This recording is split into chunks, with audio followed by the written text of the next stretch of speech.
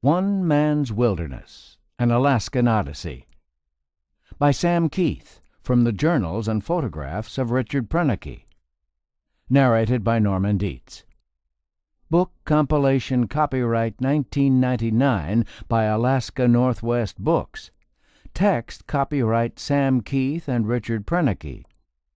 This unabridged audiobook is published by arrangement with Graphic Arts Books and was produced in the year 2010 by Tantor Media, Incorporated, which holds the copyright thereto. Preface.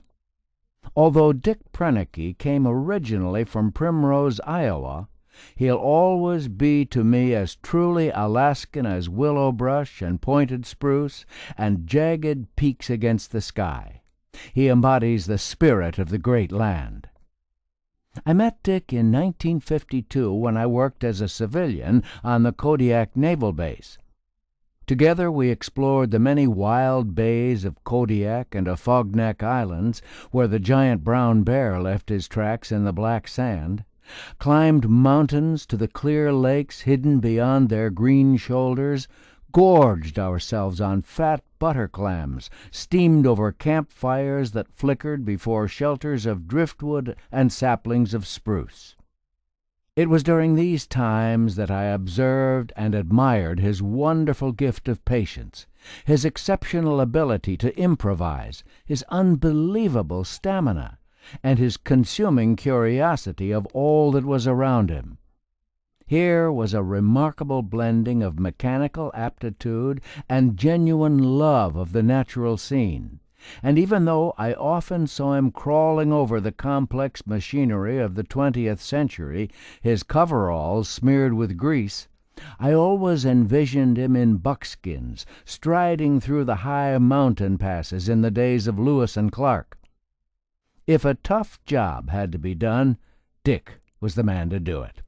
A tireless worker, his talents as a diesel mechanic were not only in demand on the base, but eagerly sought by the contractors in town.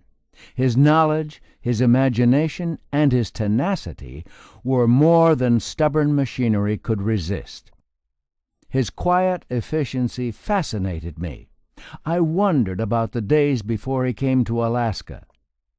While performing his duties as a carpenter in the U.S. Navy during World War II, he was stricken with rheumatic fever. For 6 months he was bedridden. It kept him from shipping out into the fierce action that awaited in the Pacific, but more than anything else, it made him despise this weakness of his body that had temporarily disabled him. Once recovered, he set about proving to himself again and again that this repaired machine was going to outperform all others. He drove himself beyond common endurance. This former failing of his body became an obsession, and he mercilessly put it to the test at every opportunity. After the war, he went to diesel school. He could have remained there as an instructor, but yearnings from the other side of his nature had to be answered. He worked on a ranch as a sheep camp tender in the high, lonesome places of Oregon. As the result of a friend's urging and the prospect of starting a cattle ranch on Shuyak Island, he came to Alaska in 1950. This dream soon vanished when the island proved unsuitable for the venture. A visit to a cattle spread on Kodiak further convinced the would-be partners that, for the time being at least, the Alaska ranch idea was out. They decided to go their separate ways. For several years, Dick worked as a heavy equipment operator and repairman on the naval base at Kodiak. He worked long, hard hours in all kinds of weather for construction contractors. He fished commercially for salmon. He worked for the Fish and Wildlife Service at King Salmon on the Alaska Peninsula. And though his living, for the most part, came from twisting bolts and welding steel, his heart was always in those faraway peaks that lost themselves in the clouds. A turning point in Dick's life came when a retired Navy captain who had a cabin in a remote wilderness area invited Dick to spend a few weeks with him and his wife. They had to fly in over the Alaska Range. This was Dick's introduction to the Twin Lakes country, and he knew the day he left it that one day he would return. The return came sooner than he expected. He was working for a contractor who was being pressured by union officials to hire only union men.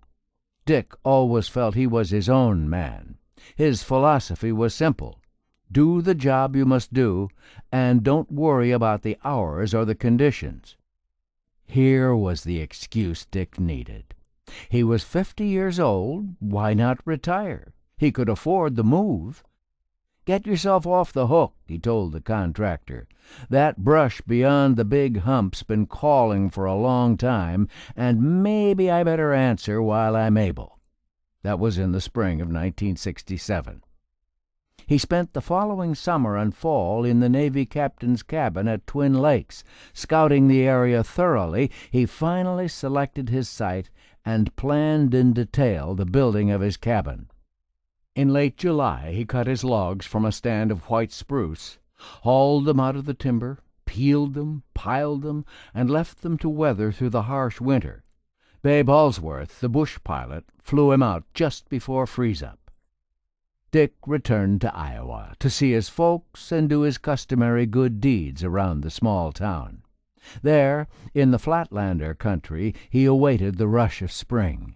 He had cabin logs on his mind. His ears were tuned for the clamoring of the geese that would send him north again. Here's the account of a man living in an area as yet unspoiled by man's advance, a land with all the purity that the land around us once held.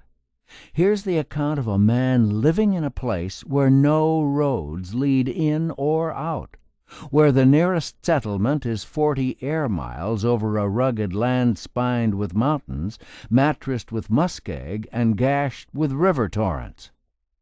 Using Dick Prenicke's rough journals as a guide, and knowing him as well as I did, I've tried to get into his mind and reveal the flavor of the man. This is my tribute to him, a celebration of his being in tune with his surroundings and what he did alone with simple tools and ingenuity in carving his masterpiece out of the beyond. Sam Keith, Duxbury, Massachusetts, 1973. I'm scared of it all. I'm scared of it all, God's truth, so I am. It's too big and brutal for me. My nerves on the raw, and I don't give a damn for all the hurrah that I see. I'm pinned between subway and overhead train, where automobiles sweep down.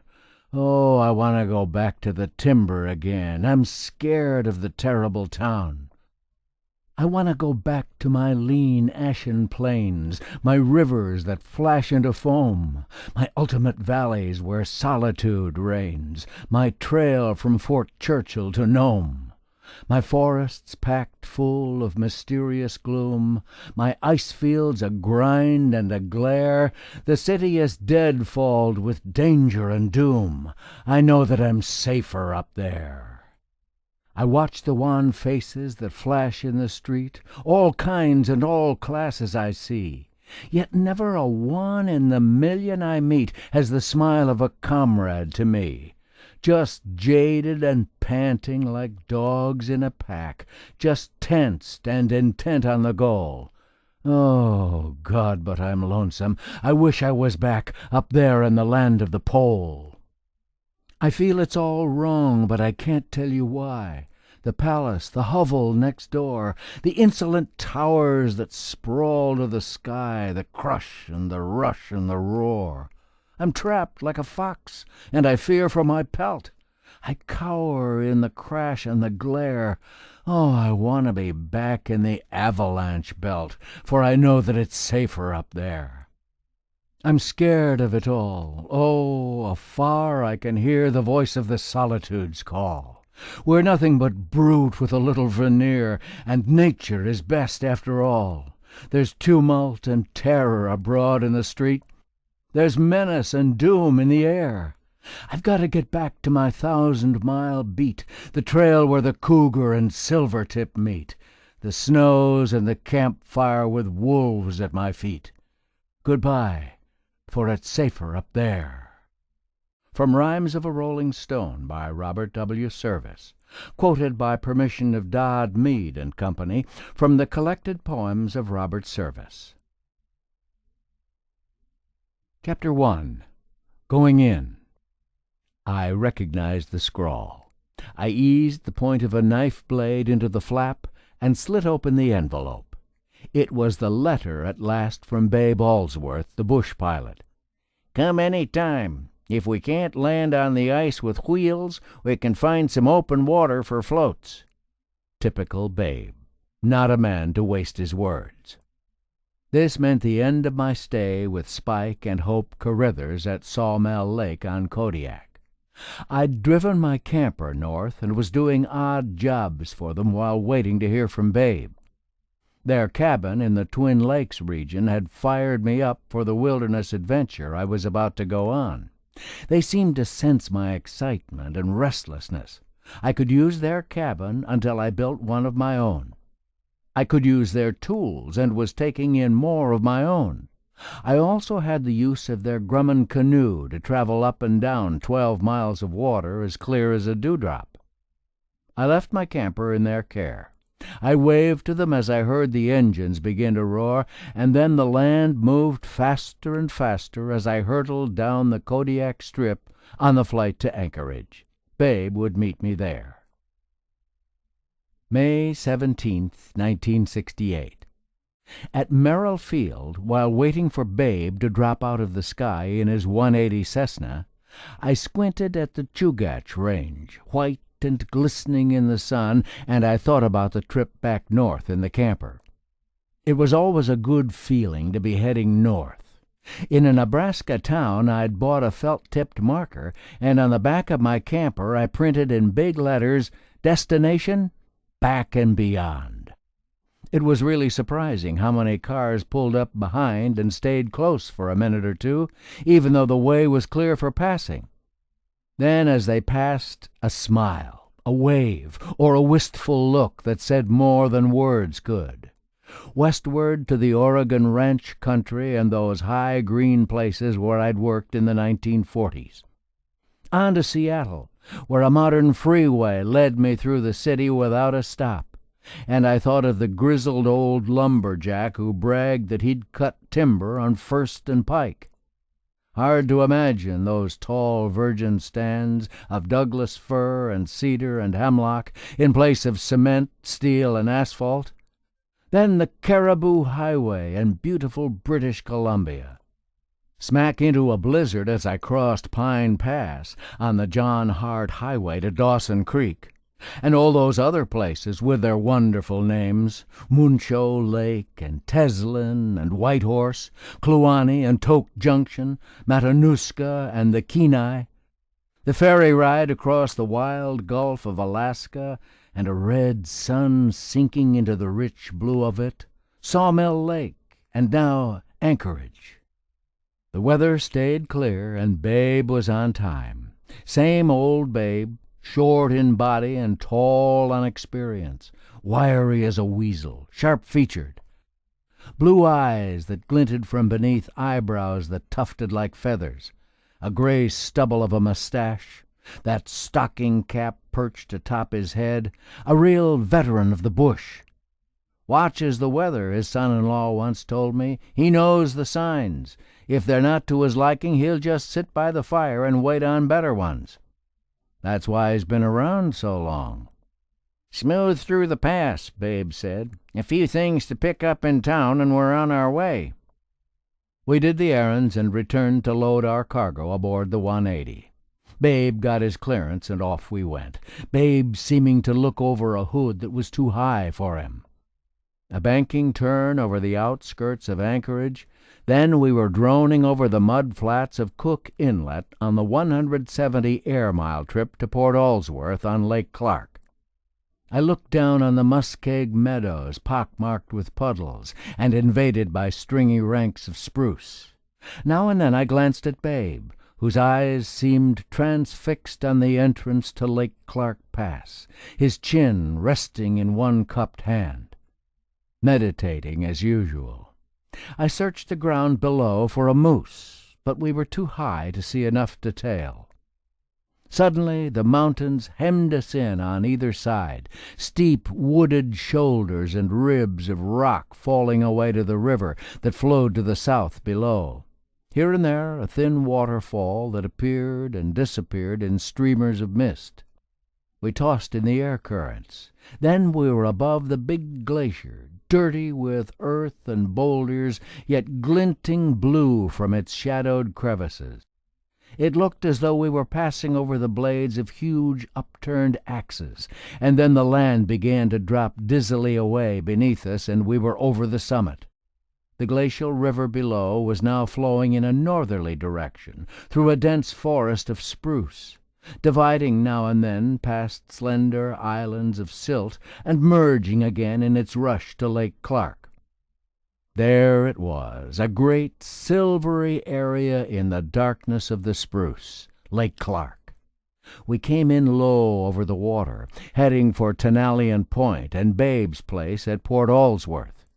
Years ago he'd decided to settle here because it was a natural layover for bush pilots flying from Kachemak Bay and Cook Inlet through Lake Clark Pass to Bristol Bay. It had been a good move and a good living. I spotted the windsock on the mast above the greenhouse and glanced at my watch.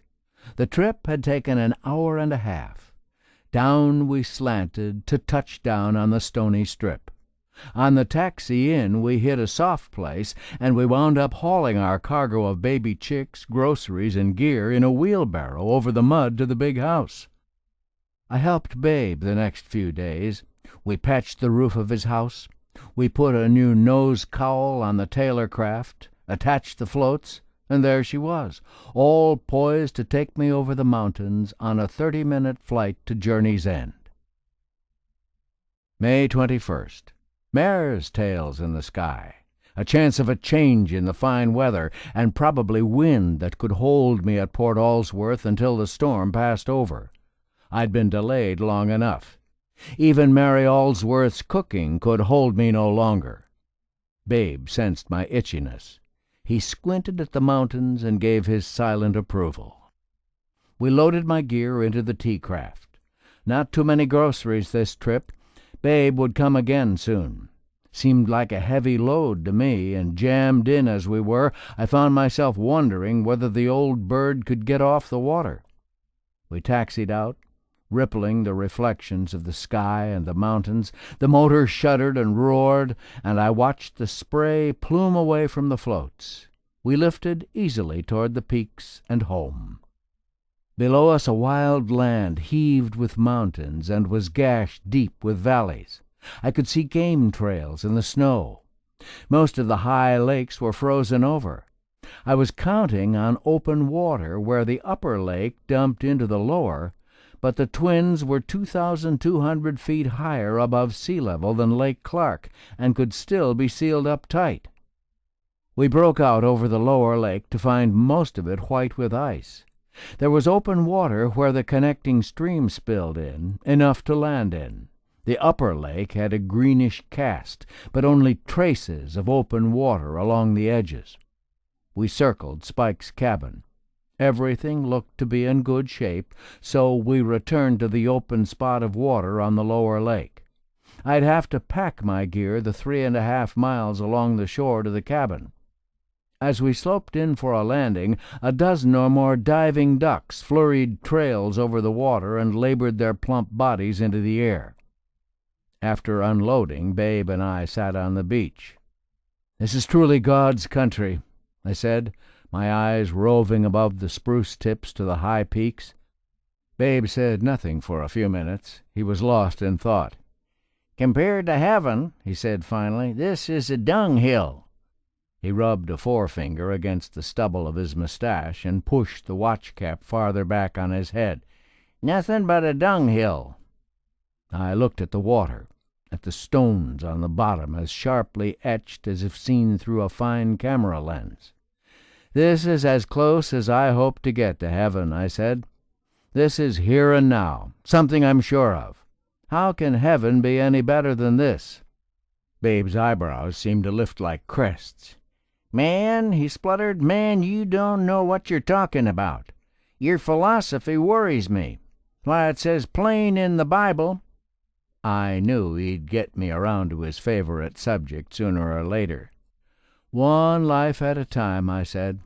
"If there's another one, well, that's a bonus. And I'm not so sure of that next one." Babe shook his head sorrowfully. "You better think on it," he muttered, rising to his feet. "You'll have a lot of time to do just that." He waded out, stepped up on a float, and squinted at me over his shoulder. "Man, your philosophy—" I pushed the plane toward deeper water. The tea-craft coughed and stuttered into a smooth idling. Babe craned out the side hatch. He wondered, would the lake be open in a week, 10 days? He'd be back inside of 2 weeks. I watched him take off like a giant loon. He was really banking a lot on heaven. He said he was ready for the Lord to take him any time. He was even looking forward to it. I just hoped that when the time came he wouldn't be disappointed. I watched him until the speck went out of sight over the volcanic mountains. It was good to be back in the wilderness again, where everything seems at peace.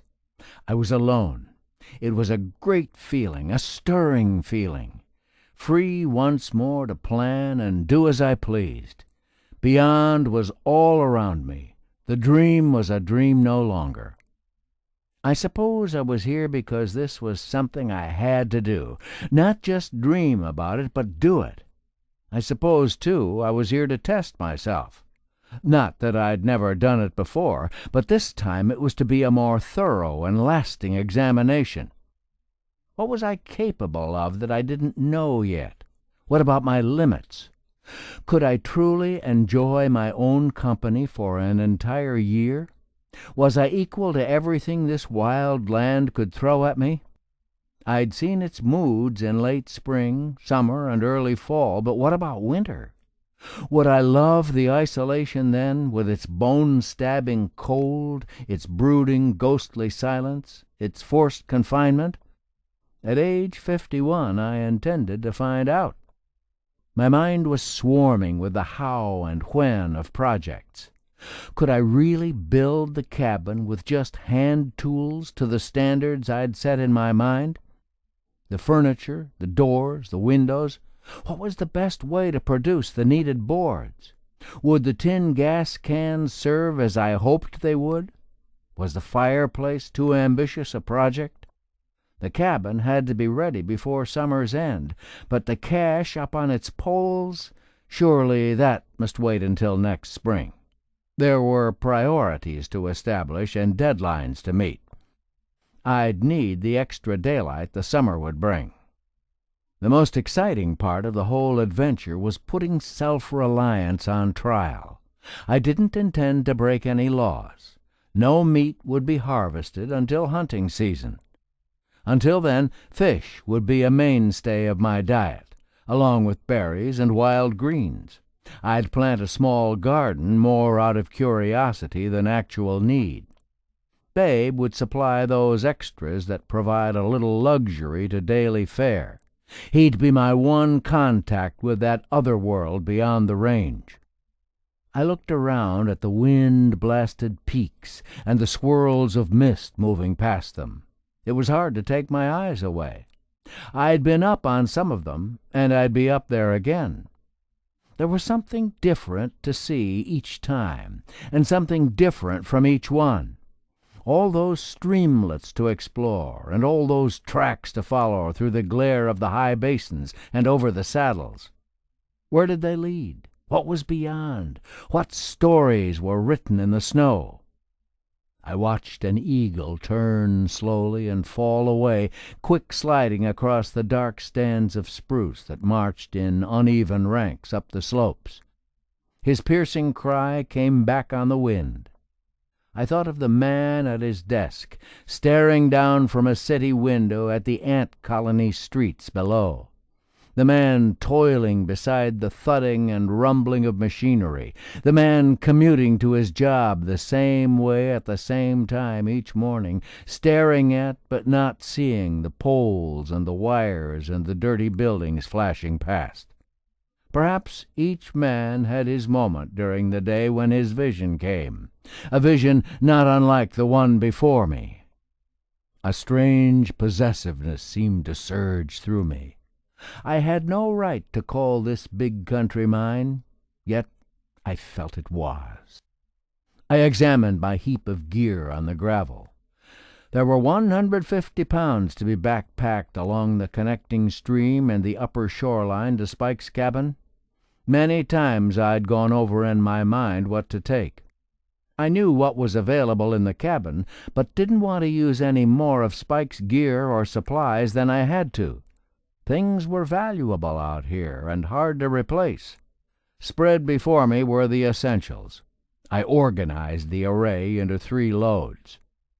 I was sure I could pack 2 loads today, but just in case it was only one, I included in the first trip a 30-06 converted Army Springfield, a box of cartridges, a .357 Magnum pistol with cartridge belt and holster, the packboard, the camera gear, 8mm movie and 35mm reflex, cartons of film, the foodstuffs, oatmeal, powdered milk, flour, salt, pepper, sugar, honey, rice, onions, baking soda, dehydrated potatoes, dried fruit, a few tins of butter, half a slab of bacon, and a jar of Mary Allsworth's ageless sourdough starter. The second pile consisted of binoculars, spotting scope, tripod, a double-bitted axe, fishing gear, a sleeping bag, packages of seeds, a field guide to western birds, my 10-inch pack, and the clothing, more bulk than weight.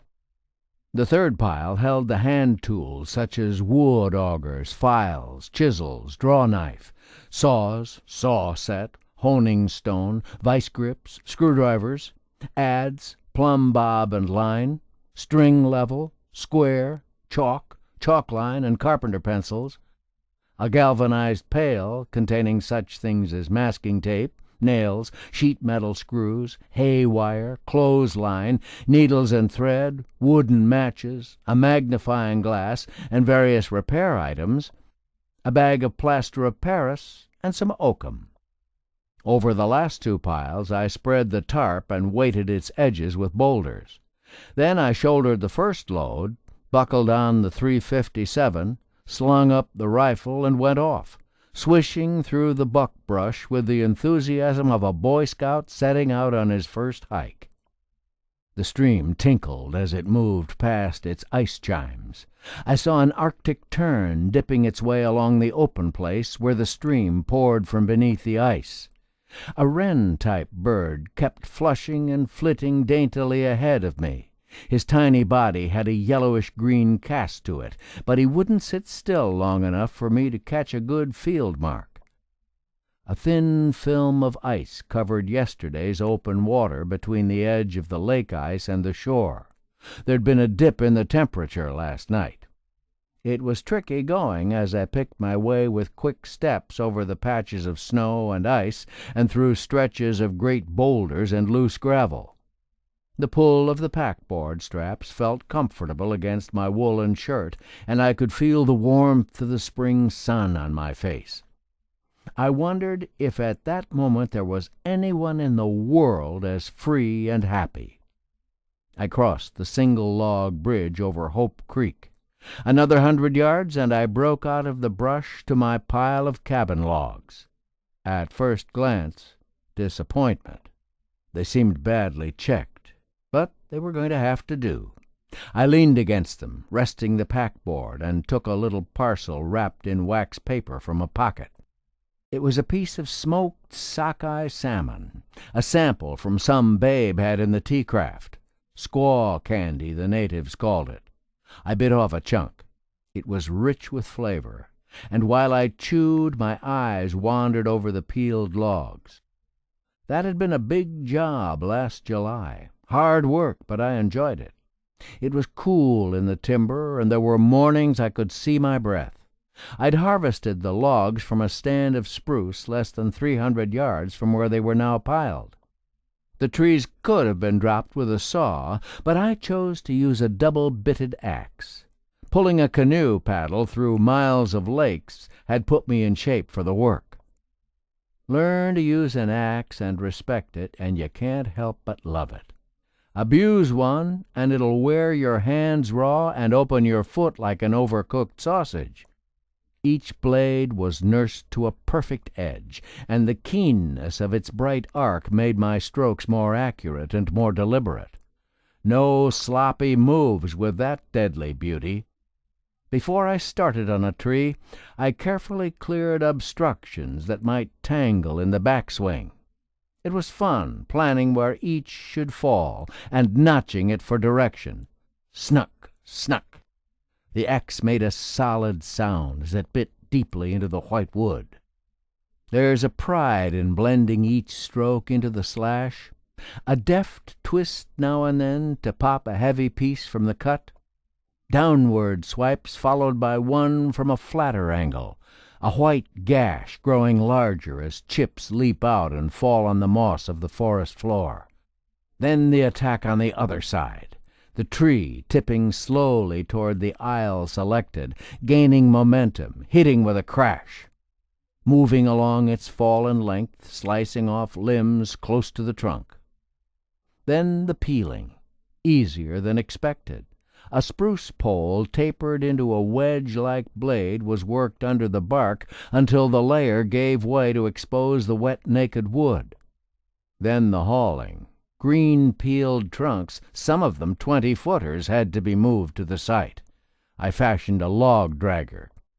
It was nothing more than a pole like a wagon tongue, a gas-can tin shoe on the end fastened to the log butt with a spike, a crossbar on the other. Back up to the rig like a horse, grab the crossbar in both fists, and take off with legs driving. The log, all slippery with sap, skidded over the moss, and with bent back I kept it going until I reached the piling place. The sharp smell of spruce in the air, the rushing, powerful noises of the creek, the fit feeling of blood surging through the muscles. That was the way it was with all 50 of them. About a week's work, real bull work, but I never felt any better. Folks say that axemanship is a lost art, but I like to think I found it again in those cool spruce woods. The logs were a great deal lighter now than they were then, and could be handled easily enough. I wrapped the smoked salmon in the wax paper and put it back in the pocket. It was time to be moving on. I was anxious to get to Spike's cabin to see if it was the way I'd left it last September. About 500 yards more through the spruce and the willow brush, and there it was, its weather-grayed moose antlers spreading just below the peak of the roof, a tin can cover on its stovepipe, and its windows boarded up. It had a lonesome, forlorn look. It needed someone to live in it. I lifted the bar of the cabin door and pushed inside. Close quarters with the canoe in there. Spike's note was still a prominent part of the entrance. It read, "Use these things as you need them. Leave things as you found them." From the looks of the place, no one had been inside. If anyone had, he'd been very neat about it. The cabin had everything needed to set up housekeeping until my own place was completed. A good stove, 2 bunks, a roof that didn't leak, a table, and a small supply of cooking staples and the necessary tools to go with them. A small stack of dry wood inside, in addition to the supply outside that I'd cut last fall. When my cabin was ready and moving day was at hand, I'd leave behind a little more than I'd found. Including the brief stop at the log pile, the trip had taken an hour and 3/4. Not bad time with a load. I unslung the .6 and set down the packboard. My shoulders felt as though they wanted to float to the rafters. First thing was to move the Grumman canoe outside and make some room. Next, I uncovered the windows to get rid of the gloom and climbed a ladder to take the tin can off the top of the stovepipe. When I got back with the second load, I'd make a fire. If I could travel the lake ice, I'd use the canoe like a sled. I shoved the canoe onto the ice and found it was too rotten and thin. A strong wind would break it up. It was back along the beach the way I'd come. My second load was about 60 pounds. I huddled together what was left and spread the tarp over it, again weighting the edges with boulders. If the weather changed, the gear would be well protected. This time, with the binoculars along, I'd have an excuse to stop now and then and glass the slopes for game. With the naked eye, you don't often see the big animals unless they're fairly close, and might think there are none in the country. Through the lenses, with the high slopes drawn into sharp definition, you can spot movement or something that changes shade. On Black Mountain, I saw 6 Dall sheep. Farther on, against the skyline of Falls Mountain, there was a big band with lambs among them. Just before crossing the log bridge on Hope Creek, I spotted a lone caribou feeding along the cowgill benches. I could make out the stubs of new antlers. As I plodded along, I knew many eyes were watching me. Was the word being passed that I was back? At the cabin, once more unloaded, I opened a jar of blueberries I'd picked and put up in September. The winter'd been hard on them. Juice was 2/3 the way up the jar, with the shriveled berries on top. They had a strong aroma and a sharp taste. I decided to save the last load for morning. I distributed what I'd brought so far into readily available places. I placed the .06 on wall pegs. I didn't figure on getting the barrel dirty for a long time. With the fire going, the cabin took on a cheery atmosphere. A few fat flies awakened and buzzed about sluggishly. When I went outside to get an armload of wood, I stopped to look at the thin blue smoke pluming against the green darkness of the spruce. It began to look and feel like home. Supper was caribou sandwiches Mary Allsworth had packed, washed down with a cup of hot beef bouillon. Then I got ready for morning. I uncovered the jar of sourdough starter, dumped 2/3 of it into a bowl, put 3 heaping teaspoons of flour back into the starter jar, added some lukewarm water, stirred, and capped it. If I did this every time, the starter would go on forever. To the starter in the bowl I added 5 tablespoons of flour, 3 tablespoons of sugar, and a half cup of dry milk, mixing it all together with a wooden spoon. I dribbled in lukewarm water until the batter was thin. Then I covered the bowl with a pan. The mixture would work itself into a hot cake batter by morning. Babe did me a real favor flying me in today. I hope he's a better businessman with others. He's never yet charged me the going rate of $30 for his mail and grocery runs from Port Allsworth to Twin Lakes. He makes me feel like it would be an insult to question him about the price. "We're not piling up treasures on this earth," he says. I hope I can make up the difference in other ways. Mosquitoes are out and working on the sunburn I acquired while packing this afternoon. Listen to them singing a tune. Brings to mind a comment Babe made one time. "Can't be very good country," he said, "when even a mosquito wouldn't live there." By the sound, I allow this is prime country. I wonder if there are any mosquitoes in heaven. Chapter 2. The Birth of a Cabin. May 22nd. Up with the sun at 4 to watch the sunrise and the sight of the awakening land. It seems a shame for eyes to be shut when such things are going on, especially in this big country. I don't want to miss anything. A heavy white frost twinkled almost as if many of its crystals were suspended in the air. New ice, like a thin pane of glass, sealed the previously open water along the edge of the lake. The peaks, awash in the warm yellow light, contrasted sharply with their slopes, still in shadow. Soon I had a fire snapping in the stove, and shortly afterward could no longer see my breath inside the cabin. A pan of water was heating alongside the kettle. That business of breaking a hole in the ice and washing up out there sounds better than it feels. I prefer warm water and soap. Does a better job, too. Thick bacon sliced from the slab sizzled in the black skillet. I poured off some of the fat and put it aside to cool. Time now to put the finishing touches to the sourdough batter. As I uncovered it, I could smell the fermentation. I gave it a good stirring, then sprinkled half a teaspoonful of baking soda on top, scattered a pinch of salt, and dripped in a tablespoon of bacon fat. When these additions were gently folded into the batter, it seemed to come alive. I let it stand for a few minutes while bacon strips were laid on a piece of paper towel and excess fat was drained from the pan.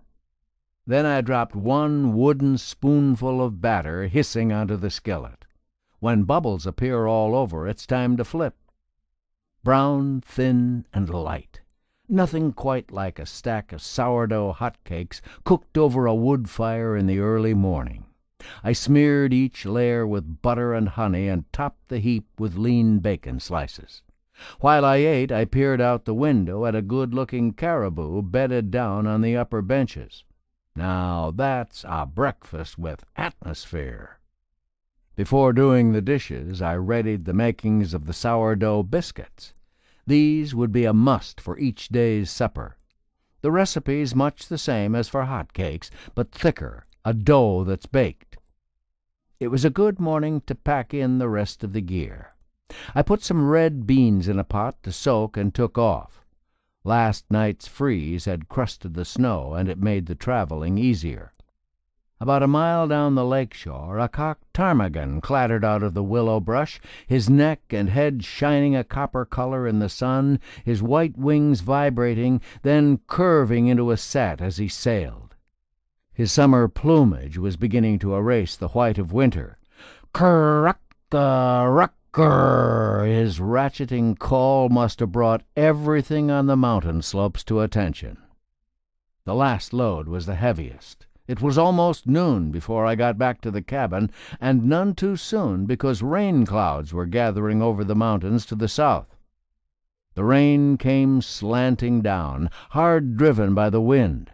I busied myself getting gear and groceries organized. Anyone living alone has to get things down to a system, know where things are and what the next move is going to be.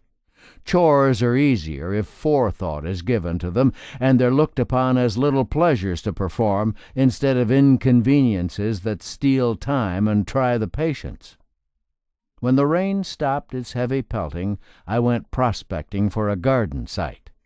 A small clearing on the south side of the cabin and away from the big trees was the best place I could find. Here it would get as much sun as possible. Frost was only inches down, so there'd be no planting until June. Spike's grub hoe could scuff off the ground cover later on and stir up the topsoil as deep as the frost would permit. I had no fertilizer. I suppose I might experiment with the manure of moose and caribou, but it would be interesting to see what progress foreign seeds would make in soil that had nourished only native plants. By supper time the biscuits were nicely puffed and ready to bake. There was no oven in the stove, but with tin snips I cut down a coffee can so it stood about 2 inches high and placed it bottom side up atop the stove. On this platform I set the pan of 3 swollen biscuits and covered it with a gas can tin about 6 inches deep. In about 15 minutes the smell of biscuits drifted out to the woodpile. I parked the axe in the chopping block. Inside I dampened a towel and spread it over the biscuits for about 2 minutes to tenderize the crust. The last biscuit mopped up what was left of the onion gravy. When will I ever tire of just looking? I set up the spotting scope on the tripod. 3 different eyepieces fit into it, a 25 power, a 40 power, and a 60 power. That last one hauls distant objects right up to you, but it takes a while to get the knack of using it because the magnification field covers a relatively small area. This evening's main attraction was a big lynx moving across a snow patch. I'd seen a sudden flurrying of ptarmigan just moments before, and when I trained the scope on the action, there was the cat taking his time, stopping now and then as if watching for a movement in the timber just ahead of him. I switched to a more powerful eyepiece, and there he was again, bigger and better, strolling along, his hips seeming to be higher than his shoulders, his body the color of dark gray smoke, his eyes like yellow lanterns beneath his tufted ears. Even from the distance I could sense his big-footed silence. I went to sleep wondering if the lynx had ptarmigan for supper. May 23rd. Dense fog this morning. A ghostly scene. Strange how much bigger things appear in the fog. A pair of golden-eyed ducks whistled past low and looked as big as honkers to me. After breakfast, I inspected the red beans for stones, dumped them into a fresh pot of water from the lake, and let them bubble for a spell on the stove. I sliced some onions. What in the world would I do without onions? I read one time that they prevent blood clots. Can't afford a blood clot out here.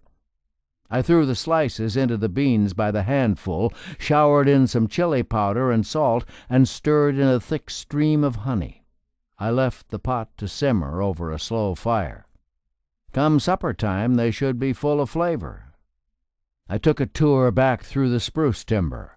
It didn't take much detective work to see how hard the wind had blown during the winter, both up and down the lake.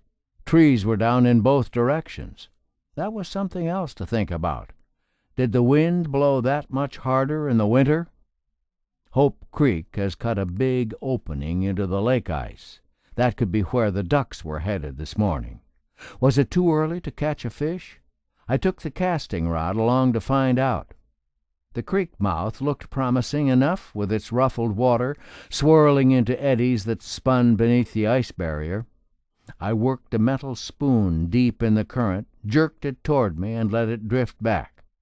Not a strike after several casts.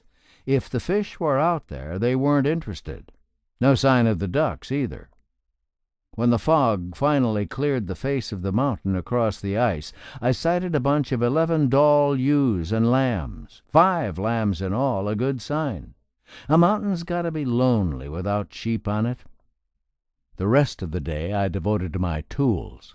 I carved a mallet head out of a spruce chunk, augured a hole in it, and fitted a handle to it. This would be a useful pounding tool, and I hadn't had to pack it in, either. The same with the handles I made for the wood augers, the wide-bladed chisel, and the files. Much easier to pack without the handles already fitted to them. I sharpened the axe, adze, saws, chisels, wood augers, draw knife, pocket knife, and bacon slicer. The whispering an oil stone makes against steel is a satisfying sound. You can almost tell when the blade's ready by the crispness of the sound. A keen edge not only does a better job, it teaches a man to have respect for the tool. There's no leeway for a small slip.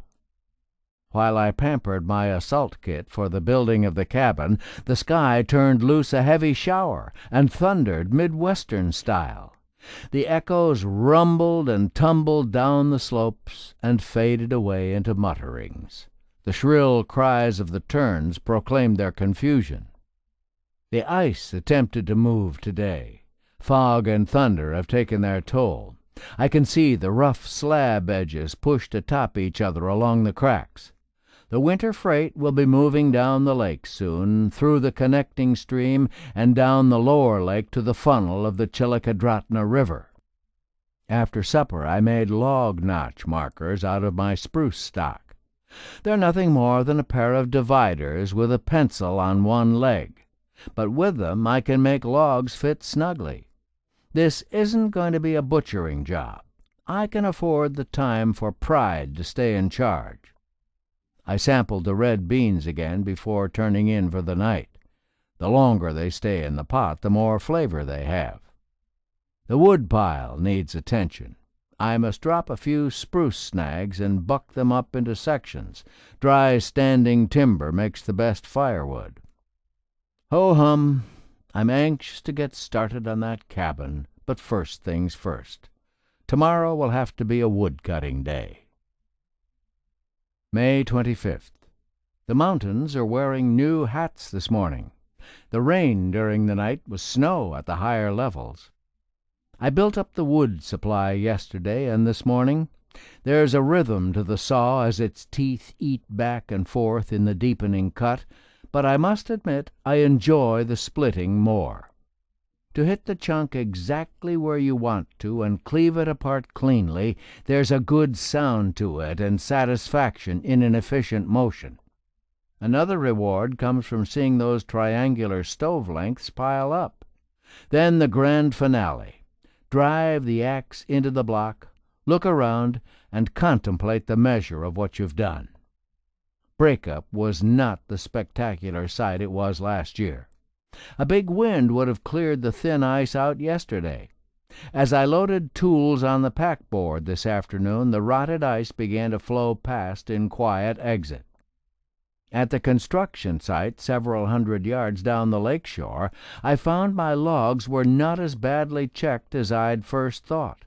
The checking was only evident on the weathered sides. The logs were well seasoned and light in weight for their length. When you have miles and miles of lakefront and picture views to consider, it's difficult to select a building site. The more a man looks, the fussier he gets. I'd given much thought to mine. It sat atop a knoll about 75 feet back from a bight in the shoreline. There was a good beach for landing a canoe, and a float plane also could be brought in there easily. The wind generally blew up or down the lake. From either direction the cabin would be screened by spruce trees and willow brush. The knoll was elevated well above any visible high water marks. Just over 100 yards away was Hope Creek, and even though the water from the lake was sweet and pure, Hope Creek carried the best ever from the high places. At its mouth could usually be found fish, too. There were two things that bothered me just a little, and I gave them serious consideration before making the final decision. It was possible that after a continuous heavy rain and the resulting runoff from the mountains, Hope Creek could overflow and come churning through the timber behind me. If that happened, I felt I was still high enough to handle the situation. Perhaps some engineering would be necessary to divert the flow until the creek tamed down and returned to its channel. It was also a possibility, though quite remote, that a slide or a quake might choke the Chillicothe River, which was the drain pipe of the Twins. Any time the volume of water coming into the country was greater than what was going out, the lake level was going to rise. If the Chillicothe were to plug seriously, the country would fill up like a giant bathtub. I didn't like to think about that. Finally, I decided such a catastrophe would rule out any site. And if a man had to consider all of nature's knockout punches, he'd hesitate to build anywhere. So I'd taken the plunge and cleared the brush. I'd grubbed out a shallow foundation, had hauled up beach gravel, and had spread it to a depth of several inches over an area roughly 20 feet by 20 feet. I felt I'd made the best possible choice. I stood with hands on hips looking at the plot of gravel and the pile of logs beside it. The logs were decked, one layer one way and the next at right angles to it, so air could circulate through the pile. On that floor of gravel, from those logs, the house would grow. I could see it before me because I'd sketched it so many times. It would be 11 feet by 15 feet on the inside. Its front door would face northwest, and the big window would look down the lake to the south and west. It would nestle there as if it belonged. A pile of logs. which ones to start with. Why not the largest and most crooked for the two side foundation logs? They'd be partly buried in the gravel anyway. Save the best ones to show off to the best possible advantage. I rolled the logs around until I was satisfied I'd found what I was looking for. One log in particular required considerable hewing to straighten it. I must say white spruce works up nicely with axe and draw knife, much like white pine. If I keep the edges of my tools honed, it'll be a pleasure to pile up chips and shavings. I bedded the two side logs into the gravel, then selected two end logs, which I laid across them to form the 11 by 15-foot interior. Next, I scribed the notches on the underside of the end logs on each side so the entire pattern of the notch was joined and penciled. Everything inside the pencil patterns would have to be removed. 4 notches to cut out. To make a notch fit properly, you can't rush it. Make several saw cuts an inch or two apart almost down to the pencil line and whack out the chunks with an axe until the notch is roughly formed. Then comes the finish work, the careful custom fit. I have just the tool for the job. At first I thought the character in the hardware store gouged me a little when he charged more than $7 for a gouged chisel, half round. But next to my axe, I consider it my most valuable tool. Just tap the end of its handle with the spruce mallet, and the sharp edge moves a curl of wood before it right to the line. It smooths the notch to perfection. The 4 notches rolled snugly into position over the curve of the side foundation logs beneath them. Well, there's the first course. The first 4 logs, and those notches couldn't fit better. That's the way they're all going to fit. Enough for this evening. The job has begun. It should be good going from here up to the eave logs and the start of the gable ends. Tomorrow should see more working and less figuring. I wanted a salad for supper. Fireweed greens make the best, and fireweed is one of the most common plants in this country. Its spikes of reddish pink brighten the land. They start blooming from the bottom and travel up as the season progresses. When the blossoms reach the top, summer is almost gone. I went down along the creek bed where a dwarf variety grows. None were in bloom yet. I squatted among the stems and slender leaves and picked the tender plant crowns into a bowl. Then I rinsed them in the creek. Sprinkled with sugar and drizzled with vinegar, those wild greens gave the red beans just the tang they needed. May 26th. I should have a fish for this evening's meal. It was a good morning to try for one down at the connecting stream. There was still ice on the lower half of the lake. The way the ice was moving yesterday, I thought the lake would be clear of it. Something stalling the ice parade.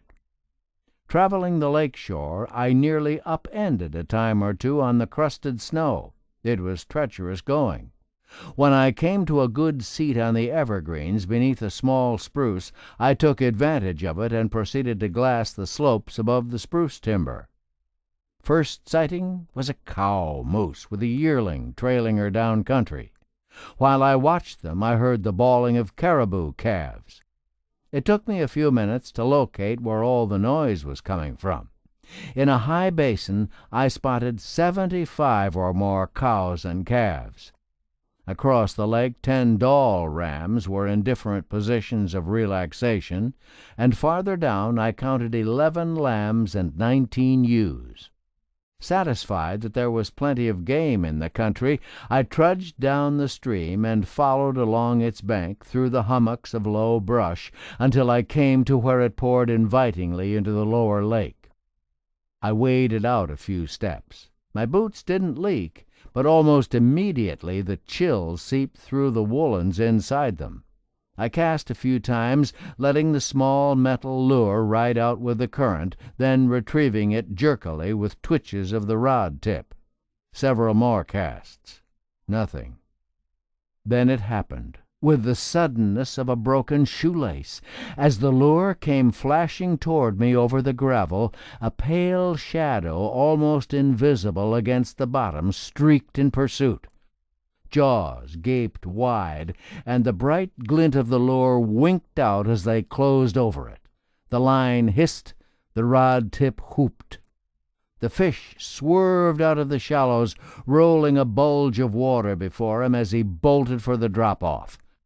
He slashed the water white as I backed away with the rod held high, working him in to where he ran out of water and flopped his yellow spotted sides on the bank. A 19-inch lake trout. I thumped its head with a stone, and it shuddered out straight. As I dressed it out, I examined its stomach. Not a thing in it. It's always interesting to see what a fish has been eating. Several times I've found mice in the stomachs of lake trout and Arctic char. Now, how does a mouse get himself into a jackpot like that? Does he fall in by accident, or does he venture for a swim? Tough to be a mouse in this country. From the air, the land, and the water his enemies wait to strike. On the way back to the cabin, I repaired the log bridge over Hope Creek. All it needed was shoring up with a few boulders rolled against the log bracings on each end, which was easier to do now while the water was low. I popped a batch of corn in bacon fat, salted and buttered it, and munched on it while I studied the sweep of the mountains. Before I left for the construction job, I shaped my biscuits, put them into a pan, and covered them to rise for supper. You always have to think ahead with biscuits and a lot of other things in the wilderness. If I can fit 8 logs a day, the cabin'll go along at a good rate. That's 16 notches to cut out and tailor to fit. It's important to put the notch on the underside of a log and fit it down over the top of the one beneath. If you notch the top side, rain'll run into it instead of dripping past in a shingle effect. Water settling into the notches can cause problems. The sun shining on the green lake ice was so beautiful I had to stop work now and then just to look at it. That's a luxury a man enjoys when he works for himself. For supper, I cut the trout into small chunks, dipped them into beaten egg, and rolled them in cornmeal. They browned nicely in the bacon fat, and my tender, crusted sourdoughs did justice to the first fish fry of the season. May 28th. Frost on the logs when I went to work at 6 a.m. I had to roll many of them around to get the ones I wanted. Sorting takes time, but matching ends is very important if the cabin's to look right. The wind helped the ice along today. The upper lake is nearly 2/3 ice-free now. Had my first building inspector at the job. A gray jay, affectionately known as Camp Robber, came in his drab uniform of gray and white and black to look things over from his perch on a branch end. The way he kept tilting his head and making those mewing sounds, I'd say he was being downright critical. I welcomed his company just the same. May 29th. Only a few chunks of ice floating in the lake this morning. By noon there was no ice to be seen. It was good to see the lake in motion again. It was even better to slip the canoe into the water and paddle to work for a change, gliding silently along over a different pathway. My logs are not as uniform as they could be. They have too much taper, which makes much more work. Just the same, I like the accumulation of white chips and shavings all over the ground, and the satisfaction that comes from making a log blend over the curve of the one beneath it as if it grew that way. You can't rush it. I don't want these logs looking as though a Boy Scout was turned loose on them with a dull hatchet. This evening I hauled out Spike's heavy trot line, tested it for strength, and baited its 3 hooks with some of the lake trout fins. I whirled it a few times, gave it a toss, and watched the stone sinker zip the slack line from the beach and land with a plop about 50 feet from the shore. Let's see what's prowling the bottom these days. It was raining slightly when I turned in. There's no sleeping pill like a good day's work. May 30th. A trace of new snow on the crags. After breakfast I checked the trot line. It pulled heavy, with a tugging now and then on the way in. 2 burbot, a 15-incher and a 19-incher. A burbot's ugly, all mottled and big-headed. It looks like the result of an eel getting mixed up with a codfish.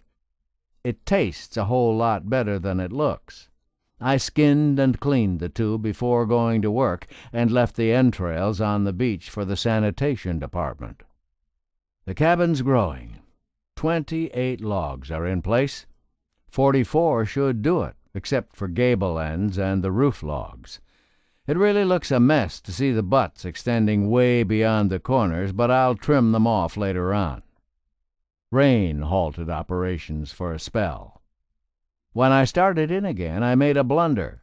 My mind must have been on the big ram I'd been watching. I'd just finished a notch, had a real dandy fit, and was about ready to fasten it down when I noticed it was wrong end too. I tossed it to one side and started another. Guess a man needs an upset now and then to remind him that he doesn't know as much as he thinks he does. Maybe that's what the camp robber was trying to tell me. May 31st. A weird-looking country this morning. The fog last night froze on the mountains, giving them a light gray appearance. That loon calling out of the vapor sounds like the spirit of Edgar Allan Poe. The contrary log of yesterday carried over into today. I carefully fitted and fastened it down, and was selecting logs for the next course when I looked up and saw it was still wrong end too. How in the world did that happen? 2 big ends together are proper, but not 3. I pried it off and flung it to the side. But why get shook up about it? It's better to discover it now than when it's buried beneath a course. 35 logs in place. 9 to go and I'll be ready for the gables, those tricky triangular sections on each end beneath the pitch of the roof. The roof logs and the ridge will notch over them. Babe said he could fly in some plywood for a roof. There'd be room to spare in the Stinson, but plywood seems too easy. I think I'll stick with the pole idea instead. Run those spruce poles at right angles to the eave logs and the ridge, then decide the best way to cover them. It was snowing a few flakes as I worked. Cool weather's the best kind to work in, although rain makes the logs slick. Very few insects about. No complaints there. I have a kettle of navy beans soaking for tomorrow. Babe says they must be at least 15 years old. At that rate, they'll need a good long bath. June 1st. Fog lifted early. This commuting to work by canoe's the best way yet. Just fitted the Jinx log into place when I heard a plane. It was Babe.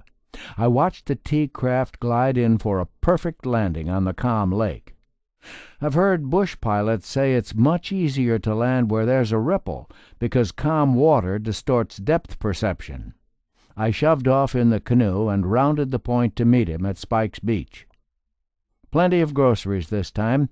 50 pounds of sugar, 50 pounds of flour, 2 gallons of honey, 60 pounds of spuds, 2 dozen eggs, half a slab of bacon, some rhubarb plants, plenty of mail, and some books. Religious ones. I guess he's been working overtime on my philosophy from our last chat on the beach. Babe had planted his potatoes yesterday. He was in a hurry, no time to visit. Wished he had time to inspect the building project. Next time he would. Right now he had a couple of prospectors to fly in somewhere. He'd see me in a couple of weeks. I got mail from all over. Brother Jake's flying up and down that California country. Wish I could talk him into coming up here and staying a spell. We'd see some sights in that little bird of his. Sister Florence is going to make a set of curtains for my big window. Dad's fine, but he wishes I had a large dog with me. I've thought about a dog. It'd mess up my picture-taking for sure. Sid Old is still soaking up the sun in New Mexico. The old boy's been off his feed lately. I could listen to him all day, spinning his yarns about the early horse-packing days on Kodiak, tying the diamond hitch, the cattle-killing bears. Spike allows that he and Hope may drop into Twin Lakes in August. Spike not quite up to snuff these days either. Sam Keith writes that the kids in the junior high school where he's vice principal are like beef critters smelling water after a long drive. They smell vacation. Wish I could get him up here with that willow wand of his when the grayling are having an orgy at the creek mouth. Good to hear from everybody. I guess part of a man's root system has to be nourished by contacts with family and old friends. The rhubarb plants should be put into the ground right away. Why not plant the whole garden patch while I'm at it? I found the frost about 4 or 5 inches down. I drove the grub hoe into the soil as far as I could and stirred up the plot with a shallow spading. The loam seemed quite light and full of humus. I set out the rhubarb plants and watered them. Then I planted 15 hills of potatoes, tucked in some onion sets, and sowed short rows of peas, carrots, beets, and rutabagas. Not much of a garden by Iowa standards, but it would tell me what I wanted to find out. Finally, back to the cabin building. I'm a better builder than I am a farmer anyway. 38 logs are in place, and I'm almost ready for the eave logs. Where are the camp robbers and the spruce squirrel? I miss seeing them. They're good companions, but work is really the best one of all. A fine evening, and I hated to waste it. The lake was flat calm, and a joy to travel with quiet strokes of the paddle. My excuse was to prospect for some roof pole timber near Whitefish Point. I found no great amount, and I returned to this side of the lake. June 3rd. I'm ready for the eave logs and the gables. I marked out the windows and door, and'll cut far enough into each log so that once the eave logs are on, I can get the saw back through to finish the cutting. The gables and the roof have occupied much of my thoughts lately. Up to this point, my line level tells me the sides and ends are on the money. The coarse logs were selected carefully, and I've done the hewing necessary to keep the opposite sides level as the cabin grows. 5 logs were very special. These were the 20-footers, which, along with the gable ends, would be the backbone of the roof. 2 would be eave logs, 2 purlin logs, and the last, the straightest, would be the ridge log. I am pondering how to go about the gables. I pictured to myself the letter A. It would take 4 logs, one atop the other, and each one shorter than the one beneath, to make a triangle up to the ridge log height I planned. The eave logs are the top ones on the side walls. They'd be different from the other wall logs in that they'd overhang about a foot in the rear of the cabin and extend 3 feet beyond the front of the cabin to hold the eaves and the porch roof. The purlin logs are roof beams running parallel with the length of the cabin, halfway between the eave logs and the ridge log. The roof poles would lie over them at right angles from the ridge down across the eave logs. Of course, the ridge log was still not in place. To get it there, the 4th and shortest gable log would be spiked on top of the 3rd one. The ridge would be seated on it, equally spaced between the purlins. There'd be a framework of 5 logs, 2, or eaves, at the top of the walls, 1, the ridge at the peak, and 2, the purlins, in between, supporting the crossways roof poles. The gable ends'll be cut to the slope of the roof. The slope can be determined with a chalk line. I'll drive a nail on top of the ridge pole, draw the string down along the face of the gable logs just over the top of the purlins to the eave nails. I'll chalk the line, pull it tight, and snap it. The blue chalk lines slanting down the gable logs will represent the slope of the roof on each side. The gable logs then can be cut at the proper angle of the letter A I've pictured. The 3-foot extension of the roof logs in front of the cabin will allow for 3 feet of shed-like entrance to the cabin. That's the way the project shapes up. Let's see if we can do it. June 4th. A good day to start the roof skeleton. Another critic cruised past in the lake this morning. A real chip expert and wilderness engineer, Mr. Beaver. He probably got a little jealous of all the chips he saw, and to show what he thought of the whole deal, upended and spanked his tail on the surface before he disappeared. Shortly afterward, a pair of harlequin ducks came by for a look. The drake's handsome, with those white splashes against gray and rusty patches of cinnamon. My curiosity got the better of me, and I had to glass the sheep in the high pasture. It was a sight to watch the molting ewes grazing as the lambs frolicked about, jumping from a small rock and bounding over the greenery, bumping heads. It was a happy interruption to my work. I find I can handle the 20-footers easily enough by just lifting one end at a time. With the corners of the cabin not yet squared off, there are some long ends sticking out on which to rest logs as I muscle them up to eave level and beyond. I also have 2 logs leaning on end within the cabin, and by adjusting their tilt I can use them to position a log once it's up there. The ladder comes in handy, too. The 2 eave logs were notched and fastened down according to plan. I cut the openings for the big window, the 2 smaller ones, and the opening for the door. I placed the first gable log on each end, and it was time to call it a day. The roof skeleton should get the rest of its bones tomorrow. June 5th. Good progress today. When you first think something through, you have a pretty good idea where you're going and eliminate a lot of mistakes. I put up the gable ends, notched the purlin logs into them, and fastened down the ridge log. It went smoothly. It's a good thing I put the eave log 1 row higher than I'd originally planned, or I'd have to dig out for headroom. Even now a 6-footer won't have any to spare, and I won't have much more clearance myself. The cabin's in a good spot. That up-the-lake wind is blocked by the timber and brush between the cabin and the mouth of Hope Creek. As it now stands, the cabin looks as though logs are sticking out all over it like the quills of a riled porcupine. There's much trimming to do in the morning. All logs are plenty long, so there'll be no short ones to worry about. June 6th. The time has come to cut the cabin down to size. First I filed the big saw, then I trimmed the roof logs to the proper length. I trimmed the gable logs to the slope of the roof and trimmed the wall logs on all 4 corners. What a difference!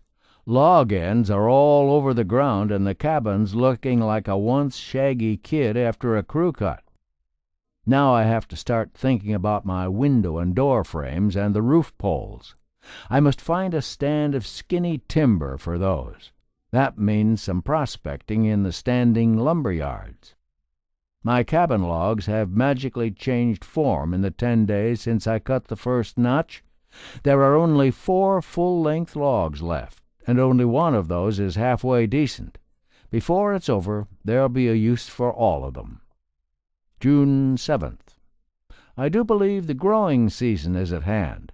The buckbrush and willows are leafing out fast now. The rhubarb's growing, and I notice my onion sets are spiking up through the earth. Those window frames have been on my mind. I decided to do something about it. First, I built a sawhorse workbench, then selected straight-grained sections of logs cut from the window and door openings. I chalked a line down each side, and with a thin-bladed wide chisel I cut deep along the line on each side. Then I drove the hand axe into the end to split the board away from the log. That worked fine. I smoothed the split sides with a draw knife to 1 3/4 inches wide. The result was a real nice board, So I continued to fashion others. Put in place and nailed, they looked first-rate. I finished the day cleaning the litter of wood chips. I mounded them in front of the door, beaver lodge style. Quite a pile for 11 days' work, enough to impress that beaver. I've given a lot of thought to chinking. I think I'll try mixing moss and loose oakum to cut down on the amount of oakum. If oakum with its hemp fibers can caulk the seams in boats, it should be able to chink logs. June 8th. I moved my mountain of wood chips and shavings. Then I gathered moss and spread it on the beach to dry. There's still ice under the 6-inch thick moss in the woods. I used oakum in the narrow seams and a mixture of oakum and moss where the opening was more than 1/4 inch. Straight oakum's easier to use. I'll have a tight cabin. June 9th. Today would be a day away from the job of building. I'll look for pole timber up the lake. I proceeded to the upper end of the lake, where I beached the canoe on the gravel bar and tied the painter to a willow clump. A down-the-lake wind might come up and work the canoe into the water. It'd be a long hike to retrieve it. I walked along the flat, crossing and recrossing the creek that had its beginnings in the far-off snows. I found a dropped moose antler, a big one, and decided to pick it up on the way back. There were fox tracks and lynx tracks in the sand, and piles of old moose droppings. The rock pile was finally before me, a huge jumble of gray-black, sharp-edged granite chunks, all crusted with lichens. It was a natural lookout that commanded 3 canyons. I set up my spotting scope, wedging the legs of the tripod firmly amid the slim-fronded ferns that grew dagger-shaped in single clumps out of the rock crevices. Right off, I spotted 4 caribou bulls grazing along the right fork of the creek bed. Then, high on the slopes, 5 good-looking doll rams, one in a classic pose with all 4 feet together atop a crag, back humped against the sky. Below them 4 ewes moved in my direction. At mid-slope, a bull moose on the edge of some cottonwoods was pulling at the willow brush, changing black and brown as he swung his antlers among the foliage. I saw an eagle wheeling in air currents, pinions stiffened like outstretched fingers. Ground squirrels whistled. Life was all around. On the way back to the beach, I stopped to nibble on last season's mossberries. They were a little tart to the tongue. I picked up the moose antler and wondered where the other might be. To my surprise, I found the mate not 200 yards away. They made quite an awkward load to pack.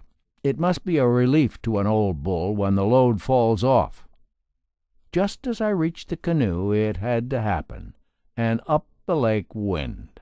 I battled against it for a spell, then decided to beach. Finding a warm spot in the sun, I napped, waiting for the lake to flatten. It never really did, and I paddled back from point to point until I finally reached the cabin. A good day.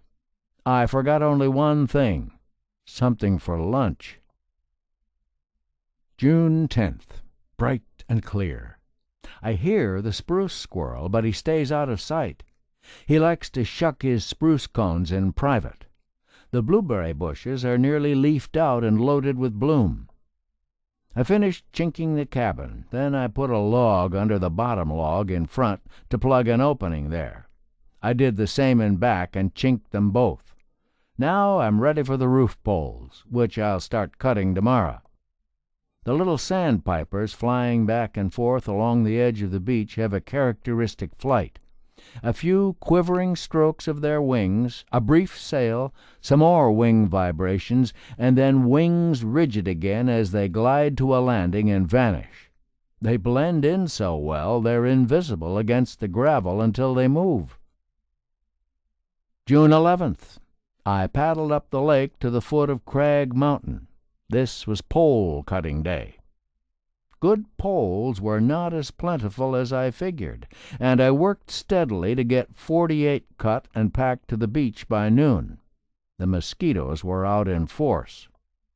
To peel the poles, I made a tripod of short sticks on which to rest one end of the pole while the other stuck into the bank, and put the draw knife to work. The bark flew. June 12th. Today I finished peeling the poles, 50 in all, rafted them up, and moved them down the lake to my beach. A good pile, but I doubt there'll be enough.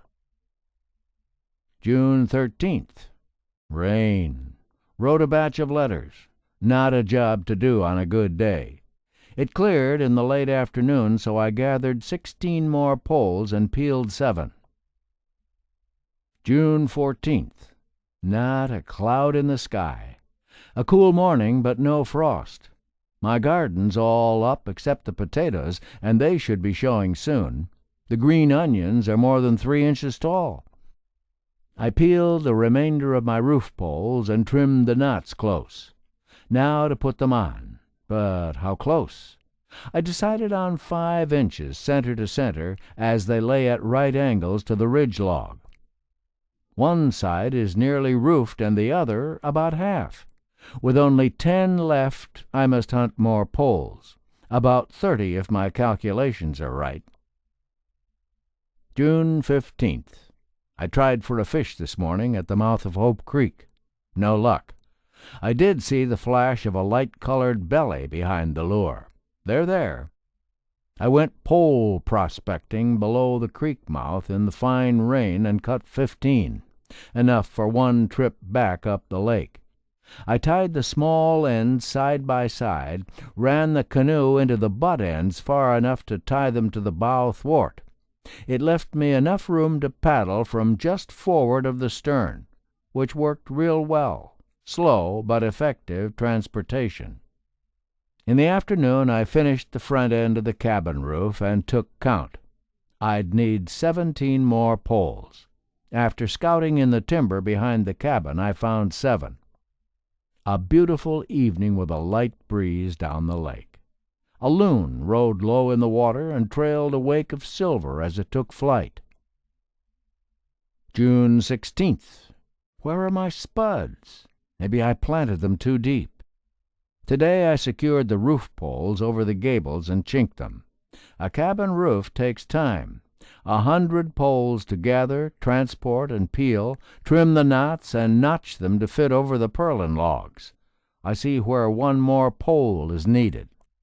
Soon I'll be ready to saw the ends and fill the slots between the pole butts under the eaves. These fillers should be called squirrel frustrators. Give those characters an entrance and they can ruin a cabin.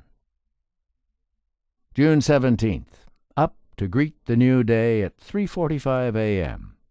I'm not sure of the time anymore. I've kept both my watch and clock wound, but haven't changed the setting. Now they're 30 minutes apart. Which one is right? No radio to check by. I don't miss a radio a bit. I never thought one was in tune with the wilderness anyway. A man's on his own frequency out here. On the job at 5:30. I saw the roof pole ends off to a proper 18-inch overhang. Now I'm ready for the chore of plugging the gaps between the roof poles on top of the wall logs. If varmints are going to get into my cabin, they'll have to work at it. The camp robbers are back. 4 were near the cabin today. They're marked somewhat like king-size chickadees. I like the way they come gliding softly in to settle on a spruce tip and tilt their heads from one side to the other as if they're critical of what I'm doing. Some have a very dark plumage, almost black. Tomorrow should see the roof ready for the tar paper, polyethylene, and moss. I feel guilty about the tar paper and polyethylene because they're not true wilderness cabin materials, but I'm convinced that they'll do a better job of keeping the weather out. Next, I'll finish the inside kitchen counter, table, and bench, and make stands for the water bucket and the wash basin. The more I think about it, I should build a double-deck bunk. Might have some company. June 18th. Everything looks as though it had a bath last night. Must have been a good shower, and I never even heard it. My garden looks perky. The green onions are 5 inches tall or more. Peas are up an inch. Everything's growing first class but my spuds. Not a sign of them yet. I check on the livestock before going down to the roof job. 2 caribou bulls just up country from Low Pass Creek. Nothing else in sight. Should be a bear passing through one of these days. I finished filling the slots between the roof poles and caulked joints with oakum. Then I put a strip of the oiled oakum down each side and over the gables. I chinked around the blocks on the outside and also caught the windows and door frame. I chinked all the corner joints of the logs. Any place I could get a table knife blade in got oakum. I was surprised to look up and see it raining on the other side of the lake. It was darkening fast. The rain was advancing on the double. A get-wet rain was upon me before I made it to Spike's cabin. 6 o'clock by the Baby Ben. Time for the sourdough biscuits and those red beans. Once I get my roof on, I can work on the cabin rain or shine. I do believe this rain'll help the blueberry crop. Seems to me there are more blossoms than last summer. 20 days to get the cabin to its present stage of construction. A lot of chips ago. June 19th. I need a fish. No luck at all at Hope Creek. I decided to paddle down to the upper end of the lower lake. There ought to be some action where the connecting stream pours in. It took an hour and 10 minutes to make the run on the calm water, then instant action. I took 2 17-inch lake trout out of the eddies near the fast water. That's enough for my needs, so I packed up and lined the canoe against the current to the upper lake. I saw a sharply defined wolf track in the mud. Next time down I must try a plaster cast of that. In the afternoon, while checking the country through the spotting scope, I gasped right out loud. I saw caribou all over the place. I couldn't pass this up, so I loaded the canoe with my camera gear and the plaster of Paris. These cows and calves were just beyond where the big wolf track was. I made record time down to the lower end of the lake. First things first, I prepared the wolf track. It should be ready by the time I get back from stalking the caribou. The mud was very wet, and I wondered if the plaster would set, but I filled the track up anyway with the thick mixture. As I climbed through the timber, the herd started to move down country. There were at least 150. The breeze was in my favor, with plenty of cover to get close. I never saw so many caribou in the viewfinder at one time. There they were, bedded down in that wild setting. And when they started to move suddenly, the whole land seemed to move with them. I should have some good footage from that show. On the way back to the canoe, I looked back, and there were the tail enders trailing up through the pass. The plaster hadn't set up in the track. It was as soft as when I'd put it down.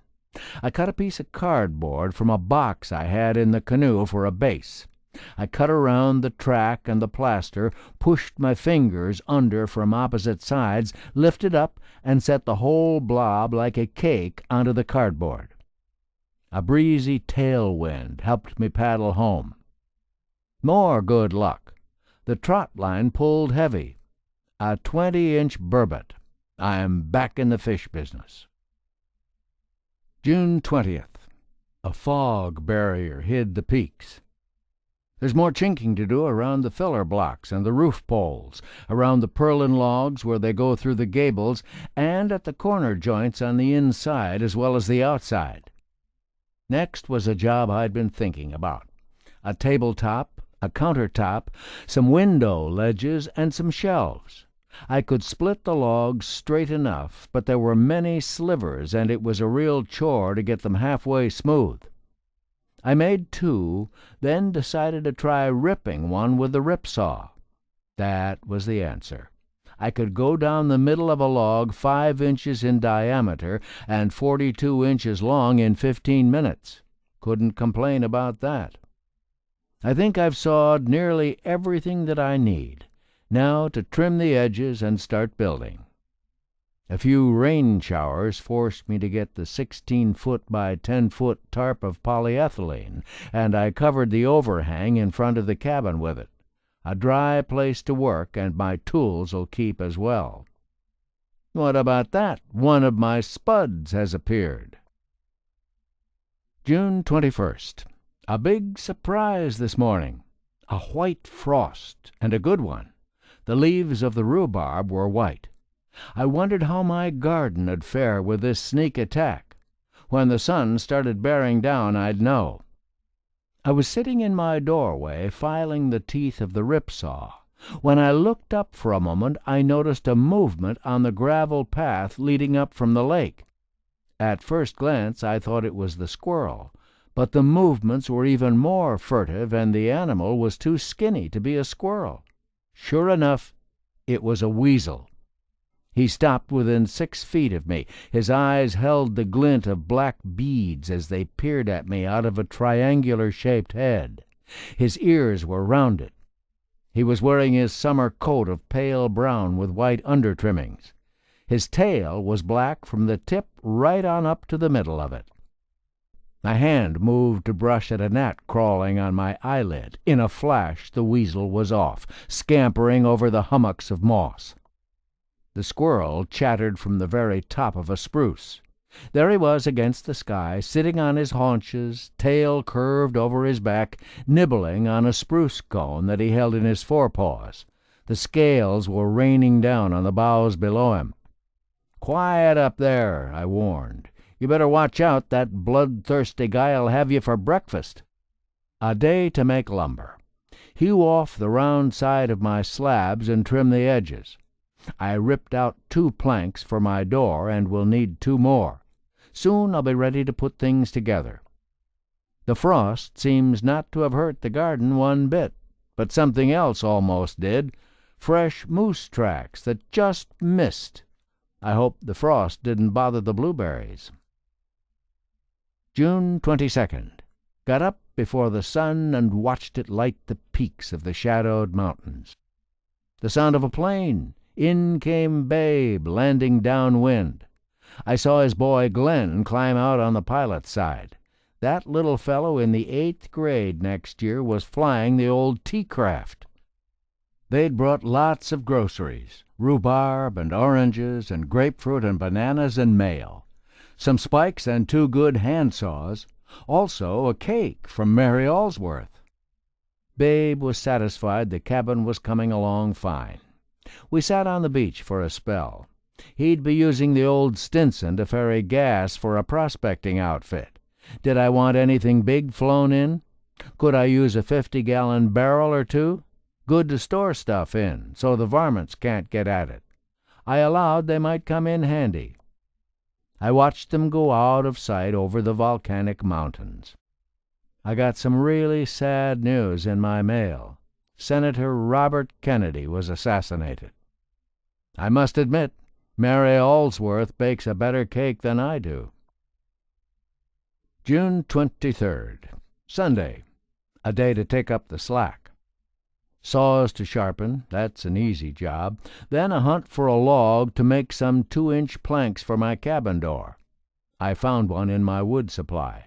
It would make 2 planks 9 inches wide. With the 2 I already had, that should give me enough. I marked out the planks. It'd take some ripping to make 3 cuts 51 inches long and 10 deep, but I went at it, and in time the job was done. I could use the slabs for bench tops or stool tops or whatever. I loaded the whole business into the canoe and paddled down to the cabin.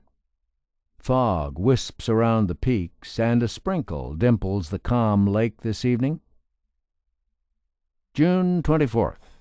A dusting of new snow on Spike's Peak.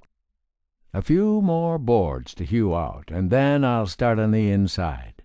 Window ledges for 3 windows, a 5-foot shelf over the door, and the start of the kitchen counter cut out and ready to put on the wall. I augured 1½ inch holes into the wall logs to take the supports for the counter. There'll be no legs on the floor. Tomorrow I'll do what I can toward the construction of the table, make the door, and then the double-deck bunk. More spuds waking up. A strong breeze is coming down the lake this evening. Best repellent I know. It keeps the mosquitoes grounded. June 25th. Sunlight on the slopes down country. A beautiful day. Put some finishing touches on the door planks I made Sunday. Now the door's ready to put together. I think I'll make it a Dutch door. I made the legs for a table. All I have to do is auger 4 holes and it'll be ready to assemble. Installed 3 window ledges and cut the window sash to fit the frames. I installed half the kitchen counter framework, made and put up 3 shelves in the kitchen area. Tomorrow I'll work on my double-deck bunk. To look around at what you've accomplished in a day gives a man a good feeling. Too many men work on parts of things. Doing a job to completeness satisfies a man. June 26th. A cool morning. My garden's like a turtle with its head pulled in. It needs warm sun to respond. Today I built the double bunk. 4 posts with 2 rails on each side and 2 large and 2 small rails on each end. I augured 1½ inch holes and trimmed the rail poles to fit. I got it put together and it looked too big, so I shortened the end rails. Still too big, so I cut them again.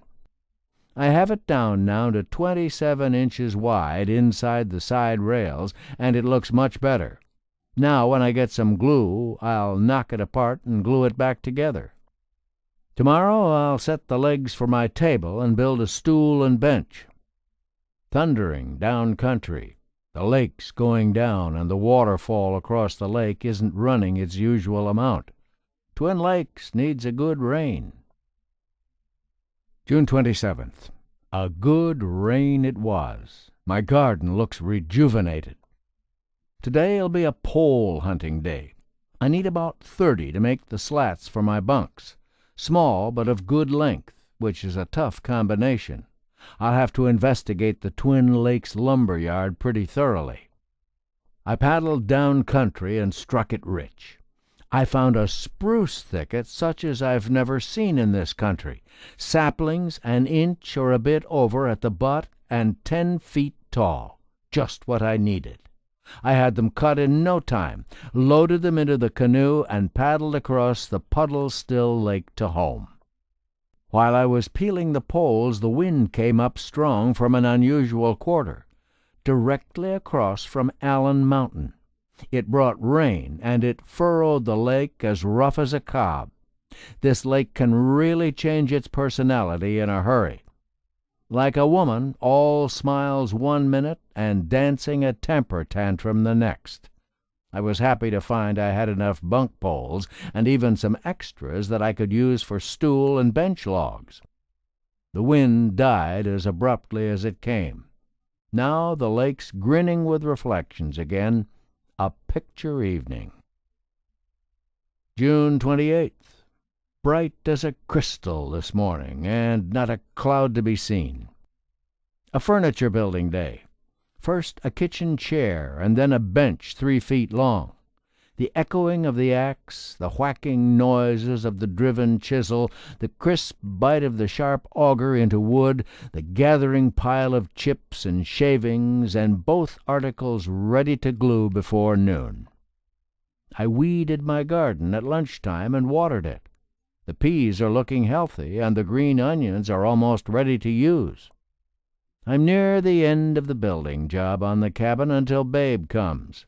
He's supposed to bring glue and the polyethylene for my roof. I spent the afternoon cleaning up scraps. The wild roses are blooming in the cabin yard.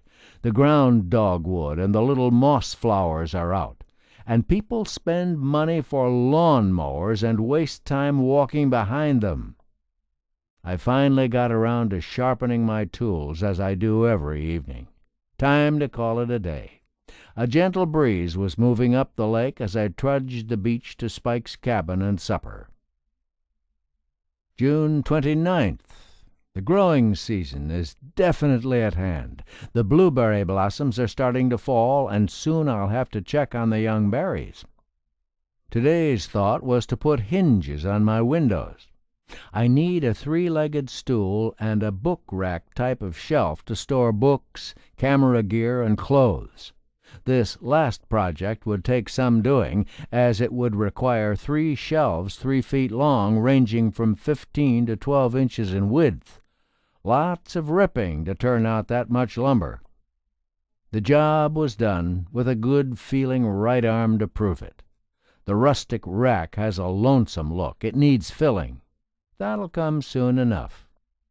I thought for a spell about a roof jack to take the stovepipe. That's important. A man thinks better when he's working. Beneath the 35-inch overhang in front of the cabin, I augured holes into the logs and drove in pegs. Good hanging places for stuff better off outside than in. I'm still figuring about that jack. Tomorrow's Sunday. I'll go someplace. June 30th. A third of the way down to Emerson Creek, the wind blew strong in my face, and it was a real battle to keep headway in the chop of the water. I had my knees spread wide against the canoe bottom, and I had to put back and shoulders into the job to make the creek. Those sourdough pancakes must have a high octane content. I'd come down to prospect for suitable stumps from which to fashion wooden hinges. Steel hinges are better, no doubt, but it's interesting to see what one can do using only material from the forest.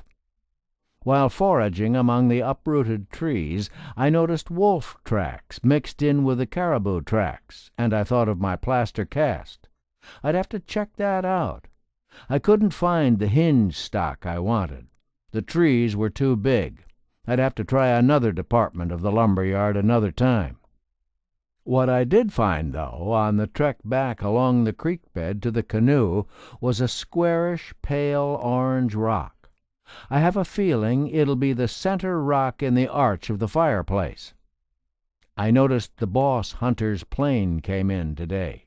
He didn't stay long at his cabin, just long enough to check his camp for supplies he'd need when he brought in the trophy boys during the sheep season.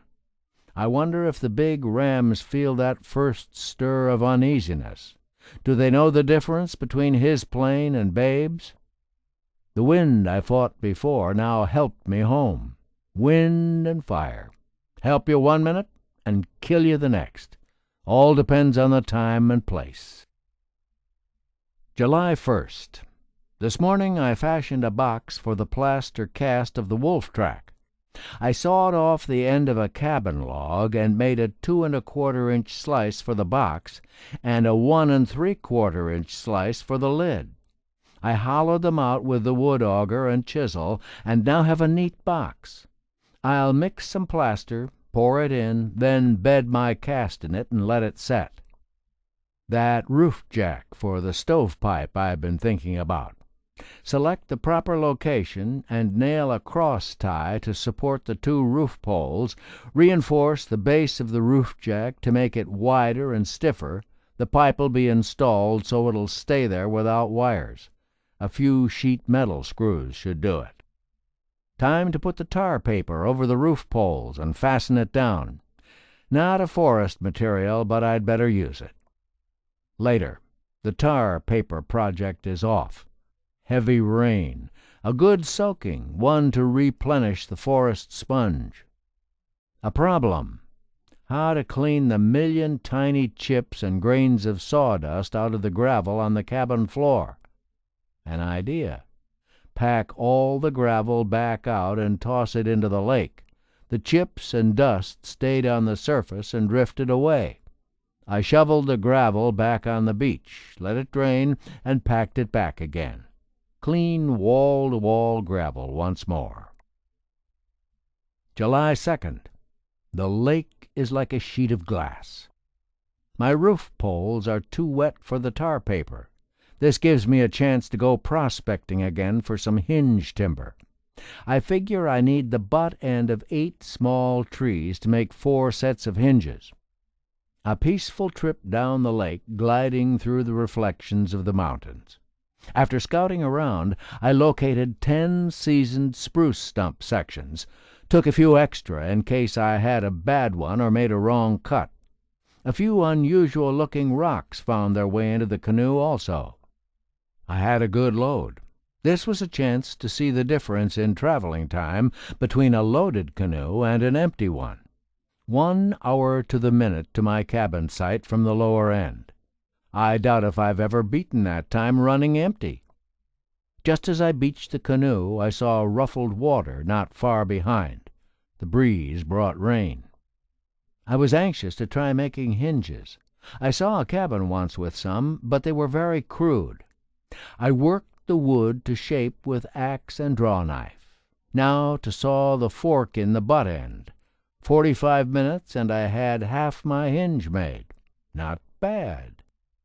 It was still raining when I came back from a lunch of sourdough pancake sandwiches of peanut butter and last summer's blueberry jelly. Another tree made the other half of the hinge, and the next tree made a complete hinge. 2 more to go, and the hinges will be ready to auger holes for their pins. The hinges will serve another purpose. They're long enough to serve as battens for holding the door planks together. It started to rain hard. While I waited the shower out, I honed my cutting tools to real fine edges. I checked the garden. The peas are grabbing hold of the brush supports I stuck along the row the other day. July 3rd. A cool, damp morning with fog coming off the slope like the smoke from many campfires. I finished my hinges. All they need now is the holes augured for the pins. I can do that another time. No wind now, so it's perfect for the tar paper job. I lapped the tarred felt paper 4 to 5 inches. I need just 1 more strip 20 feet long. There's another roll in Spike's cabin. I must admit the cabin looks better already with the start of a roof. Tomorrow's the 4th. I should take a trip, but Babe might pick the holiday to fly in. I'd better stick close to camp. July 4th. A big stack of sourdoughs this morning. Hope Babe does come. I'm about out of bacon and eggs, but I can do without. I got a 12-inch Arctic char on the trot line. It'll be the main attraction for lunch. A char with a more satiny sheen than a lake trout is a cousin of the brook trout. I finished the tar paper job on the roof first thing. If I only had the polyethylene, I could have it all ready for the moss chunks cut from the forest floor. I worked some more on the hinges, augured the holes to take the 7/8-inch hinge pins of spruce. I'm anxious to see how the door'll look and operate with this forest hardware. No sign of Babe. Best to keep busy. I need a wood shed, so I sketched a plan of it. 12 feet by 8 feet with the toilet on one end. I'd build it on the order of a log shelter, open in front, a gable with only a narrow roof over the open front to keep the rain and snow from blowing in. I could set my sawbuck under the overhang. Cleared brush for the woodshed project. I'd have to cut some logs, maybe 12 or so. Whitecaps raced along beside me as I paddled back to supper. No lives lost at Twin Lakes this holiday. I wonder how many died in the South 48. July 5th. Clear and cold. My first thought was the spuds. There was frost on the leaves. I was sure they'd turn black as soon as the sun warmed them. No plane and no roof covering. Might as well start on the woodshed and toilet. I was surprised to find ice just under the moss. Moss is certainly a wonderful insulation. I cut, hauled, and peeled 11 logs by noon. The sound of a plane interrupted me. It was the boss hunter coming up the lake. Was he bringing a party in this early? or was it just supplies to store and make a few repairs? The mosquitoes gave me a bad time after lunch as I worked on the shed. Tomorrow I'll use the head net. It's really the best protection, and not too bad to wear after an hour or so. My potato leaves have just a touch of brown. July 6th.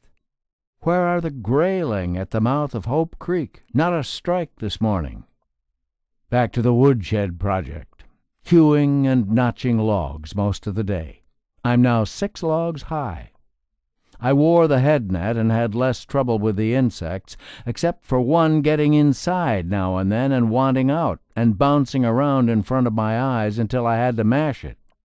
I wore 2 shirts, one with no sleeves, like a vest. Even so, when I bent over, the mosquitoes would work on my back with their sharp needles. Come September, I'll be rid of them. No Babe yet. He must be busy. July 7th, an odds and ends day.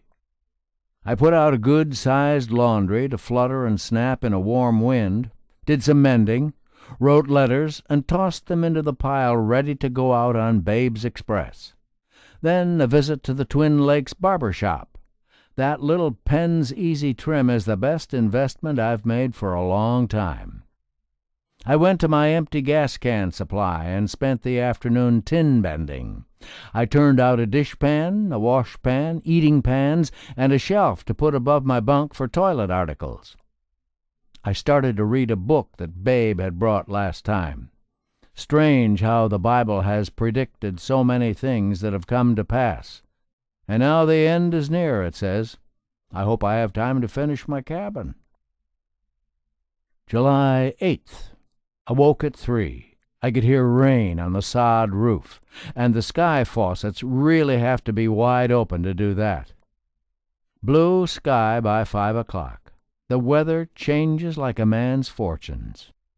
I'd build my woodshed 4 feet high in back, slope the roof to an overall 7 feet, then down to 6 feet on the short side. I found the timber I needed, dropped it, limbed it, packed it in, and peeled it. All set for material now except for roof poles.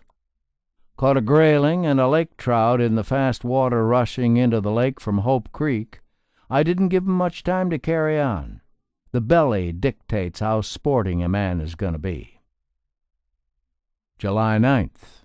On the job at 6. Made good progress on the gable logs and finally set the ridge log into place. Trimmed the gables smooth from the ridge log to the eave log. Need about 30 roof poles. I paddled across the still lake and followed the shoreline down beyond Glacier Creek. As I glided along, I studied the cottonwood and willow belt just above the spruce timber and saw a bull moose looming black and huge out of the willow scrub. He was big and distinctive, one to watch for again. When I beached the canoe and prowled along the bed of Glacier Creek, I found 2 of the whitest and roundest boulders I've ever seen. They weighed between 30 and 40 pounds each. There were others, some smaller and some bigger, but these 2 were mates and more perfect than all the rest. I had just the place for them. I packed them back to the canoe, loaded them gently into the bow, and paddled home. They set off the lake shore entrance of my gravel path just right, one on either side of it. I'll call them the grizzly eggs. July 10th. I had the woodshed logs gathered on the beach when I heard the plane. Babe at last. I left the poles high and dry and started the long paddle to the cabin. I met Babe walking down the beach. As usual, he was in a hurry. I hoped I hadn't held him up. 4 dozen eggs this trip, a full slab of bacon, some candy bars, a big, heavy Stanley jack-plane, dull and rusty as sin, but I could put it into shape and make the wood ribbons fly. No polyethylene. Babe said he might return later in the evening on the way back from a trip he had to make. I gave him the outgoing mail anyway, and off he went. A 17.5-inch lake trout on the trot line. Enough for company. Babe didn't come back. July 11th. Calm. perfect water for hauling my roof poles. On the way back to the cabin site with the heavily loaded canoe, it started to rain. I beached the canoe well up on solid ground. It was nice to have the tar paper roof overhead. While the rain pattered, I sharpened the blade of the jack plane and oiled it. Then I moved my log bench under the overhang and proceeded to make shavings. All the boards I'd ripped for shelves, counter, and table had to be planed on both sides and the two edges. Also the 2-inch planks for the door. By the time I'd finished, more shavings were piled up than I'd ever made in a day before. I fitted the boards under the counter. The table I'll be ready to put together as soon as the glue arrives. A light rain all afternoon. The mountains must be dry because there's no sign of running water yet. A special treat for supper. I pulled some of my green onions to spice up the salad of fireweed greens. July 12th. Heavy fog. No danger of frost today. I put on the door hinges. First the top hinge, then a plumb bob from its center to the bottom one. I think they're positioned about right. I cut the door planks to length and ripped the last one to make the width right. I sawed out and planed the door stop molding. Streams are beginning to show on the mountain slopes. The lake is rising. I fear the blueberries really took a nipping with the heavy frost not so long ago. I find some berries big and healthy, but many are small and shriveled. Looks like a shortage of blueberry pies this August and September. July 13th. About a dozen scoter ducks were bobbing on the rough lake this morning. A small char on the trot line. In its stomach I found a hook I lost a few weeks back. Bright as silver. It looked better than when it was lost. I put the roof poles on the woodshed. Next comes the indoor plumbing project. The front framework is in place, just the right height for comfort. Sourdough biscuits drenched with navy bean soup for supper. There's a dish fit for any working man. July 14th. Still beset with a siege of damp weather. This'll be a day for inside chores. Fire up the smoker and give that big slab of bacon some more smoke. Letters to write. Work on the wolf track box. Put on a fresh kettle of navy beans to simmer the day away. In the afternoon I popped some corn. I accomplished what I'd set out to do. A man needs a catch-up day now and then. July 15th. Still damp, with fog hanging low on the mountains. Spent the day on the construction of the john, an important consideration in any new home. I made it big enough so that I could store a half-dozen empty gas cans. Materials to finish the front required lots of time ripping boards from the last of my cabin logs. July 16th. The sun might burn through the fog today. My day's work cut out for me. Build the front facing for the john. Smooth all the boards with the big jack plane. Then the door, 64 inches high and 25 inches wide, and not a board in the house. It'll take some ripping to put out better than 10 board feet. I had a log spotted in my firewood supply for 5 boards an inch thick with 2 slabs left over. It was 12 o'clock when I finished the last cut. 4 boards would make the door and the other one cleats to hold it together. After lunch I trimmed the edges and planed the boards smooth, and there it was, my door. About 5 hours and a bit more from the log to the finished product. Probably a $30 job at Alaskan wages. I made the hinges from a gas can, 3 of them 3 3/4 inches wide, and they look almost store-bought. And then the final touch, saw out the crescent, and the john door was ready to hang. July 17th. Made the partition of poles between the john and the woodshed. The chamber is now ready for serious meditation. A tragedy. Notches in my peas, and some nipped off just above the ground, 3 rows of them. I'll bet that snowshoe rabbit that hopped by the door the other day's the varmint. Probably never tasted peas before in his life. That's all I need around here, a gourmet rabbit. July 18th. High clouds moving fast from the south. Fresh tracks of caribou and 5-inch wolf tracks in the gravel not 50 feet from my new cabin. Now wouldn't that have been a sight? I built a stove stand and a solid sawbuck while big cotton clouds formed down country.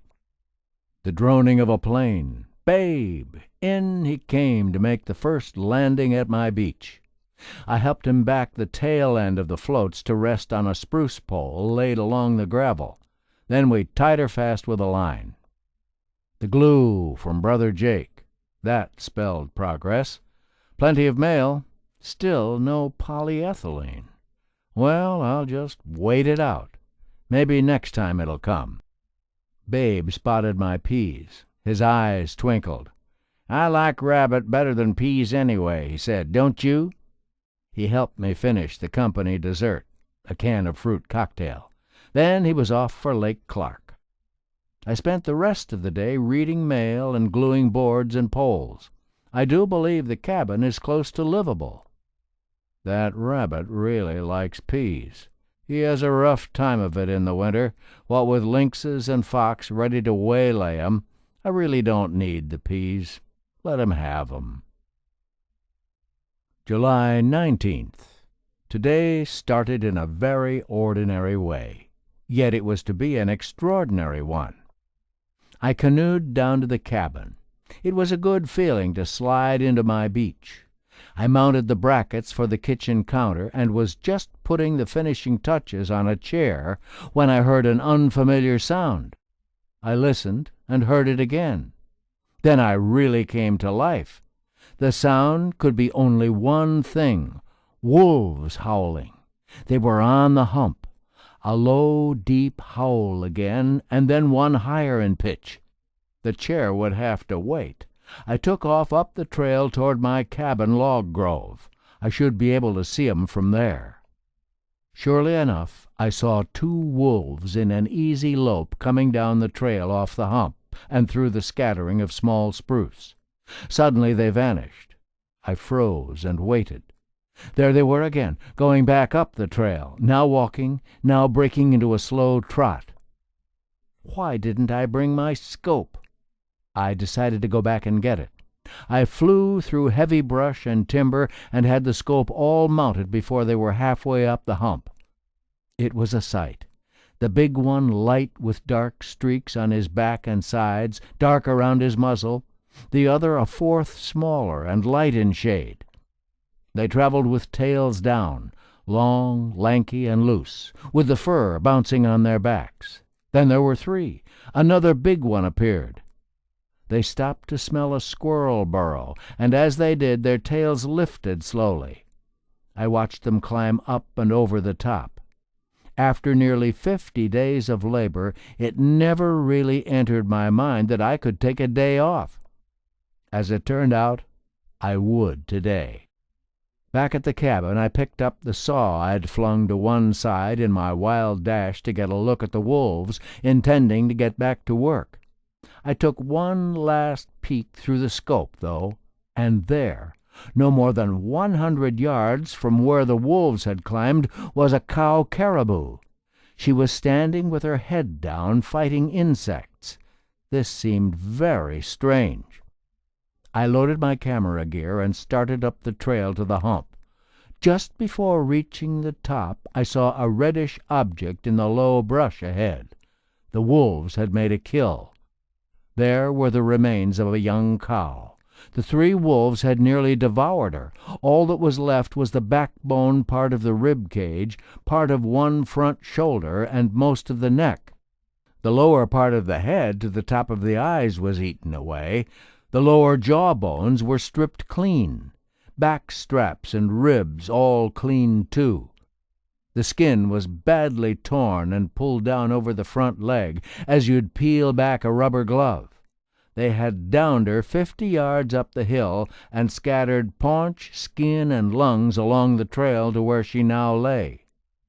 The other caribou was nowhere to be seen. Wondering if I'd see the killers again, I followed the trail high above Hope Creek through patches of wildflowers. Many forget-me-nots, wild geraniums, dwarf fireweed, paintbrush, and wild celery. The breeze was at my back. As I topped a ridge along a dry wash, a wolf came up from the other side 30 or 40 paces away. It was the light-colored one, staring at me head-on. She whirled and dropped over the edge. I scrambled forward to get a better look. She crossed a rocky slide and stopped on a grassy place to look back, tail down and head high. Then, in a wink, she was gone. I walked the trail to the mouth of the big basin below the glacier and sat down to glass the surrounding country. On a grassy slope was a big brown rock. Sometimes those big brown rocks move. I slipped out of my pack, lay on my stomach, and studied the spot through the lenses. It moved. I saw a bear's head raise, his muzzle tossing and testing the wind. Maybe I could get some pictures. By the time I climbed a steep pitch, the bear was digging for squirrels. I watched him chase a squirrel in a big circle. He sprawled on his belly and worked at something held between his forepaws. All the time I was taking pictures. He lumbered down by the noisy stream, up through a willow patch, and bobbed on over the skyline. The sun was warm and there were no insects about. I nearly fell asleep thinking about what I'd seen this day. I could have killed them all. I thought of the season that would soon open, of the men the season would bring to do just that. Kill, shake hands with the guide, and stand with hands in their pockets while he skins out the hide or saws off the skull and antlers and perhaps a quarter or two of meat, not even bothering to open the carcass. The wolves had done a better job. While I was away, the rabbit changed his menu. He cleaned half a row of rutabagas. Bet he never tasted them before either. July 20th. White frost on the potato leaves. They wilted a bit with the warming of the sun. On the way back from the hump last evening, I packed some meat scraps and the antlers and skull of the wolf-killed caribou. The camp robbers were busy now on the meat scraps. There was something the wolves overlooked. I sawed through the skull to remove the antlers, and there it was, the brains. I put them into a pan of salt water to soak and would have them for supper. Put my tabletop, countertop, counter lower shelf, and shelf over the door together, using half-inch plugs driven into the holes on the edges of the boards. Each plug was coated with glue. A surprise! Babe again. He brought a couple gallons of nails, spuds, onions, some fresh head lettuce, bananas, 3 pairs of pants, and still no polyethylene. I hadn't expected him so soon. I guess if you learn not to expect much, you won't be disappointed too often. After Babe left, the boss hunter made 2 trips in. Lots of traffic today at Twin Lakes. Must be the forecast of a big season.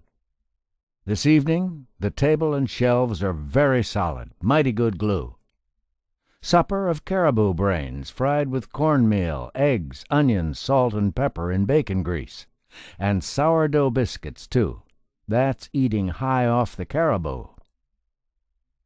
July 21st. Today will be known as the day of the golden sunrise. Fast-moving, fleecy clouds sailing through melted butter. A beautiful sight to watch. I was late having my hot cakes and bacon. July 22nd. Cloudy and still. 2 months now since I started the cabin. Lots of nailing on the roof poles today, more finish work on the furniture and the cabin interior. Too windy for the roof job in the afternoon. July 23rd. Clouds moving at a good rate of speed out of the southeast, a warm breeze. A day to hang the door. I checked and rechecked my hinges to see that they were in line. I put the door into the opening and fastened the top and bottom hinges. Swings good, but squeaks a bit. Some soap will fix that. Now to fasten number 2 and 3 hinges. Number 3 wasn't good enough, so I pried it off and planed the seating surface. That was about right, so I daubed on some glue and nailed it fast. The door works quiet and easy, with all 4 hinges secure. I could leave it alone or cut it in 2 for a Dutch door, which I'd intended it to be. Let's cut her in 2 and see what happens. I pulled the hinge pins, set the door on edge, and sawed it nearly through. Then I put it back, inserted the hinge pins, and carefully finished the cut. I swung it back. Happy day. Not perfect, but plenty close for rural work. Now I had a Dutch door, and a real fancy-looking door at that. With soap on the joints and pins, it's entirely silent. Works just as slick as a door on a bank vault. I must devise a latch for it, not just buttons and hooks like a barn door. I cut my table legs to length, planed my countertop and shelves, and gave the whole works a coat of varnish. This layout's beginning to take shape. July 24th. After supper last night, I took the casting rod and the fly rod down to Hope Creek. The grayling were feeding greedily, fins and tails swirling all over the surface. A fish snapped the fly from the leader the very first cast. I didn't have another fly with me, so I switched to the casting rod and the battered old super-duper lure dangling from the end of it. Wham! A heavy strike in the fast water, and the tip hoopled. The fish darted this way and that until I finally slid him onto the stones, a handsome grayling all aglitter with silver, purple, and blue. 17¼ inches long, enough for my needs. I watched the grayling feast on what the current brought them. What a sight it would be to put on a wetsuit and mask and visit the grayling at their evening banquet down under. Flat calm this morning and high clouds. I gave some thought to the fireplace I was going to make. I had just the log for the mantel all picked out. It was weathered a silver-gray color. I fastened it to the wall with pegs so I can saw them off when I get ready to lay up the rock. That will be an interesting project. Supper was interrupted by a bear I spotted foraging on the upper cowgill benches. As I often do, I'd taken my binoculars off the hook for an inspection of the slopes, and I caught up with the bear. Not a big one. He looked like he was wearing a wig. His winter coat was loose, long, and dangling from back and sides, and his new dark coat was trying to take over. He pawed over some boulders that bounced down the slope and into the spruce timber, burned my biscuits and wilted the fireweed salad, but it was worth the price. July 25th. The camp robbers visited early. I dug out some caribou scraps, and one of the birds finally swooped in and grabbed one of them from my fingers.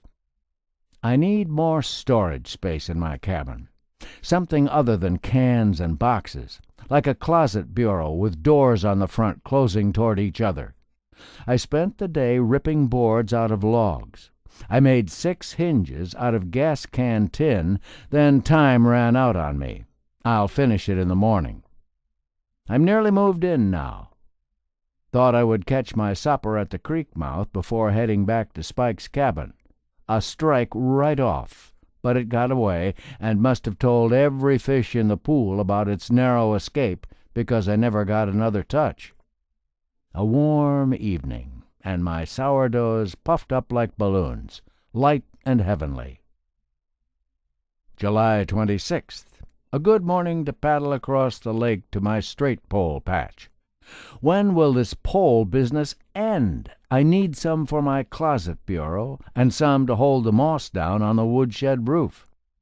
I cut more poles than I needed. Good straight poles are handy to have standing by. Back with the load before 9 o'clock, and before long I finished the closet bureau started yesterday. Its shelves will hold lots of clothes. Room for some small odds and ends, too. The doors open out, close together and stay shut tight with a twist of the wood cleat over their edges.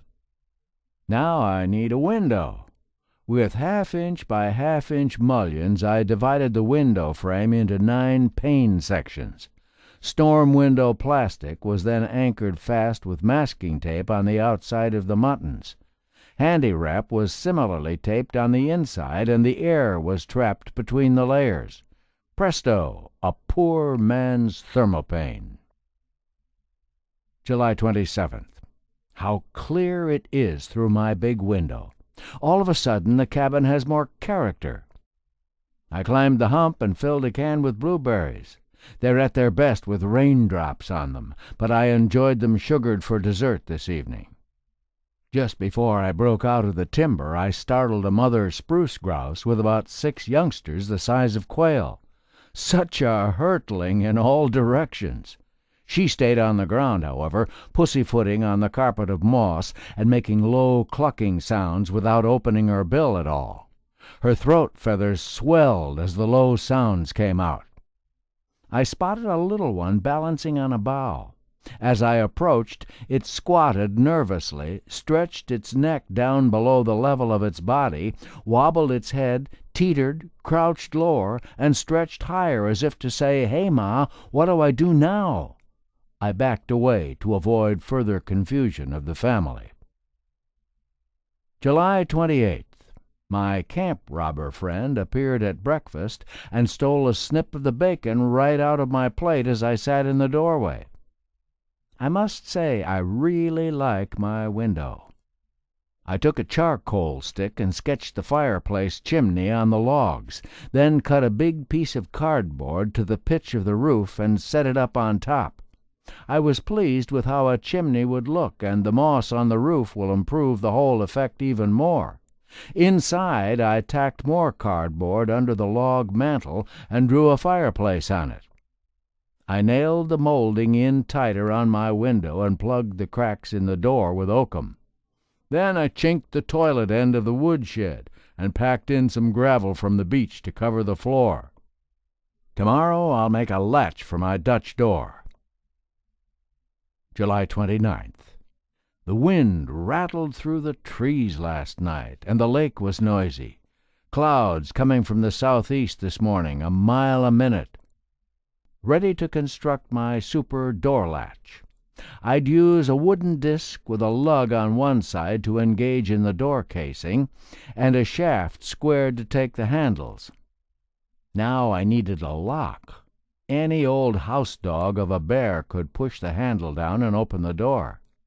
I augured a hole through the door, 1/3 of its diameter, cutting a notch in the wooden disc. When the door handle was turned, it engaged the disc and the door was locked. I'd like to see a bear try to figure it out, but I suppose he'd just solve the problem by wiping the door clean from the wooden hinges. A wild lake all day, whitecaps chasing each other. July 30th. Last evening I went blueberrying on the cowgill benches. I found a good patch, and when the can was nearly full, I noticed a movement across the creek. Something yellow and brown. A big bear, and not 200 yards away. While watching him, I instinctively turned around to see if maybe something was watching me. He was picking berries and really giving a demonstration, his big head swinging this way and that and bobbing up and down at the same time. Leaves and berries were being stripped off with that long tongue. I finished filling my can, then eased over to the edge of the creek bank and sat down for a closer look. A breeze coming from him to me and the noise of the creek made the seat perfect. I watched him eat his way into a grove of cottonwoods on the steep side of the canyon. It was after 10 o'clock when I dropped down off the bench and walked through the spruce timber with bears on my mind. A tin-bending day. Made a water bucket, a wash pan, a dish pan, a flour pan, and storage cans. My cabin kitchen is shaping up. July 31st. The last day of July, and I don't believe I saw new snow during the entire month. Today would be the day to set up the stove and do some more tin bending. I dug the stove out of a corner of Spike's cabin. When I saw the old relic in good light, I almost chickened out of the project. It was the sorriest-looking stove I ever saw. A half-inch gap along the sides under the top, one door hinge unstuck. I packed it down through the brush and put it on my stove stand. Then I put up my new stovepipe and made ready to touch it off. First I packed a bucket of small rocks to put under the grate, then gravel to fill the grate. It'd take a long time to get ashes enough to hold a fire. I stuffed in some shavings and some chips and struck a match. The flames grew out along the sides under the top, and I thought, this'll never do. And then the smoke found the smokestack, and my troubles were over. In spite of its looks, it did a fine job of heating water. I was pleasantly surprised. Now, to make it look professional, I'd need a Chinese hat for the top of the chimney pipe. So I got busy with tools and tin and had one in short order. Found a way to get paper and stick 'em off a gas can. Boil it in hot soapy water. The label's on to stay, but it can't stand that treatment. I needed a big wooden spoon to dip hot cake batter onto the griddle. 1 spoonful, 1 hot cake. In the wood pile I found scraps of stump wood that looked suitable. It took no more than an hour to turn out a good-looking spoon. I must make a wooden bowl or two later on. Cool breeze and the insects are no problem today. Tomorrow's the big day. I'll load all my remaining gear into the canoe and paddle down to my new home. A calm sea'll help for this voyage. August 1st. The lake dead calm. A perfect moving day. A camp robber visiting me for breakfast came inside. I wonder what his range is. Will he find me at the new cabin? I worked clockwise around Spike's cabin, set out everything that I wanted to go, and packed it down to the beach.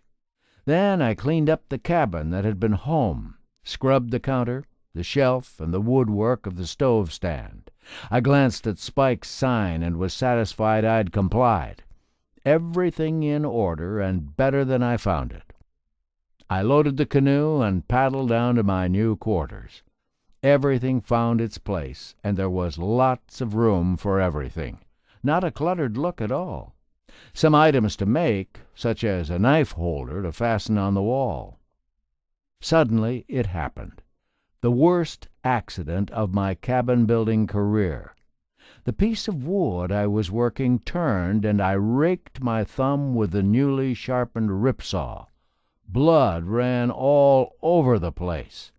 I hurried down and stuck my thumb into the cold lake, watched the water turn from green to red, then doped up the gash, wrapped a rag around it, anchored it with a piece of tape, and went back to work. Burned my sourdoughs a bit on the bottom, but they were good anyway. It'll take a few trial runs to get used to my antique range. First night on my new bunk. 5 inches of foam rubber'll make it just about right. I can hear Hope Creek real plain. That'll be a pleasant sound to go to sleep by.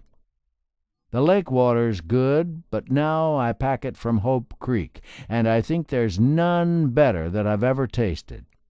I like to think of the high places it comes from. I lit the Coleman lantern this evening. A bright, friendly glow in the wilderness. The warmth of home. August 2nd. Best sleep in a long time. The sound of the waves lapping the gravel beach and the never-ending rustle of Hope Creek until freeze-up. No better sleeping pill. The stove did a fine job on the hot cakes this morning, and my wooden spoon is just right. Perfect-sized cakes every time. I must have a stool outside to set things on when opening the door. A 10-inch slice from a 12-inch diameter log, and legs augured into one side. Give the legs a flare so the stool won't tip when you step on it. Why not a couple more thin slices from the log and plane them smooth? Now I had placemats and hot pads to save my plastic tablecloth. That Babe! He landed and had things unloaded at Spike's cabin before I could get to him. We put the gear back into the plane and taxied down to my beach. He'd brought the polyethylene at last, more than enough, and plenty of grub. Also a package from my sister Florence. I watched Babe's eyes move with approval over the cabin walls. "A nice place," he said. "A real nice place." "Like heaven," I said. He just looked at me and slowly wagged his head. I waved to him as he took off down country into the rainy fog, heading home. Good news. Spike and Hope want me to take the stove from their cabin. They'll bring in another one sometime. In Nothing Flat, I paddled down to get it. I took out some of the ashes before hauling it down, then out went that sorry-looking other monster, rocks, gravel, and all. Some spikes into the top of my stove stand, and the old Reliable was soon in place. I scratched a match. She took off like a gut-shot cat. A welcome sound, as welcome as having one's wife return to full duty after an operation, I imagine. The biscuits puffed up just right and baked to a turn. All's going well. Tomorrow I can work full-time on the roof. August 3rd. Not the breath of a breeze. Just the kind of day I need to put the polyethylene on the roof. Even the trace of a breeze makes it want to float. A few minor details in preparing the felt paper, then I unrolled the polyethylene and tucked the edges to get at least 4 thicknesses to tack through, and I fastened her down. Next I built a carrying rack for the moss. Made it out of poles in a frame 2 feet by 3 feet. I filed the blade of my round point shovel, and I was ready for the moss-cutting detail. I had a good moss bed all picked out. I cut out rectangles about 18 inches by 36 inches and 8 inches thick. 2 chunks double-decked on the rack made a good load. Once around the edge of the roof, and the cabin took on a new look. Before, it seemed as though the windows were too close under the eaves, but the thick roof fixes that now.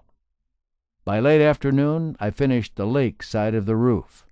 I got to thinking of blueberries for dessert. 35 minutes later, my picking can was full. A beautiful, still evening. The cabin's beginning to look as though it belongs. August 4th. A surprise last evening, just as it was getting a bit on the dark side. Babe in the old Stinson. As soon as the prop stopped, out he bounced from his little door up forward. "Man, am I ever tired," he said. "Been flying for 10 hours. Moved the prospectors' camp to Farewell. Moved everything. Coming back, it got so dark I couldn't see the gas gauge, and the last time I saw it, the needle was on the wrong side of the glass." He had some gas cached here. He'd stay the night and gas up in the morning. I had the fire going the next morning when Babe said, "Sure don't take long to stay all night here." Suspenders hanging, Babe washed up. I could hear him sputtering water through his mustache. After hot cakes and bacon, we hauled the gas that was cached in the brush and poured the fuel into the tank of the Stinson, which looked like a Greyhound bus compared to the T-Craft. Big doors, big windows, and room inside for 5 50-gallon barrels. The old girl was balky at first. She'd made many starts yesterday. The 120 oil made her stiff. A primer line had broken, and even after some repair work, still didn't prime too well. Finally she stuttered and shuddered into life. I watched her taxi out into the lake. She lifted easily. I wondered what they were thinking back in Port Allsworth when Babe didn't return last night. Back to the roof job. It seems I've cleared 2 acres of moss and still the roof isn't covered. Hard to believe, but I have all the moss in place at last. The cabin suddenly has even more character. This roof has helped more than any one thing to give the cabin a finished look. Now for the poles to hold down the moss. 4 poles on a side'll look better than 3, I figure. Babe brought in some fresh groceries that needed refrigeration. I dug down a foot into the moss yesterday and found frost. Why not dig a hole and put in a gas can box, then use my moss carrying rack loaded with moss for a cover? I think that'll do the job. I must put the thermometer in there to find out the temperature. Clouding up down country. May bring rain tomorrow. I'll never hear it with all the moss on the roof to deaden the drops when they hit. August 5th. No rain. I finished mossing the woodshed roof. Then I cut and notched the poles to lay over the moss and fastened them down. The woodshed is now complete and looks it. I need more poles for the cabin roof and also to make a long ladder for a meat tree. Only one place to find poles like that, the upper end of the lake, a 4-mile paddle each way. Found the poles easy enough. Took me an hour and a half to paddle home against a light breeze. It was after 9 before I got my supper dishes done. A real productive day. August 6th. Clear and calm. Almost too warm. I'd like to see some rain. The waterfall across the lake's about to run dry. Today would be a small detail day. Window closing handles and latches, hinges to make and put up a 10-inch by 12-inch shelf on the wall for my water bucket, many wooden pegs to replace nails to hang things on, the poles to peel that I hauled yesterday. Thinking ahead for the winter season, I found 3 trees spaced about right and put 2 green spruce poles in traction among them to get the proper curved shape for sled runners in case I decided to build a sled. In and out of the cabin all day, a kettle of red beans on the fire. Put in bacon rind and bacon chunks and onions and all my favorite seasonings. That's the kind of cooking to do in the wilderness, something that cooks while you do something else and don't have to stand over. The thermometer in my cooler box under the moss reads 40 degrees. Under the really deep moss, I'm sure the temperature would read even lower, and here it is close to 80 degrees today. August 7th. The sun's getting up later. Lots of mountains to climb over before it strikes the cabin. Today I put the poles on the cabin roof to hold the moss in place until it grows together. I converted the 3-legged stool into a 4-legger. A near fall convinced me this had to be done. Then I built a 3-shelf open rack for outside the door to set butter, blueberries, and such away from the heat of the cabin. Really warm today, too warm. I ran a check on temperatures. 40 degrees in my cooler box, 78 degrees in the cabin, 94 degrees in the sun, and the lake water 66 degrees in the shallows. That last reading really surprised me, and I promptly went for a swim. The surface water was almost comfortable, but I could feel the iciness that lurked just below. I glued corrugated cardboard to my wooden placemats. They look rustic and are good insulation for hot pots. Small planes beginning to appear, flying the peaks and those high pastures looking for game. The season will open on the 10th. I wonder what that meat costs a pound. This is the warmest day I've ever seen here at the lakes. I didn't even build a fire. August 8th. Really had a time here this afternoon. I looked up from my letter writing to chew on my pen end and peer down the lake through the big window. For a moment I thought I was having hallucinations. Lots of motion, and here comes a brown bear up my path.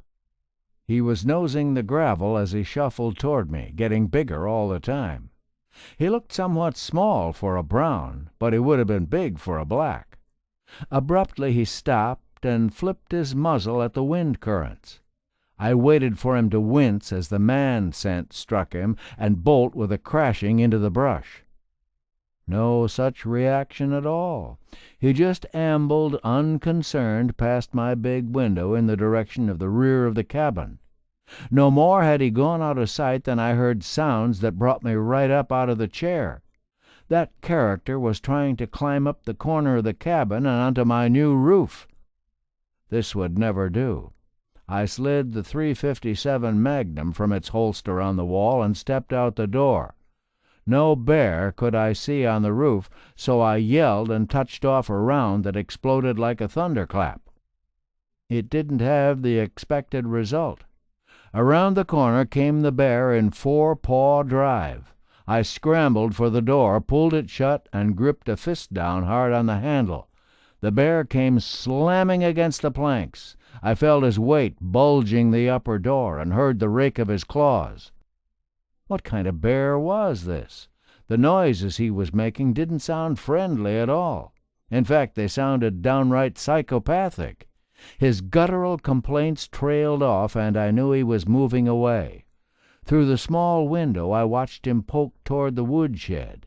He explored the area thoroughly, standing on his hind legs, teetering and snuffling along the front eave. He was one curious bruin. Was he going to try climbing up the woodshed? Maybe it'd take the heavy artillery to scare him off. I loaded the .06, opened the window, and rested the barrel on the sill.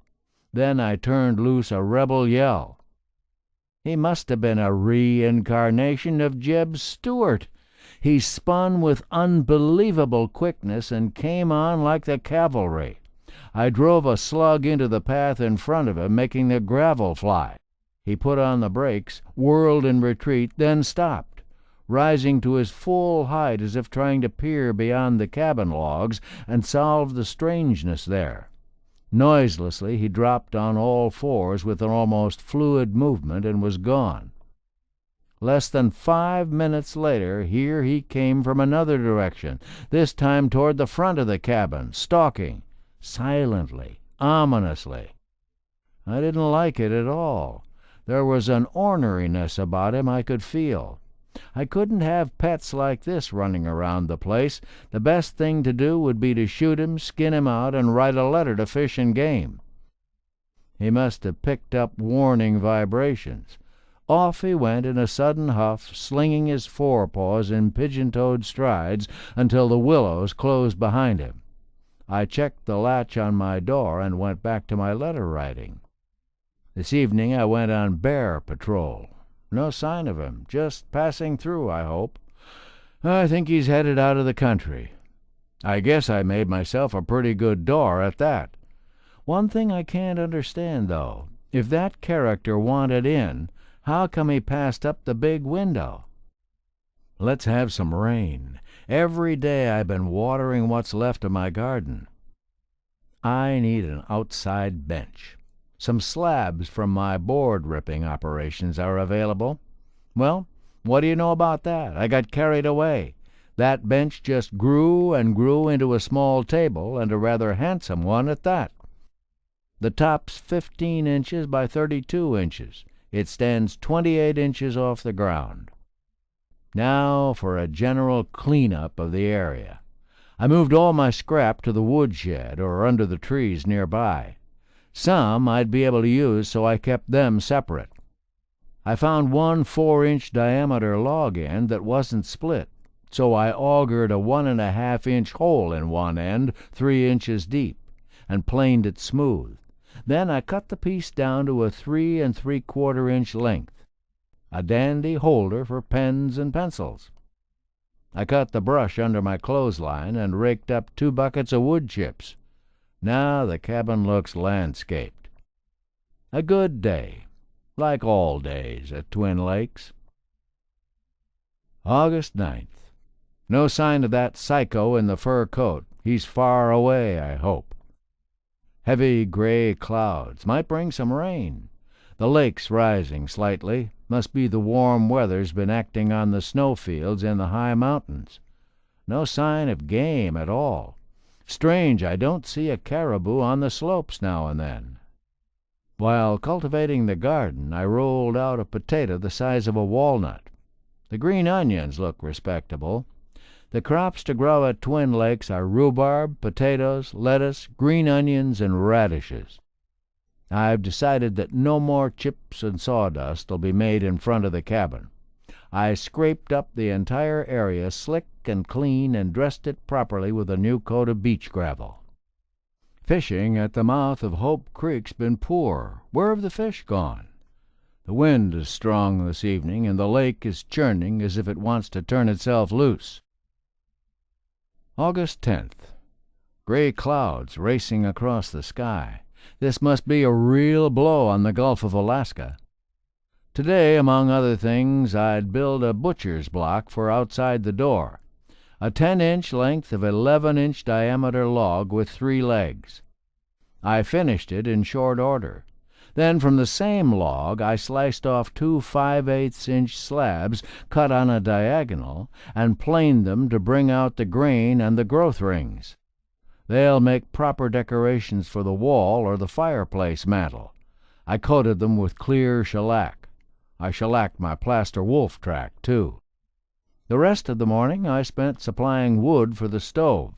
I sawed up pole ends and short sections of logs left over from the building program. After lunch, I bucked up a tree that had blown across the trail last winter. I packed in the log sections and chopped up the limbs into stove lengths. Sharp tools make wood cutting a pleasure. I'm getting hungry for a fish. Decided in late afternoon I'd have to catch one. After many casts beyond the gravel bar at the mouth of Hope Creek, I was onto a fish. I worked him easy, for I was fish hungry and didn't want to lose the grayling. A rock on the head stopped his flopping. His colors faded quicker than a sunset. I could see him browning in the pan as I dressed him out and left his entrails for the birds. Picked some blueberries, but found very few cranberries. August 11th.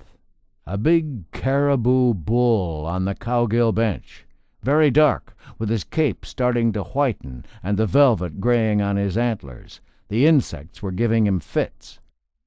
The camp robbers have still not come to the cabin. Stayed close to home today. The boss hunter has brought hunters. 2-legged animals will be prowling the hills for a spell.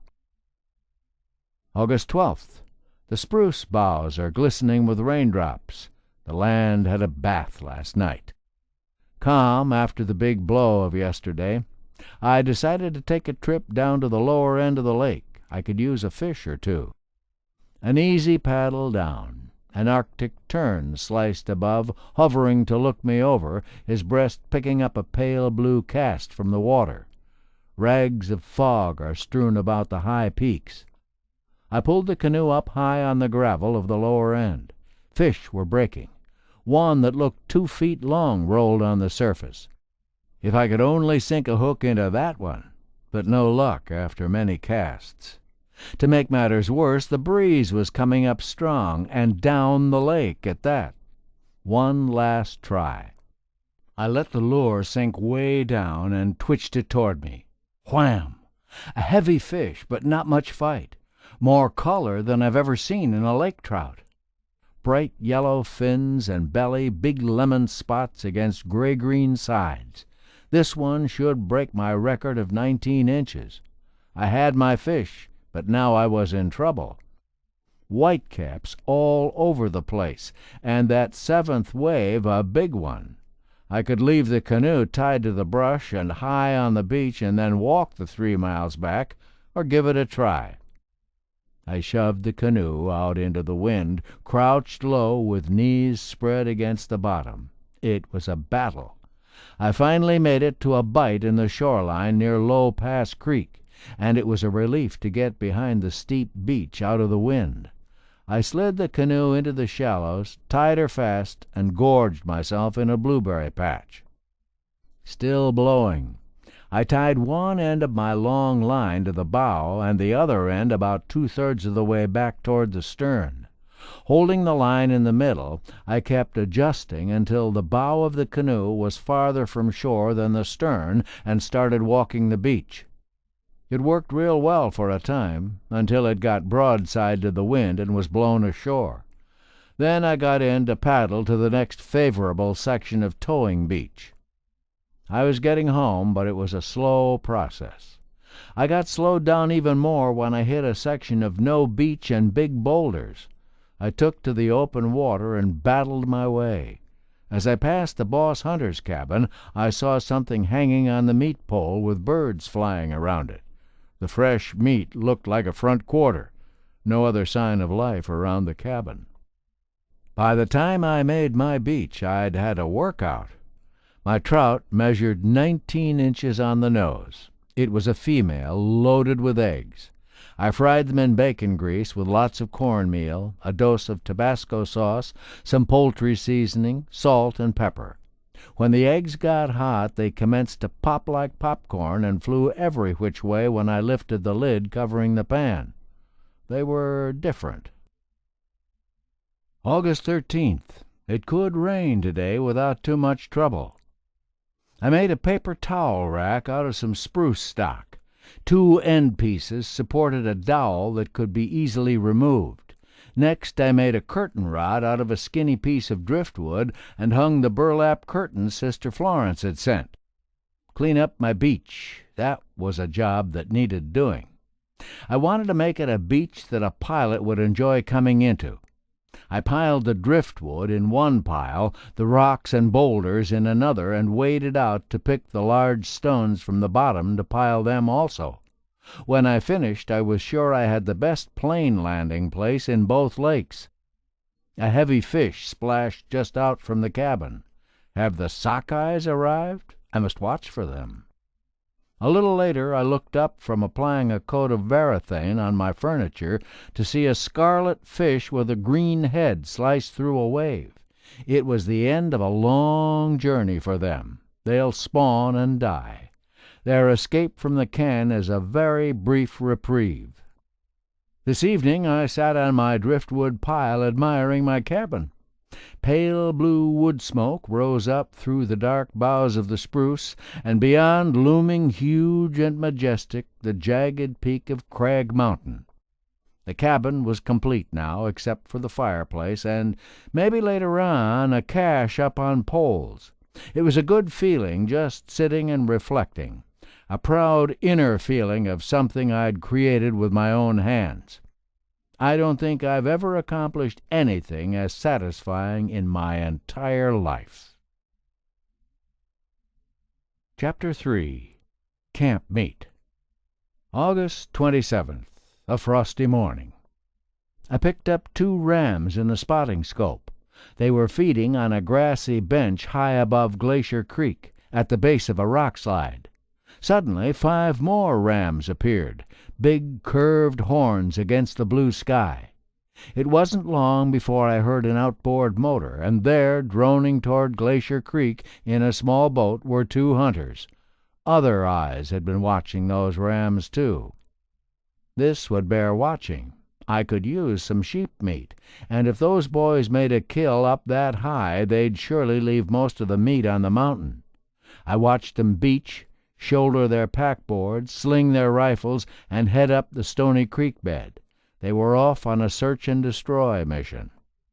From time to time I checked the hunters through the big lens. They were making very slow progress. The big rams were dropping down lower, a string of white dots on the thread of a trail. I almost wished I could warn 'em. I decided to pick a can of blueberries while waiting for the main event, so I packed the spotting scope and tripod up to the hump behind the cabin. Picking had been slow, and just as I discovered a patch loaded with large berries, I heard shots rolling down from the high places. 6 shots, one echoing on the heels of the other.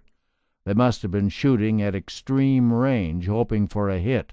I saw 5 sheep trailing across the mountain. There'd been 7.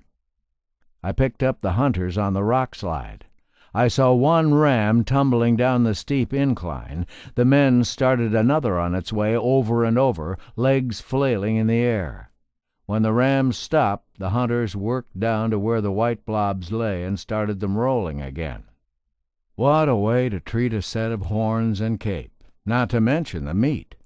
Finally, the bodies came to rest on a stretch of level ground. The boys decided this would be the butchering place and went at it. I concentrated on the berry patch. I knew where to find some sheep meat in the morning.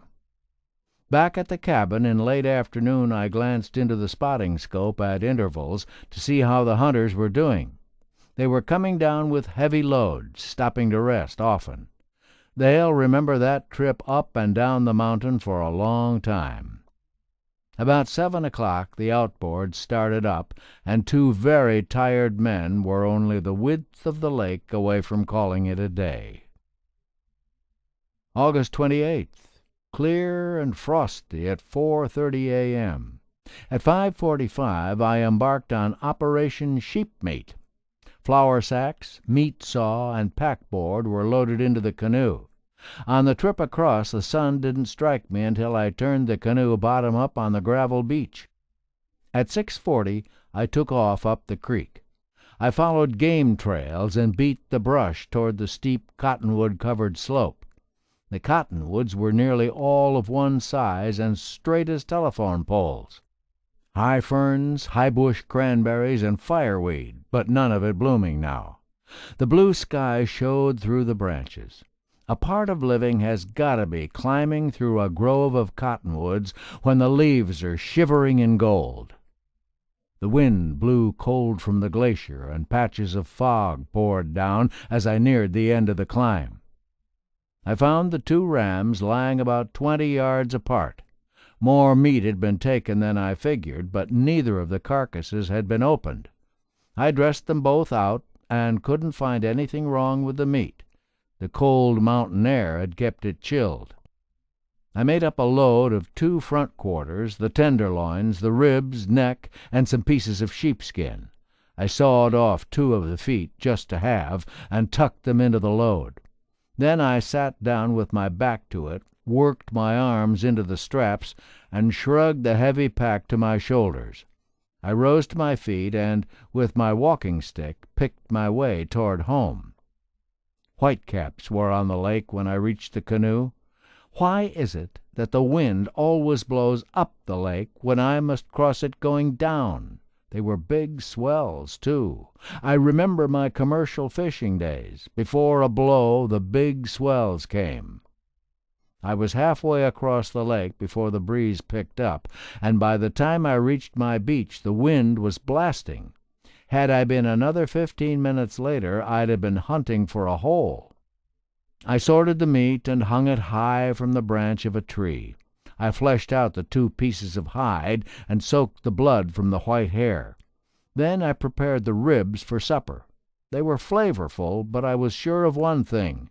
The big ram they came from had roamed the mountains for a long time. August 29th. Today I'd smoked the sheep meat. The other day I'd passed the boss hunter's camp. I saw 6 quarters of meat hanging uncovered from the meat pole. At 40 feet the stench came to me. The wolves had done a better job. My meat would be properly cared for. I set up a big tripod of poles over the smoke tunnel outlet, hung the entire batch of meat in the tepee, covered the structure with the heavy plastic, and touched off a fire at the other end. I heaped the fire with dead cottonwood and peeled alder. Soon the smoke was pouring from the tunnel outlet, and the meat inside the plastic tent was lost in vapor. Dug 3 hills of spuds today. Not record breakers for size, but they had real smooth skins.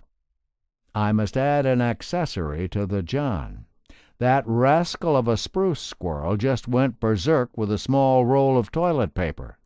He packed it off with him and bannered it up and down and over the boughs. What a mess! We'll have no more of that. The toilet paper is now stuck on the spruce peg as usual, but it's capped with a coffee can. Let's see if the little scamp can figure that one out. While transferring my meat from the smoker back to the meat tree, I noticed an occasional sockeye salmon break water. A pretty sight, those bright red fish arcing in the sun against the green water. Lots of mileage on them since they entered the fresh water. They struggled against the currents of the Mulchatna and the Chilicadratna, and finally into the Twins. I covered the meat with a poncho and stored the latter. Now the meat should be able to take it if there's a rise in temperature. September 6th. For some time now I had my plans for the fireplace drawn up, and they looked satisfactory. Yesterday Babe came in with the big Stinson and brought, among other things, 6 sacks of cement, a garden hoe, and an empty 50-gallon drum, but no lime. Without it, the mortar might not stick well to the stone. That bothered me, but I'll go ahead with construction anyway. I hope there'll be enough cement. A familiar sound rained down from the sky this morning as I was picking blueberries up on the benches. I looked up, and there they were, beating their way up country against the wind, about 40 big, gray, black-necked honkers. This would be the morning to start the fireplace. I had been packing flat stones from the bed of Hope Creek for the past few days. These would be for the base. The sight of those geese made me even more anxious to get the project under way. First thing, I would need a tub in which to mix mortar. That's where the 50-gallon drum made its contribution. With a wide Sears chisel, I cut the drum in 2. Such a racket! The edges of the tub were rolled and hammered flat.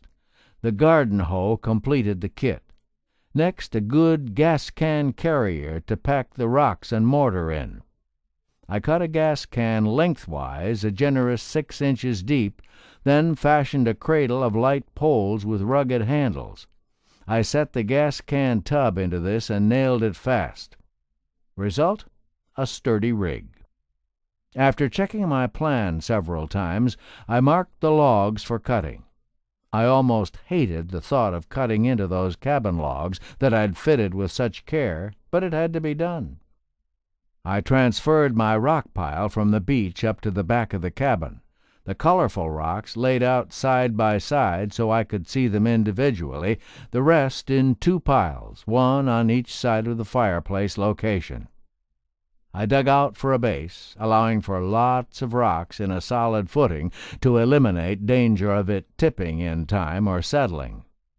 Tomorrow I'll see the hole cut and some stone put into place. I'm not sure how it'll go without the lime. September 7th. Temperature 43 degrees at 4:30 a.m. The lake was moon still. A good morning to haul some sand. Up at the point was a good supply, 2 grades, fine and coarse. I loaded 2 gas can boxes, my new carrier, and 2 gas can buckets into the canoe and paddled through the thin fog.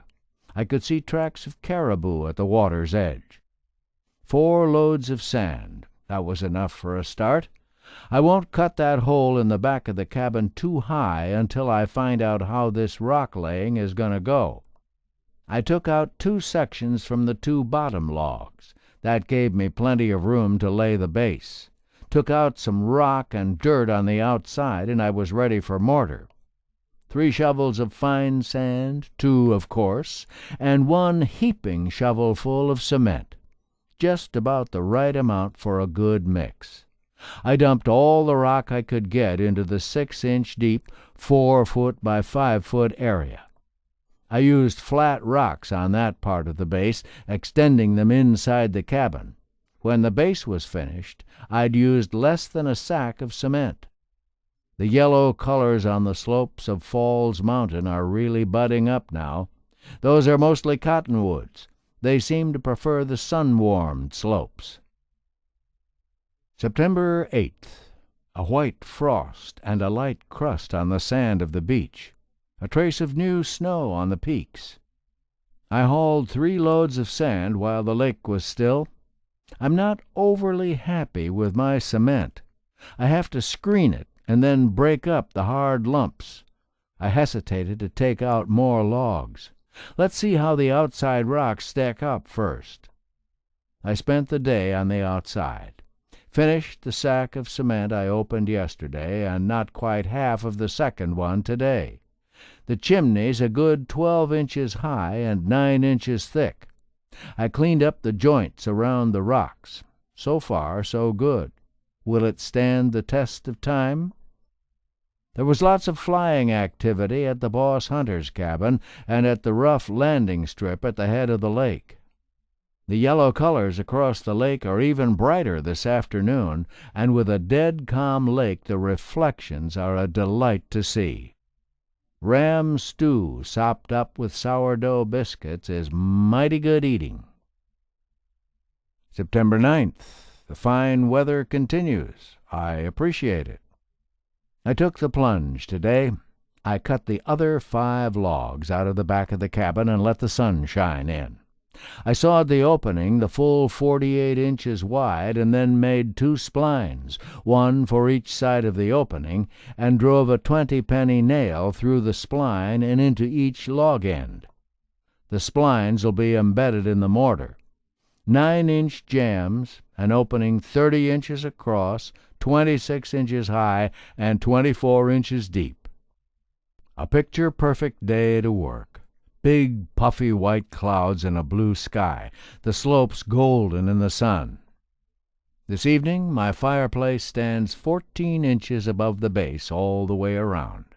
About another 10 or 12 inches in front, and I'll be ready for the arch of the opening. Much shooting over at the boss hunter's cabin. Almost as if someone had missed a good shot because his sights were haywire, and he was making sure it wouldn't happen a second time. In the late afternoon I paddled out on the still lake to see the reflection of my cabin. When the sun's low, it's as if the cabin is being spotted with a very bright floodlight. I'm anxious to get that fireplace chimney above the roof. Then I'll build a smoky fire and take a picture of the action from out here. September 10th. Such weather I have never seen. Frosty and clear, with everything in extra sharp focus. I should make good time today. No sand to haul, no logs to cut, no meat to cook, plenty of ram stew left, and getting better all the time. The fireplace now stands 24 inches behind and 22 in front.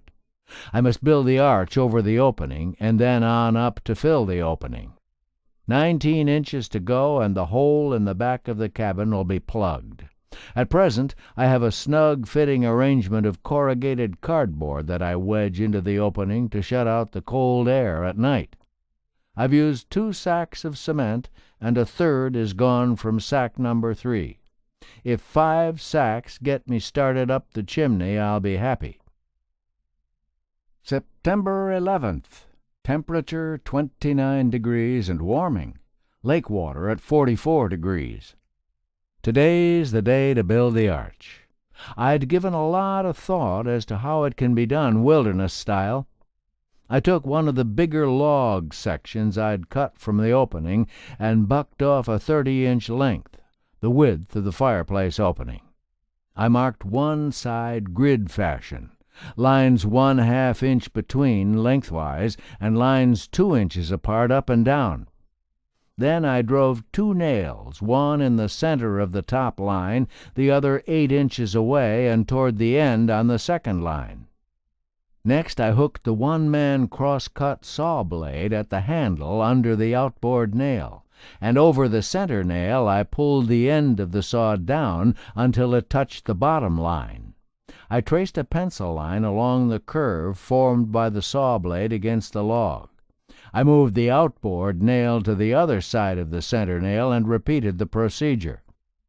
The result was a 3-inch arch in a 30-inch length. I roughed the log to the line with my axe and then finished it off with the jack plane. Next I flattened the ends on the underside to sit on posts I'd cut from logs. I set the arch in place and spiked it to the posts. Then I braced and wedged them tight and covered the arch with a piece of plastic. Stones to outline the arch were on hand. The center one, pale orange and about 4 inches square, I'd found on Emerson Creek. The rest were roughly rectangular. I mixed rich mortar, and by 11 o'clock I had my face stones in place and some filled in behind. I was quite happy with the way it turned out, so I decided to let it set the rest of the day and work on the backside. I'm starting to close in on all four sides to the throat and smoke shelf. Once past that point, the chimney should climb at a rapid rate. I still have 3 1/3 sacks of cement, which should be plenty. I watched a super cub land in some rough water, then take off a few minutes later in a shower of spray. A pretty fair pilot, I would say. I'm happy he can't land up where the big rams are. After supper, I gathered more rocks of special shapes and sizes until it was too dark to see. September 12th. An overcast cutting off the tops of the mountains. The frost gives them a ghostly look. I had no idea there are so many rocks in a small fireplace. About 75% of them don't seem to fit until just the right situation turns up. One in particular I tried a dozen times before, and today it fell into place as if it was made for the spot. Another row of stones above the arch is completed and filled in behind. That makes it a good 6 inches thick. I'm taking it slow on the front side to let it set up properly. I'm using a stronger mixture there, too. All my stones in the front of the fireplace have been collected in my travels up and down both lakes, the high country and the low, so they're representative of the entire area. I'm just about ready now to start forming the smoke shelf, and nearly have the sides pulled in to the point where the chimney'll go straight up. It shouldn't take long after that. 3 sacks of cement are gone. 1 more should get me to the chimney. Building this fireplace has been just as interesting as building the cabin, and it'll take me about as long as the heavy log work on the cabin, 10 days. It was real cool working bare-handed. I didn't think I could do the points as well with my old rubber work gloves on. My fingertips are worn thin and tender. I gave the old gloves a try again later on, and this evening my hands feel better because I did. I'll need more fine sand from the point tomorrow. I hope the lake flattens for the trip. Today I found the last half of the sack of cement not caked, which worked much better. Several planes came in and out and left today. I think the hunters are pulling out. Soon just the man upstairs and I'll be running this big country again, and the game'll move back in. September 13th. 32 degrees at dawn. The mountains down country are white, breezing up. A box of very coarse beach gravel that was wet last night was frozen.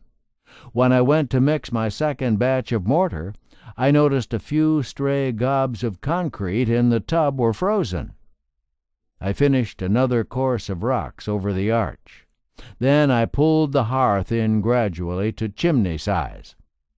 I tried something new that works very well.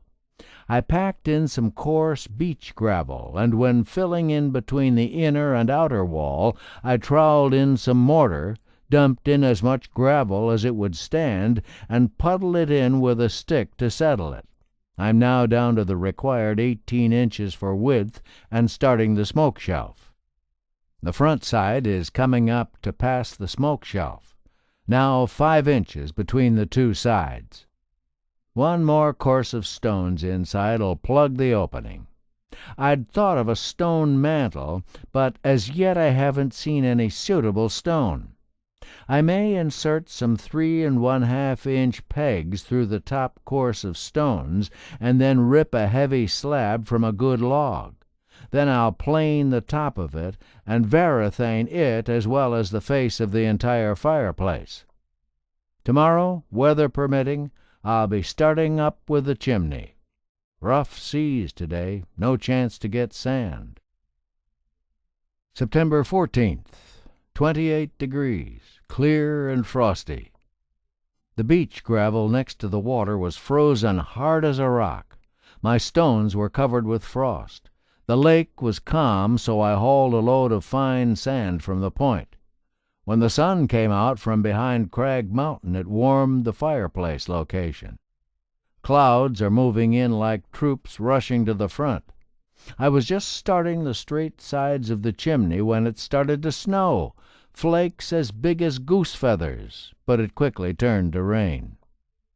I still had the face of the fireplace to finish, so I worked inside the cabin. I spaced my mantel pegs and mortared them in. Then I put in a row of small stuff to level it off. All the face needed now was to have the concrete stain removed. I wish I knew what the stonemasons use, an acid of some sort, I believe. I had a little mud left, so I worked outside in the rain to use it up. I tidied up the inside and scratched away the loose mortar from the seams with a bent nail. Then I took the braces and wedges away from the supports under the arch. I was tempted to remove the wooden arch completely because the first two seams above it were very hard. Finally, I decided I'd better leave it there until I completed the chimney. I'd had a kettle of white beans on the stove all day, seasoned with everything in the cabin. I tossed in onions, potatoes, carrots, bacon, and even chunks of the mountain ram, then a tablespoon of flour mixed with cold water. A regular old Midwestern bean soup to keep the sourdough biscuits company. Fall colors are fading fast. Blueberry leaves fall away at the touch now. I must have one more good picking session. September 15th. A faint trace of blue sky. My camp robber friend joined me for breakfast. Today I finished the chimney throat and pulled in the sides to go up straight between the ridge log and the purlin log. While I worked over the opening, I could feel the warm air rising. That's a good sign. 50 inches of chimney to build now, and it should be complete. One problem, I have no flue pipe. I must build a collapsible form to act like one. If I hinge it with gas can tin on the four sides, I can keep removing and raising it. Spacers'll hold it in the rectangular position again. It'll be a faster operation, and a form on the inside'll make the smooth surface necessary for proper smoke flow. My rock supply's holding up better than I expected. It looks as though I'll have rocks to sell after I'm finished. September 16th. 28 degrees and the stars out. While waiting for it to warm up, I'd build my collapsible form. It required 6 panels of gas can box and 18 hinges for all 4 corners and the center of sides and ends. I knocked the spacers out that hold it expanded, and it'll contract enough so that it can be lifted and raised for the next section. Too bad there'll be only 2 lifts to complete the chimney. 10:30 before I got the full contraption completed. It was warm working in the sun, which finally had the whole sky to itself. The mountains were a blazing white against the blue. I still had considerable form material and braces inside the smoke shelf and throat. I may have to burn them out. My collapsible form sitting on top of all this just clears the roof on the underside. I've changed the mortar mix to 5-to-1 and am getting better mortar than at 4-to-1. Sifting the cement through screen wire helps considerably. While I was working today, the camp robber swooped out of the trees and perched on my shoulder. I turned my head slowly. He was within inches of my face. "I think we'll get along fine," I said. I gave him a chunk of meat scrap, and he was gone for the day. Well, I just couldn't put it off any longer. I got the Swede saw and sawed the posts from under the arch support, but it still stuck there.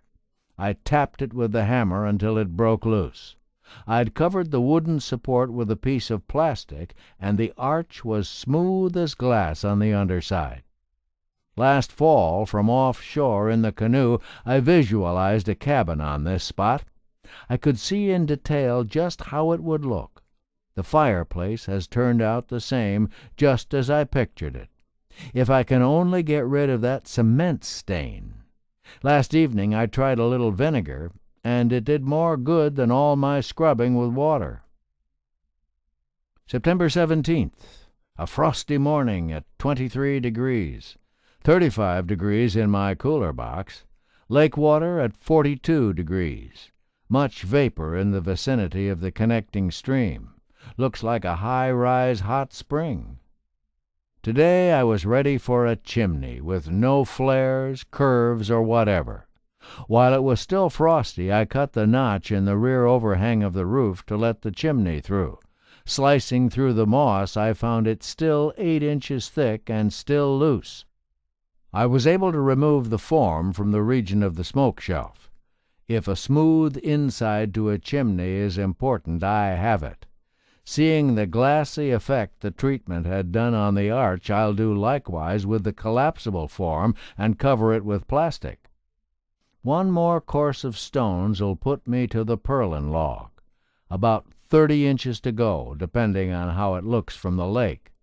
1 sack of cement left, and a sack has been lasting about 2 days. I'll need another load of sand. Seems I've hauled 8 loads so far. The boss hunter left this afternoon. I heard the sound of his hammer as he boarded up and put a big chain and padlock across the door. A padlock went against the code of old trappers and prospectors who left a cabin ready for any passer-by who needed food and shelter. The lock was there last year, before I came, so perhaps experience has taught him that the cabin code has gone down the drain with a lot of other values. I watched him take off and waved. He was too far away for me to see whether he waved back, but I like to think he did. I think that about winds up the hunting season for this year. How many rams were taken? How many are left? September 18th.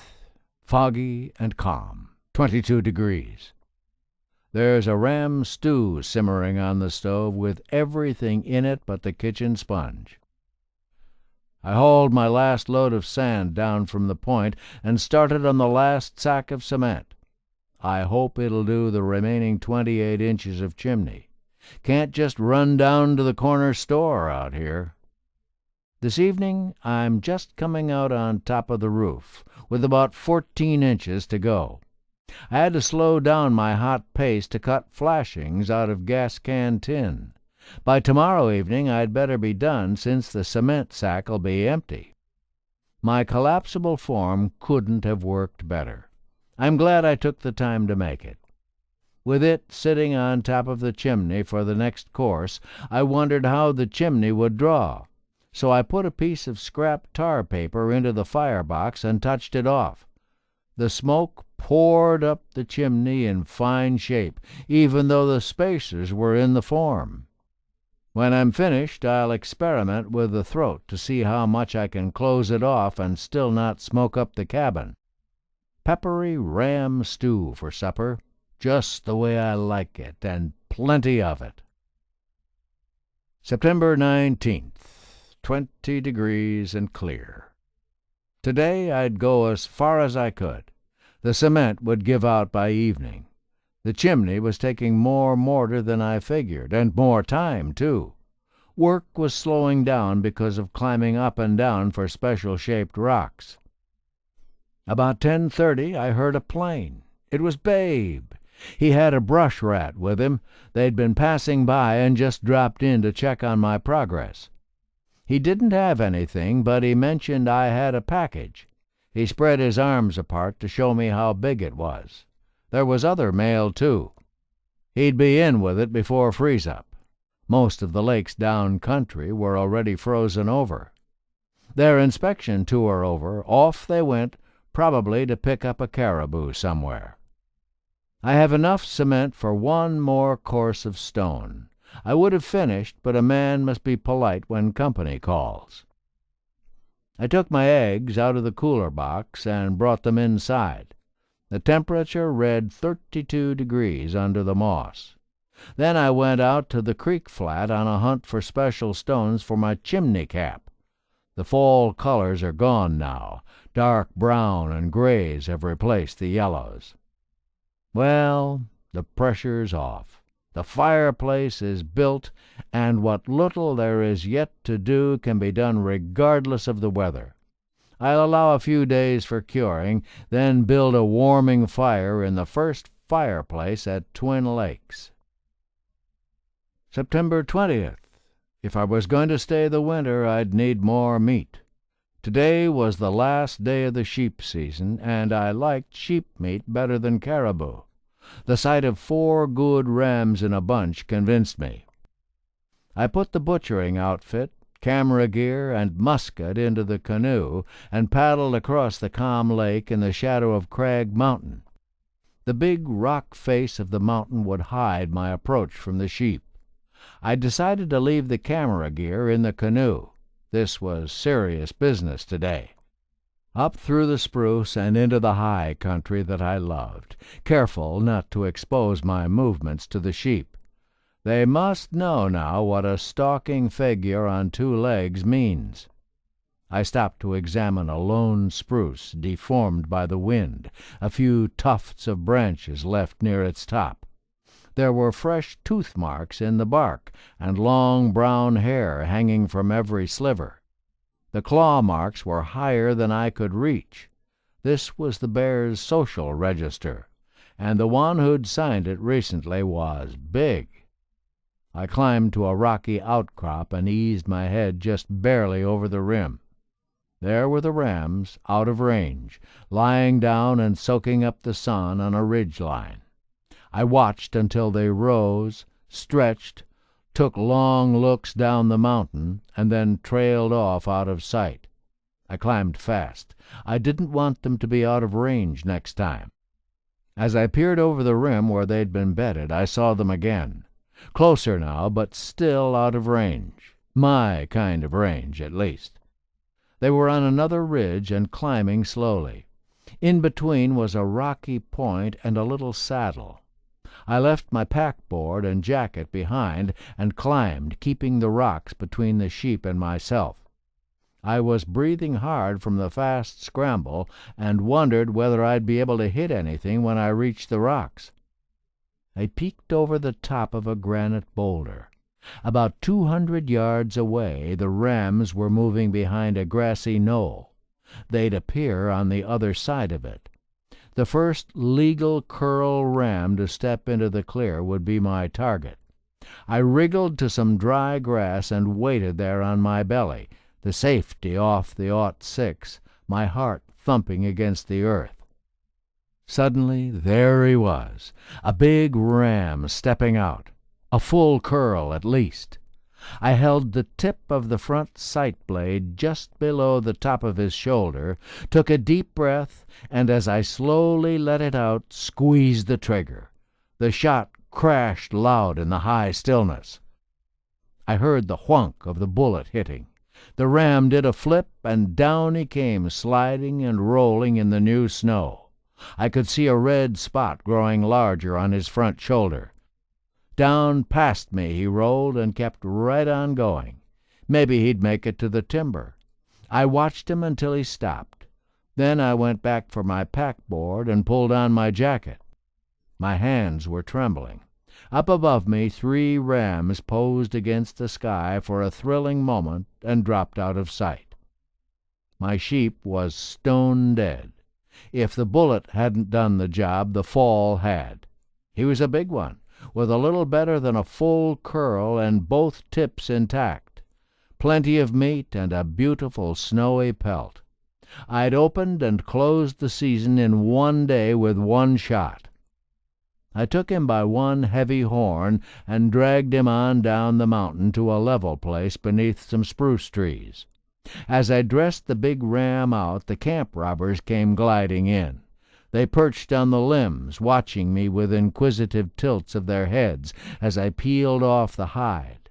Some ravens croaked from the crags. They'd seen the whole show and were talking it over. At first glance, I figured 3 loads. I took the neck, front quarters, and ribs the first trip, a record trip down the beach non-stop. Steady going is the way to do it. Each time you stop to rest, it's harder to go again. One careful step at a time, and eventually you're there. Back up through the timber again to find the camp robbers picking away at the kill. The hindquarters didn't seem too heavy. Maybe I could clean up what was left in one super load. I'd sawed off the skull cap with horns attached. I put the head, feet, and some other scraps in the hide, which I rolled into a compact bundle. The heart, liver, tenderloin, and brains I put into a flour sack and tucked it between the hindquarters roped on the board. I tied the horns atop the hide bundle. All that was left were the entrails and a few small scraps that the birds and other prowlers of the slopes could share. It was a much slower trip down the mountain this time. I was glad to get down on the level and see the gleam of the canoe through the brush. It had been a rugged load, but I'd saved myself a trip. Paddling across the still lake, I felt like an Indian hunter returning to a hungry tribe. I glanced up at the high place where I'd made the kill. It seemed clouds away. I put the heart, liver, and brains to soak in a pan. I put the bloody flour sacks, the pelt, and the horns into the lake to soak. I hung the meat in the woodshed for the night, cleaned up all my gear, and put it away. The pelt must have weighed 100 pounds when I dragged it from the water. Nearly all the blood had soaked out of the white hide, but after I fleshed it, I put it back into the lake to finish the job. Sheep liver and onions for supper. The liver fried 2 minutes to the side, pink in the middle, full of flavor, and I ate enough of it. Maybe some of that old boy's ability to romp the high places will rub off on me. A satisfying day. The search for meat is over. I hate to see the big ram end like this, but I suppose he could have died a lot harder than he did. September 21st. I put my smoker into operation again. I kept it going all day, and while all the meat except the hindquarters cured in the smoke, I worked on the white hide and hung it on 2 poles to dry in the sun. Not a pound of meat will be lost due to bullet damage. The bullet hit a whisker high behind the front shoulder. Shooting up at such a steep angle, I should have held a shade lower and would have caught the heart. September 22nd. Smoked the hindquarters today. Salted down the sheep pelt and cleaned up what was left of the skull. The smoked meat of yesterday hung in the woodshed with a plastic covering over it. I found the spruce squirrel tugging at this plastic game bag. Away he bounced over the ground when I yelled at him, and such a fuss from his perch on a branch stub, stamping his feet and pumping his tail and scolding as if he had more right to the meat than I did. I hung all the sheep meat high off the ground and covered it with the poncho. I always thought this is the way I'd like to do it. Butcher at the right time of the year, hang the meat in the open until it freezes, then just keep sawing off chunks as you need them until it's gone. That's living in the wilderness first class. September 23rd. Clear, calm, and a frosty 20 degrees. Hope Creek is beginning to ice up. I put the thermometer in the creek mouth, 31 degrees. If the creek stopped moving, it would freeze up in no time. I did a lot of cleaning around the fireplace site today. Picked up all the rocks I didn't use and put them into a single pile away from the cabin. Cleaned up the seams of my last day's work and washed it down. Really looks first rate. Now the test for the draft. I took a sprig of fireweed with the seeds ready to fly and shook it in front of the hearth opening. The seed feathers drifted slowly down, then into and up the chimney. I could visually study the flow of air by watching them. Some circulated over the smoke shelf before going on up. This'll be a working fireplace, I'm sure. September 24th. 25 degrees. High, thin, overcast. No pressure now. I might as well get breakfast in the daylight.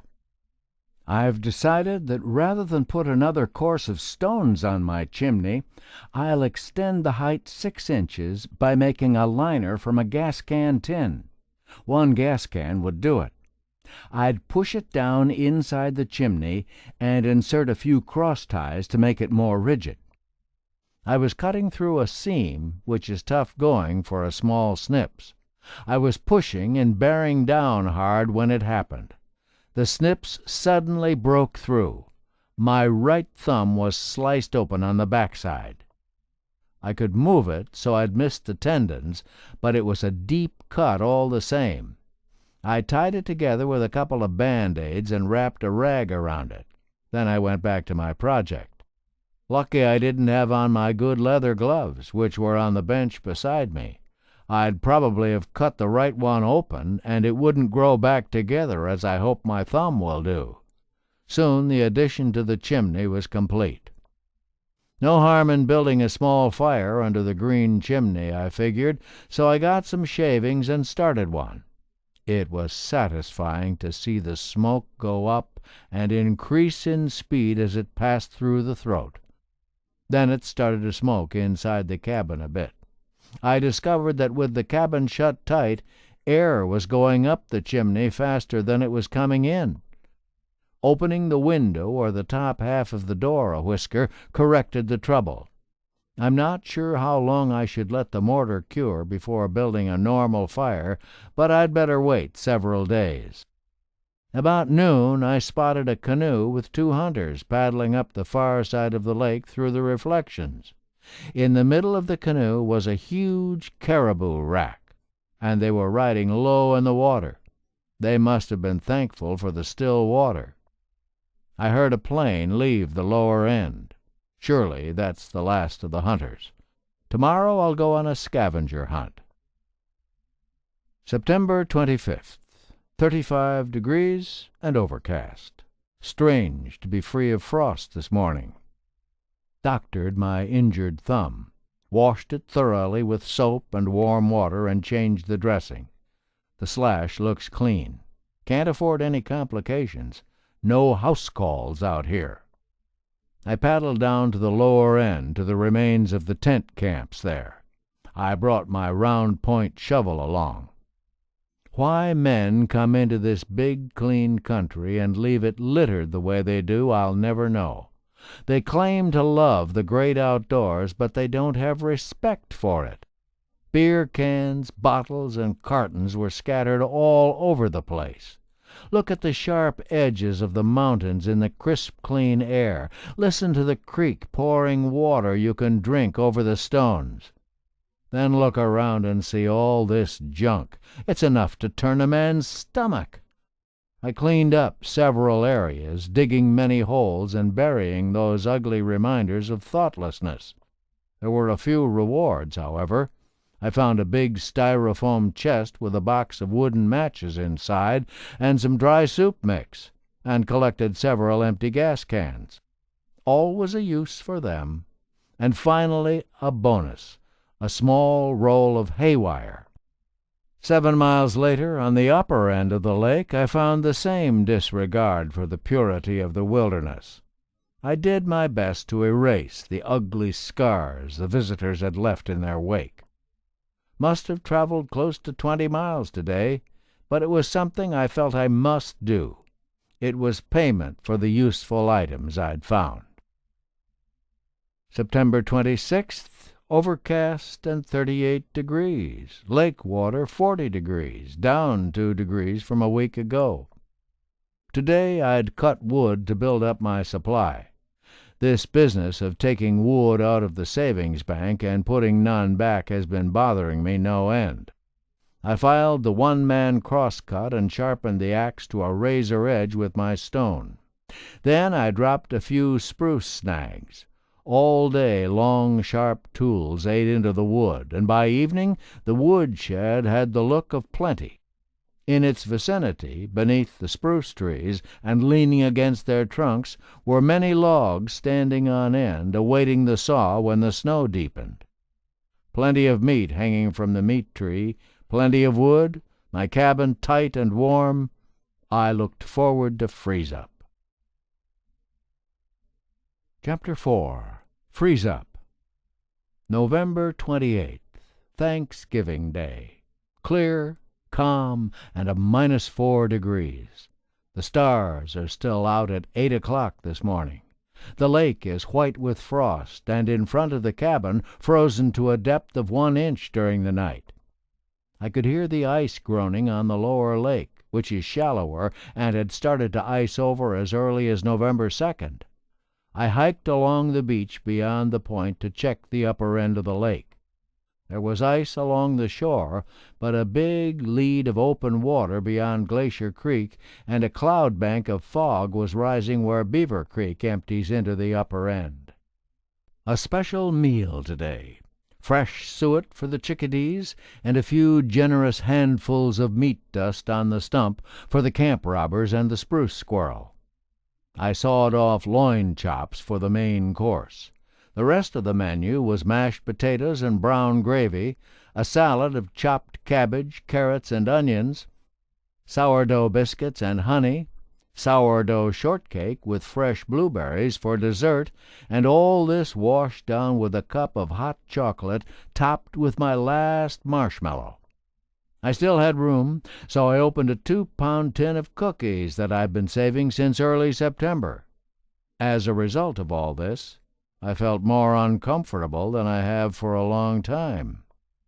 In preparing for freeze-up, I made a sled out of spruce poles, using the spruce runners I'd put in traction.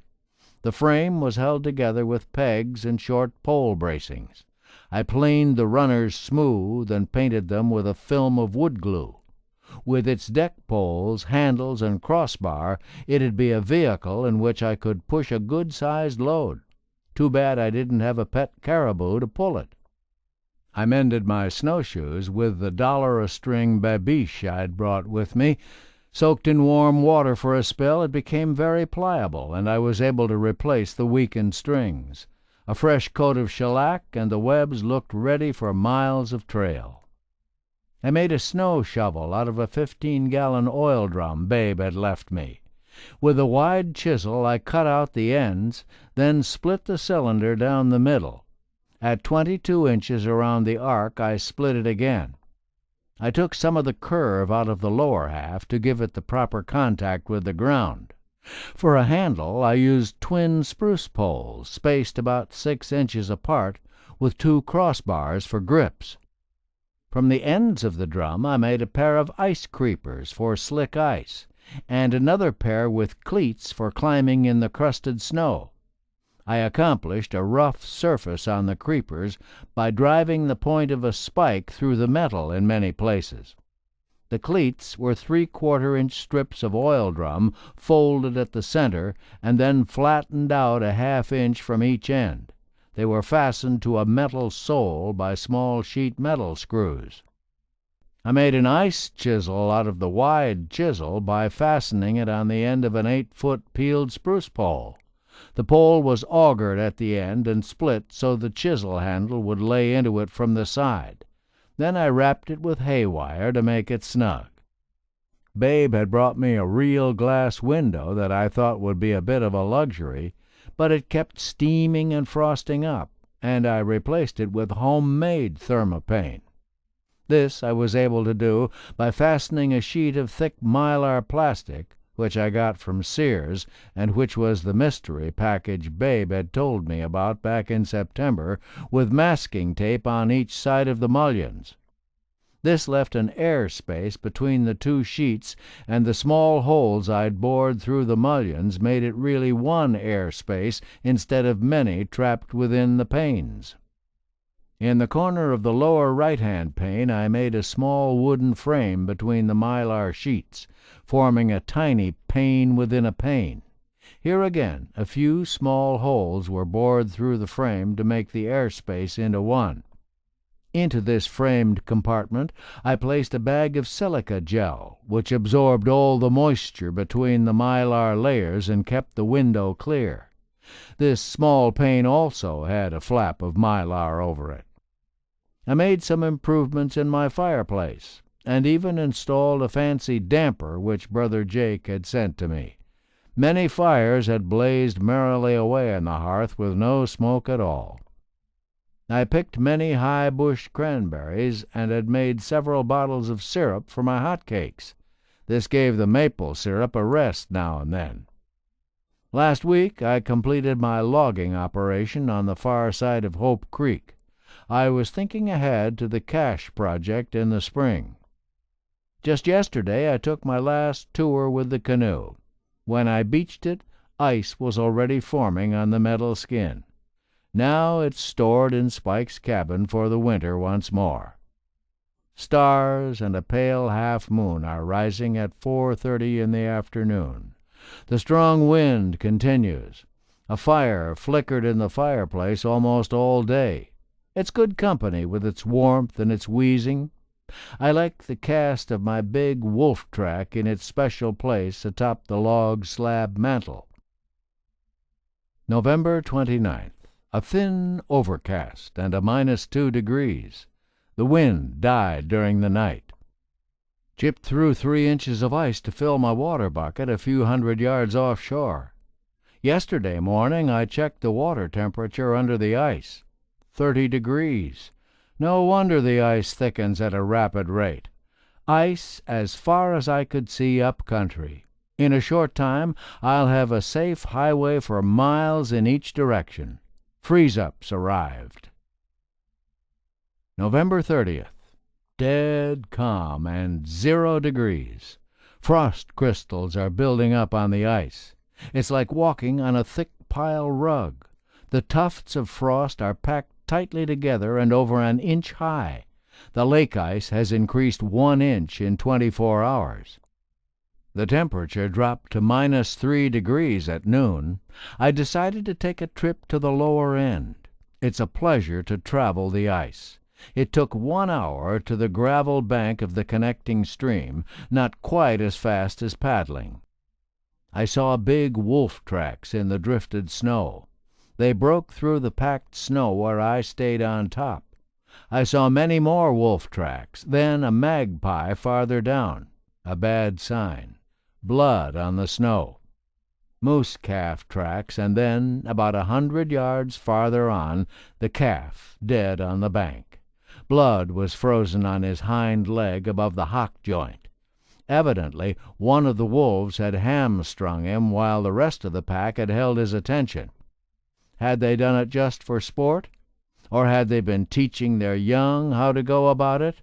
There were smaller tracks in among the larger ones. They hadn't fed on the carcass at all. Had they actually killed this young bull, or did they just disable him and leave him to die? Suddenly the wolves lost a few points with me. December 1st. During the night the wind swept the ice free of the frost. I was anxious to be on my way down to the lower end again to check on the calf. If nothing else, it'd be meat for my birds and animals. I tied on my ice creepers and headed down the ice, pushing my big sled. The wind drove against my back, and squiggles of snow, like frosty snakes, raced over the ice before me. The long hair on the calf was drifted full of snow, and I soon found that the meat was no good. I could pull hair out by the handfuls, and the carcass smelled pretty ripe. I butchered it up into sections, loaded up the sled, and headed for home. Quite a difference going against the wind. One gust held me to a standstill. Without my ice creepers I never could have made it. I stowed the meat in the half 50-gallon drum to freeze and hung the head in a tree. The magpies soon took command, but there'll be plenty for all. Just before dark I cruised up to my stand on the edge of the log timber. I brushed the snow from a chunk under the spruce and just sat there to think and look and listen. Many sights I'd seen there, and many storms. An hour later the temperature took a nosedive and a strong wind started driving snow from down country. December 2nd. -22 degrees and the continuous complaining sounds of the ice. I opened up the water hole, 6 1/2 inches, 1.5 inches in the last 24 hours. Out on the lake the wind drove the cold right into the bones. How many clothes would it take to shut out the cold? Shorts and T-shirt, Frisco jeans and wool shirt vest, red sweatshirt with hood, heavy navy sweater, and insulated coveralls. Then navy cold-weather wool-lined overalls, watch cap, navy wool-lined cold-weather cap, 2 pairs of felt inner soles and 1 pair of cardboard inner soles in my packs, 2 pairs of woolen socks, 2 pairs of woolen mittens, and my heavy woolen scarf. I took a hike up the lake and felt I was dressed about right, except I needed more protection for my hands. I came back over the timber trail rather than face a wind that stabbed pain through my cheeks. Back at the cabin, I took a piece of my Glacier Creek ram skin and sewed it into a long tube, hair side in. I fastened a cord to each end so it would hang around my neck. Bare hands shoved into the ends. No wonder those sheep can survive up on the crags. I filled my kerosene lamp this evening. I made sure the wick was well saturated, then touched a wooden match flame to it.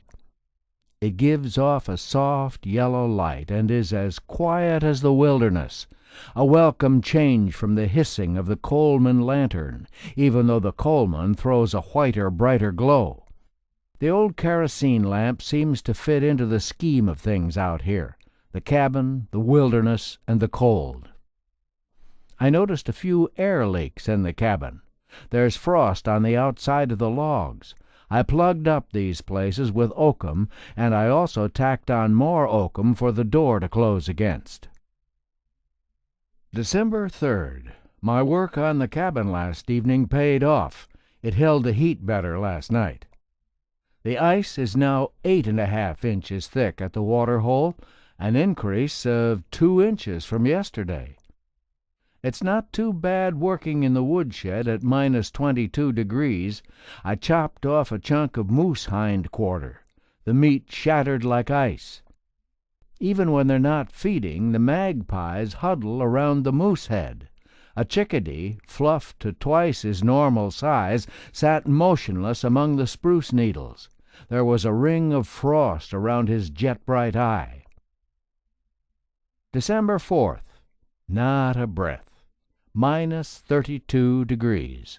The ice groans like a huge wounded animal all through the day. Now that the ice is thicker, the sound seems in a different pitch. 9:15 when Spike's Peak across the lake caught the first rays of the sun. At -30 degrees, the moose meat saws like wood. Some prime meat dust for the chickadees, who are puffed up like little gray balloons today and sitting low in the branches to protect those spindly legs. The camp robbers arrived. They looked like giants with their inflated feathers. While coming back from a trip to the lower end, I saw a movement on the beach, a trotting and a stopping and a trotting again. It was a red fox. He came closer. In this very cold and half-dead world he'd smelled the moose meat. How handsome he was in his thick orange coat, black boots, white chest-piece, and white tip on the fat banner of his tail. He came still closer. At 50 feet he started to circle me, and not until he crossed my tracks did he get alarmed. Then off he flashed over the ice, his tail flopping this way and that. Abruptly he stopped. He sat on his haunches and studied me. I put a big chunk of moose meat out on the ice in front of the cabin. Maybe he'll come to call by moonlight. It's very warm in my cabin. At 3 in the afternoon the shadows are near the tops of the mountains across the lake. I found it not bad traveling today. The wind's the villain when the thermometer's low. Nature's invisible knife. December 5th. A full moon, sharply focused in the very clear air. -32 degrees. The ice is now 12 inches thick. Today I'd experiment with the cold. Hands and feet are the weaknesses in my protective armor. I cut a pair of insoles from the caribou hide. I was sure they'd be very effective, but they're too thick with the hair on and make my packs fit too tight.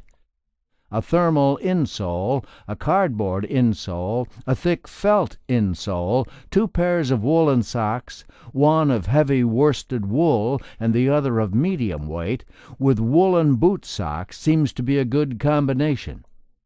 A loose fit helps too. I tried paper between 2 pairs of socks. It seemed better for a time, then colder. For my hands, nothing beats the little Johnny hand warmer fueled with Blazo. 2 pairs of woolen mittens with this little hand warmer traded back and forth is surefire protection. I tried paper between 2 pairs of mittens. That helps, but nothing like the little stove. The Glacier Creek ramskin tube is great protection, but a man can't cut wood with his hands shoved into a muff. During these experiments I was working in the woodshed, so I was handy for a quick change of gear.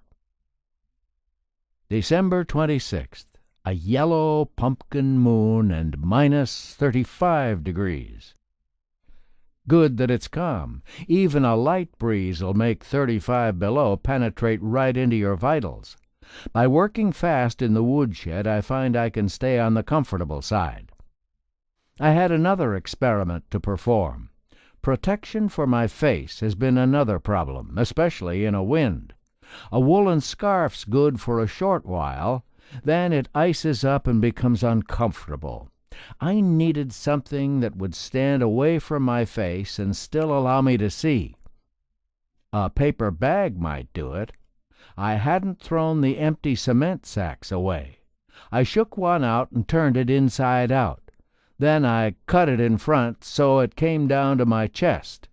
Next, a 1-inch slot 4 inches long to see through.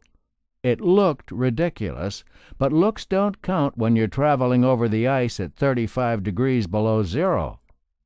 I shoved off for the lower end in my new headgear. It was surprising how warm it was inside my hood, frosting up a bit, but that was no real problem. I was also wearing a pair of heavy paper mittens between 2 woolen ones. My hands were fair. Much frost collected on my hood when a breeze hit me. By nearly closing the slot with my stocking cap, I had good protection. A 6-mile jaunt round trip. Next time my little hand warmer goes with me. It's good to know how much cold one can stand and how to dress for it. On taking off my packs, I found my thermal insoles frozen to the soles of the packs. With the thick felt insoles on top, my feet were warm. I think walking on ice is much colder on the feet than in snow. December 7th. Clear, calm, and minus 38 degrees. It seems that below minus 35 degrees the air gets hazy, as though it's full of tiny frost crystals. I broke through my water hole. It was a mass of ice almost immediately. I was in and out of doors many times today, and in my shirt sleeves, too. I must be getting used to this deep freeze. Strange that I've seen no northern lights yet. The ice complains less, but when it does, it sounds like a jet plane going by at low altitude. Sometimes it makes a ripping noise as the cracks race through it. December 8th. A mild 36 below zero. Near sunrise seems to be the low reading. A good day to check on the mystery trail down the slope of Falls Mountain. I wanted to try out a new device to protect my face, too. I unlaced my Glacier Creek ramskin hand-warming tube and made a ruff such as borders a parka hood. Tied the ends together under my chin. With more string, I laced the 2 sides loosely together in the back of my neck. Better visibility than my paper hood. I crossed the ice to investigate the trail. In the loose snow it was too hard to make out tracks, but I found sheep hair on the brush and many branches broken. I think maybe a lynx attacked the sheep, dragged it down the mountain, then lost its hold and the sheep escaped. There was no blood on the snow. It didn't seem like minus 35 degrees. I had up a good head of steam going through the spruce timber. Then I saw an odd sight. a small column of vapor rising from the ridge line. I'd heard bush pilots say that sometimes you can locate a bear in hibernation by the vapor rising from his bunk. I couldn't tell if it was coming from above or below the ridge. I climbed toward it. Sheep tracks and scuff marks, exposed grass. Then, just above me, a few hundred yards, I saw 3 ewes feeding. Their warmth was causing the vapor column that rose perhaps 75 feet before it faded out. Many lynx tracks along the shore of the lake. The cold began to seep in now that I was no longer climbing. Walking with my face down into a light breeze, the sheepskin was good protection, even though a mass of frost collected from much puffing and blowing. Smoke still coming from the chimney when I returned. A warm 45 degrees in the cabin. December 9th, minus 34 degrees.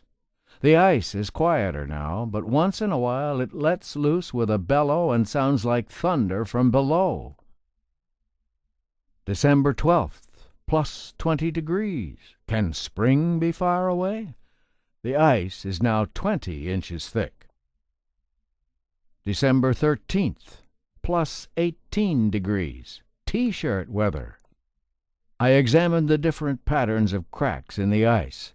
Some are really impressive and can be seen from top to bottom in the clear ice. It would be interesting to know what the pressure must rise to make so much noise and shatter so much ice. The lake's been quiet during this warm spell. About noon today the groaning started again. At times it sounded like the snoring of an army of giants. December 15th, plus 25 degrees. Snow driven by a strong wind. The red fox is a regular visitor now to the moose handout. I believe he'll get even tamer as the country gets more hungry. About 8 inches of snow on the level now. December 16th, plus 4 degrees. 4 more inches of snow during the night. I have a tenant in the John. I heard a racket in there and glimpsed the squirrel flashing over the ridge log. Very soon he was back, his mouth looking like a powder puff. He was carrying moss from the roof. Inside he went, rattled around some, then came back out and back in with another load, really working at high speed. While he was gone, I opened the door and looked in. A box of shavings for starting a fire sat just inside the door. It now contained moss as well. He's setting up winter quarters. December 17th, minus 19 degrees and not a twig stirring. The sun lit the high peaks across the lake at 9:30 this morning. Very early this day I felt the cabin begin to shake as if some monster was tossing around beneath it. I heard a low roaring.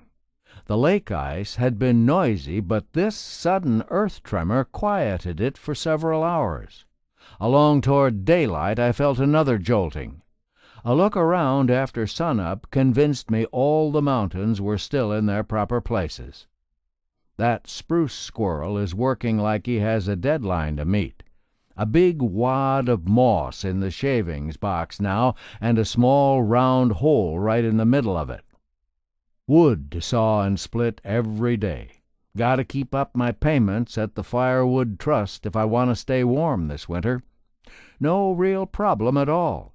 Some folks had led me to believe it would be an everlasting job. Cut wood all day to keep warm all night. December 19th, plus 32 degrees. The cold is preferable to a spell like this, with heavy wet snow being dumped from the spruce boughs all through the day.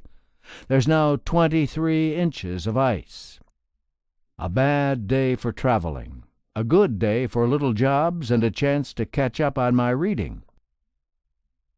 December 21st, plus 4 degrees. The shortest day. The sun lighted Allen Mountain across the lake down to the timber line, then dropped out of sight. It'll be a pleasure to watch the sun line creep on down to the opposite beach and one day light up my cabin again. December 22nd.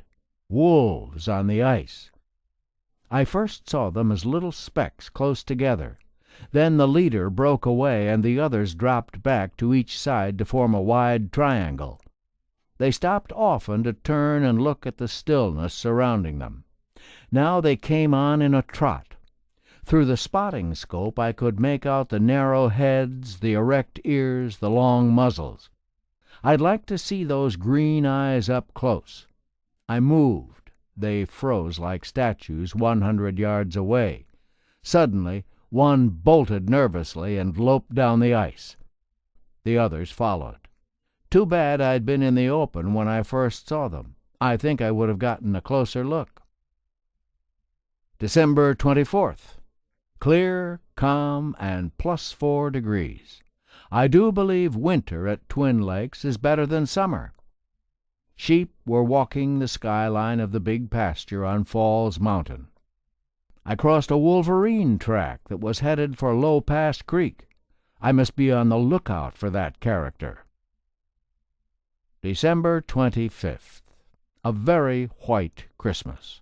No hard feelings toward anyone. I chopped up some moose meat and scattered these presents for the magpies, the camp robbers, the chickadees, and the squirrel. Out on the ice I examined a pressure ridge. It was a buckled wall of ice blocks at odd angles, about a foot wide and at least 4 feet high. Some of the slabs of ice had beach rock embedded in them. A plane! It was Babe's 180 Cessna. He looked like a skinny Santa Claus as he landed and stepped out with sacks and boxes.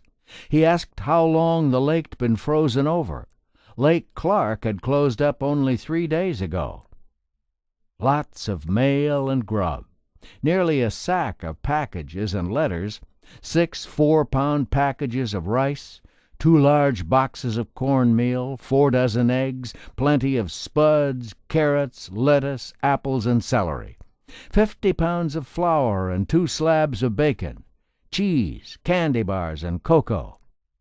Babe was having roast goose at home, so he had to hurry back.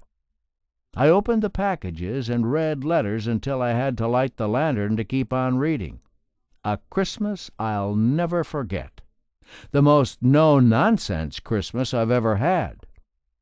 Babe had given me a time correction. My watch was 15 minutes fast after no check for 4 months.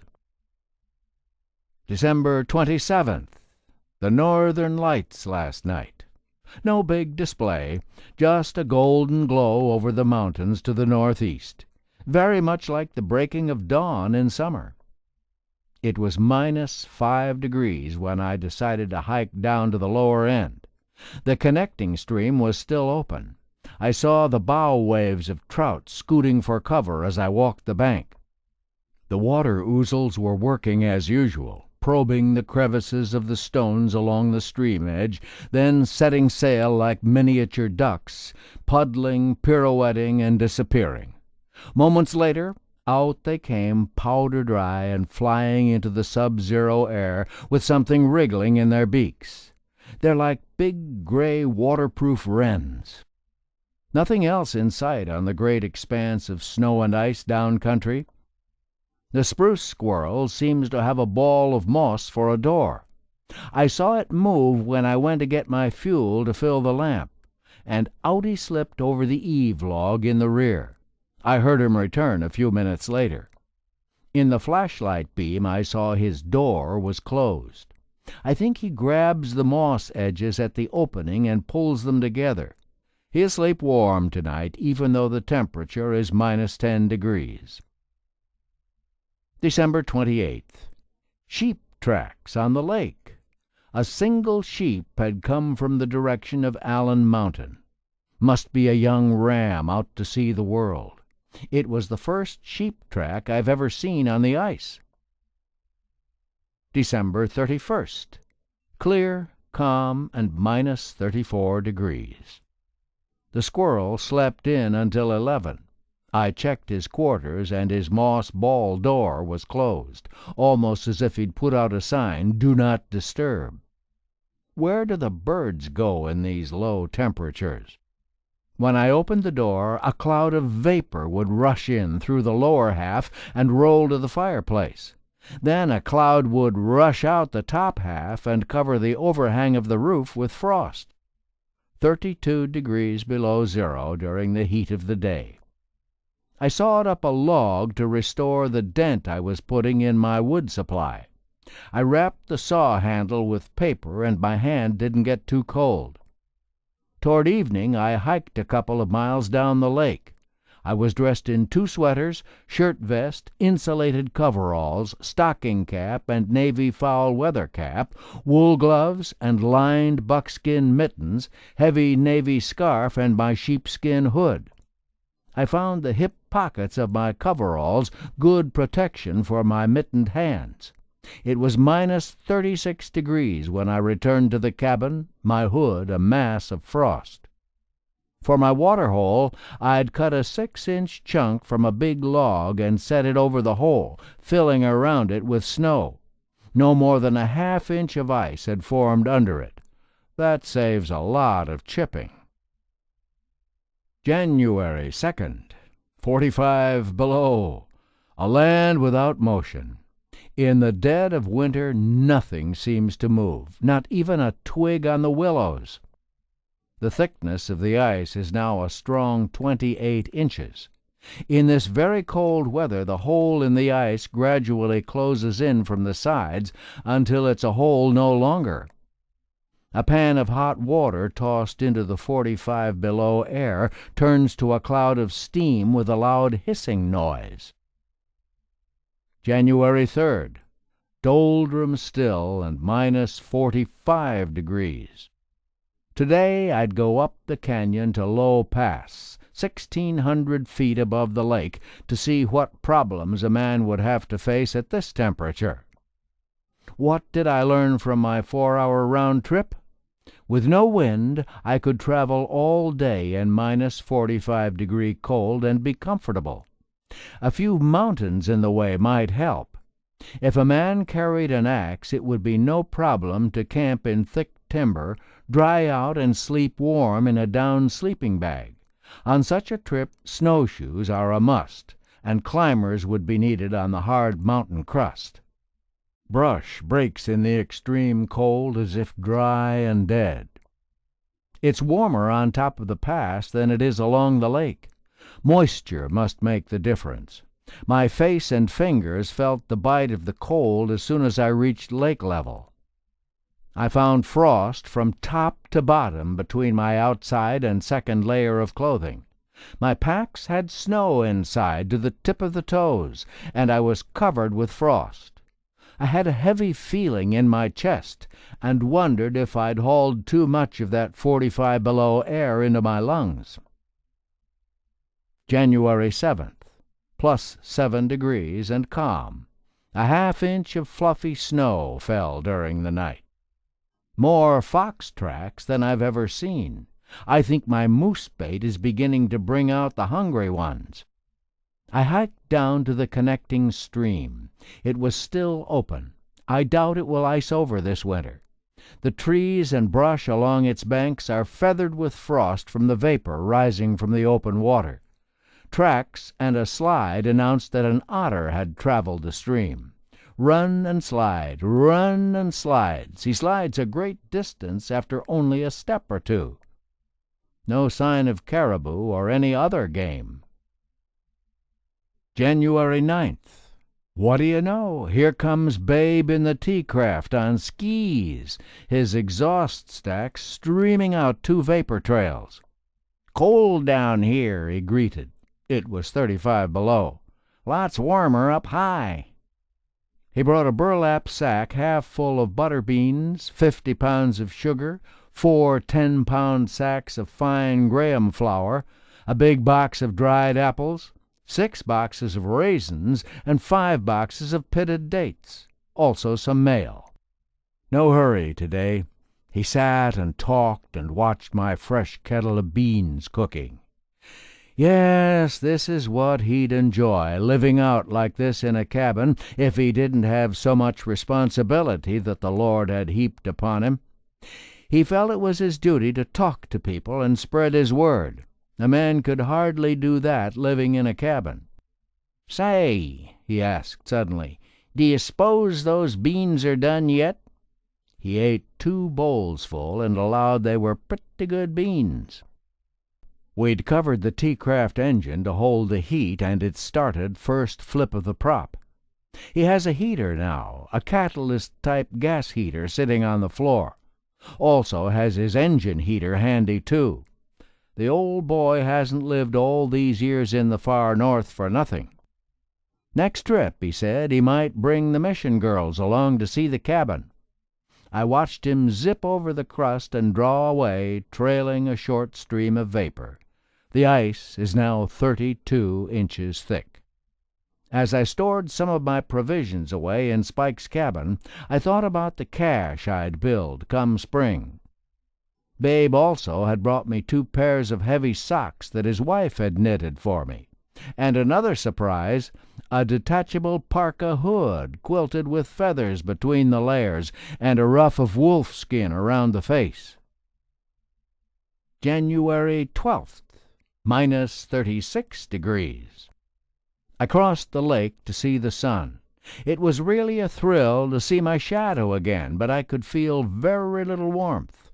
The pale golden light flooded the ice for about 100 yards from the far shore, then faded into shadow once more as the sun winked out of sight behind the shoulder of Gold Mountain.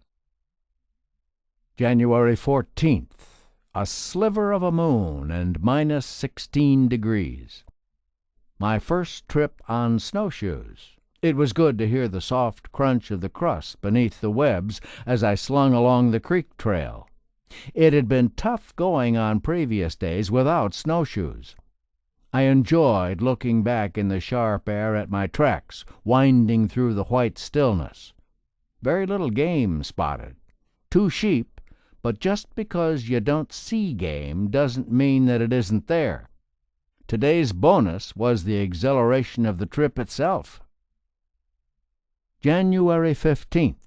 Warmer weather with the dark of the moon, minus 8 degrees. I'd seen no moose in the cottonwoods across the lake since the low slopes had been in shadow, and I wondered if the coming of the sunlight to those levels would signal a return of the big animals. There were dark objects in the cottonwoods. Moose! Welcome back! I snowshoed up along the brush to get a better look. A huge bull with a majestic rack, a cow, and a young bull with antlers like a buck deer. They moved as they browsed, and when they stopped it was invariably behind brush or a tree. They moved not in alarm, but warily, not affording me a view in the clear. In their slow passage they flushed a ptarmigan, and the birds croaked their irritation as they scaled away to land farther on. The ice is now 35 inches thick. January 17th, plus 10 degrees. I'm having a creosote problem. Too much low fire in the stove. Creosote runs down the stovepipe from each joint. Some of it's even running down on the roof and getting through to my logs. January 18th, almost like summer, a plus 22 degrees. A good day to try to solve the creosote problem. I let the fire go out and took down the stovepipe. Then I relocated the damper and put the pipe back, bottom end up. Now the joints in the pipe lead in instead of out. Can't be any worse than it was. Time will tell. January 20th, plus 2 degrees. Field day. I scoured my table and countertop with comet powder, soap, and bleach.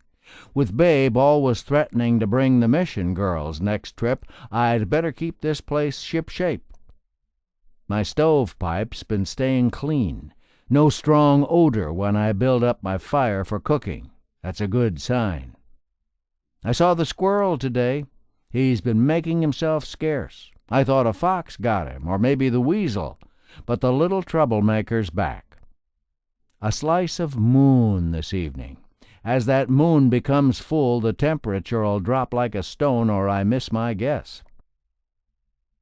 January 22nd. 3½ inches of fluffy snow, plus 15 degrees. I made a snowshoe trail down country. When I returned later on the same trail, I found it all but drifted shut. I had a tendency to wander off course in the surrounding whiteness. Far out from shore, I came across the trail of a mouse. I think he must have thought that this is a big world. The fox, the magpies, and some ravens were around the moose meat. They must have an understanding with each other. Sometimes the fox chases the magpies, but it seems more in play than anything else. 3 big rams were above Glacier Creek, standing up to their bellies in the snow. Bare places show where they'd foraged for grass. January 31st. Snowing, plus 18 degrees. 28 inches of snow on the level, and as loose as feathers. January hasn't been the cold month I expected it to be. What'll February bring? February 1st. Fog and snowing lightly, minus 2 degrees. I snowshoed a narrow flight strip for Babe. It's good to have something by which to judge distance and the condition of the snow. This'll be the Twin Lakes International Airport. A small flock of sparrow-sized birds have come in like a flurry of dry leaves to land and feed on the tips of the buckbrush.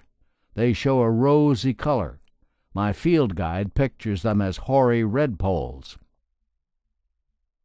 February 3rd.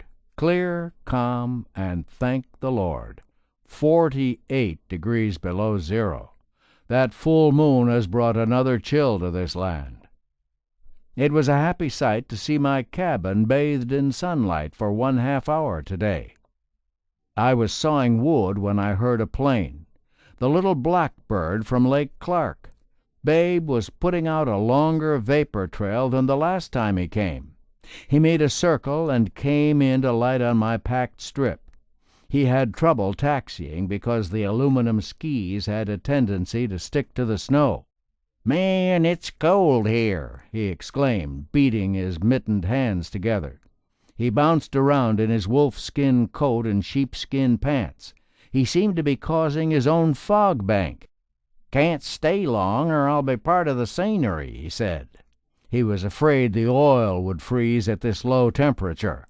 Lots of mail and packages, 2 more pairs of very heavy woolen socks that Mary Allsworth had knitted. They're so pretty I hate to think of wearing them. And 3 big bags of popping corn. But where were the mission girls?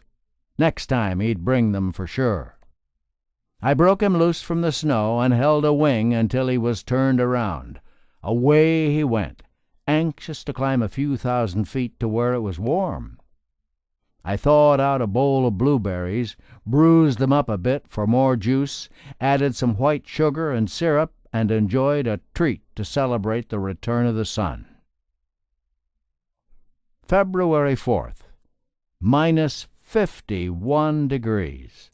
Clear and cemetery still. I find that it's as much as 2 degrees colder down on the lake than at the cabin, and there's only a difference of 4 feet in elevation.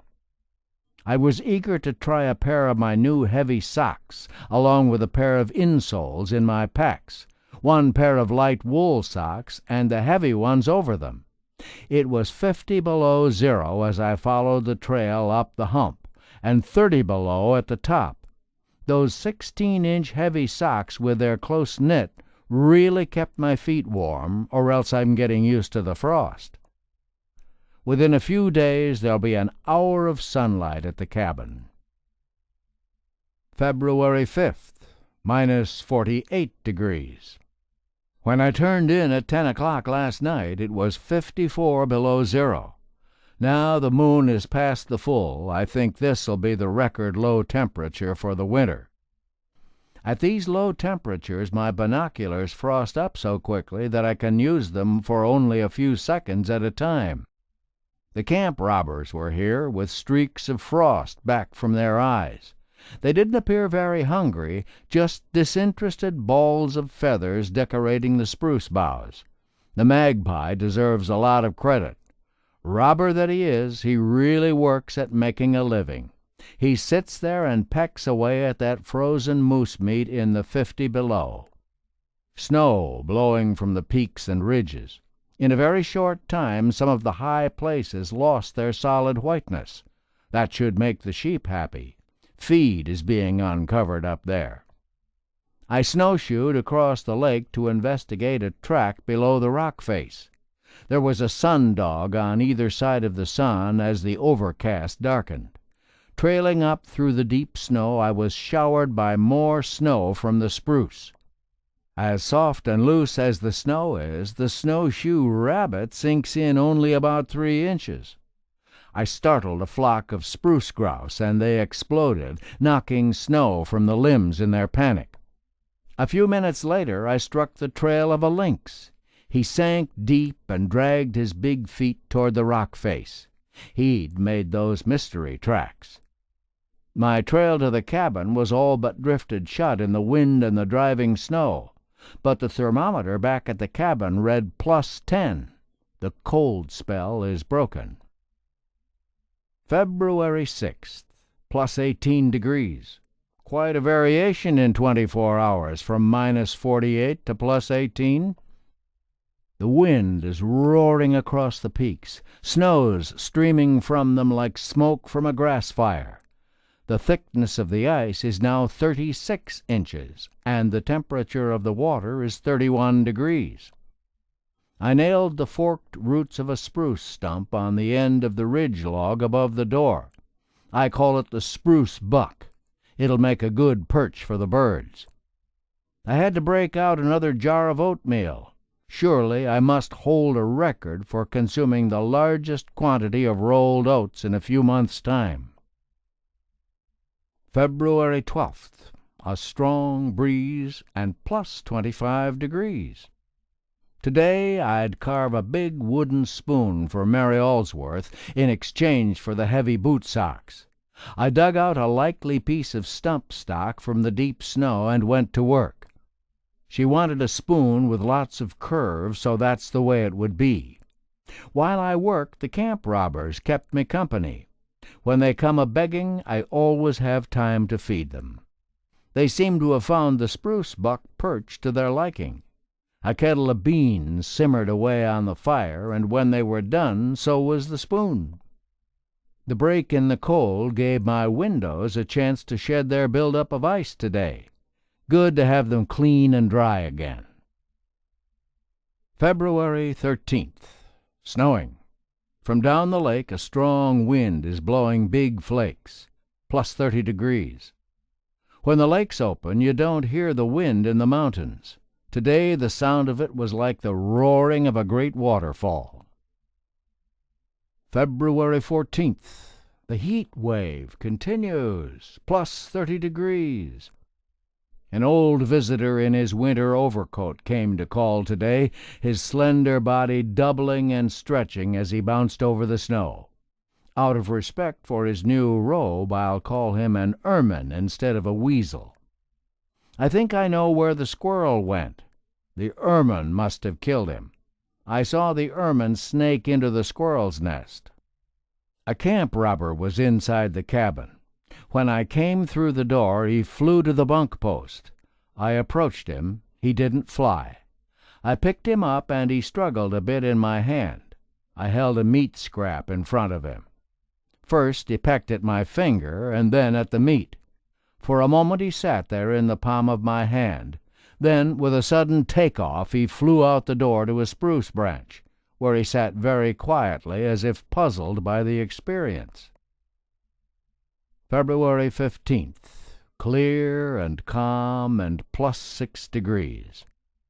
A camp robber swooped inside and grabbed up a meat scrap while his two companions hesitated on the spruce buck. Those characters must have been talking things over. The ermine has taken over the squirrel's quarters. He left as I opened the door, then returned cautiously, climbed back into the box, crawled into the nest, reached out to get a mouthful of moss, and closed his door. I tempted him with a meat scrap. A little wary at first, but his belly got the best of him. He latched onto the opposite end of the scrap, and when I didn't let go with his tugging, he came right on up and went for my fingers. He's not one to back into a corner. There's a tiger in that little body. February 21st, plus 26 degrees, snowing and blowing. 27 inches of snow on the level.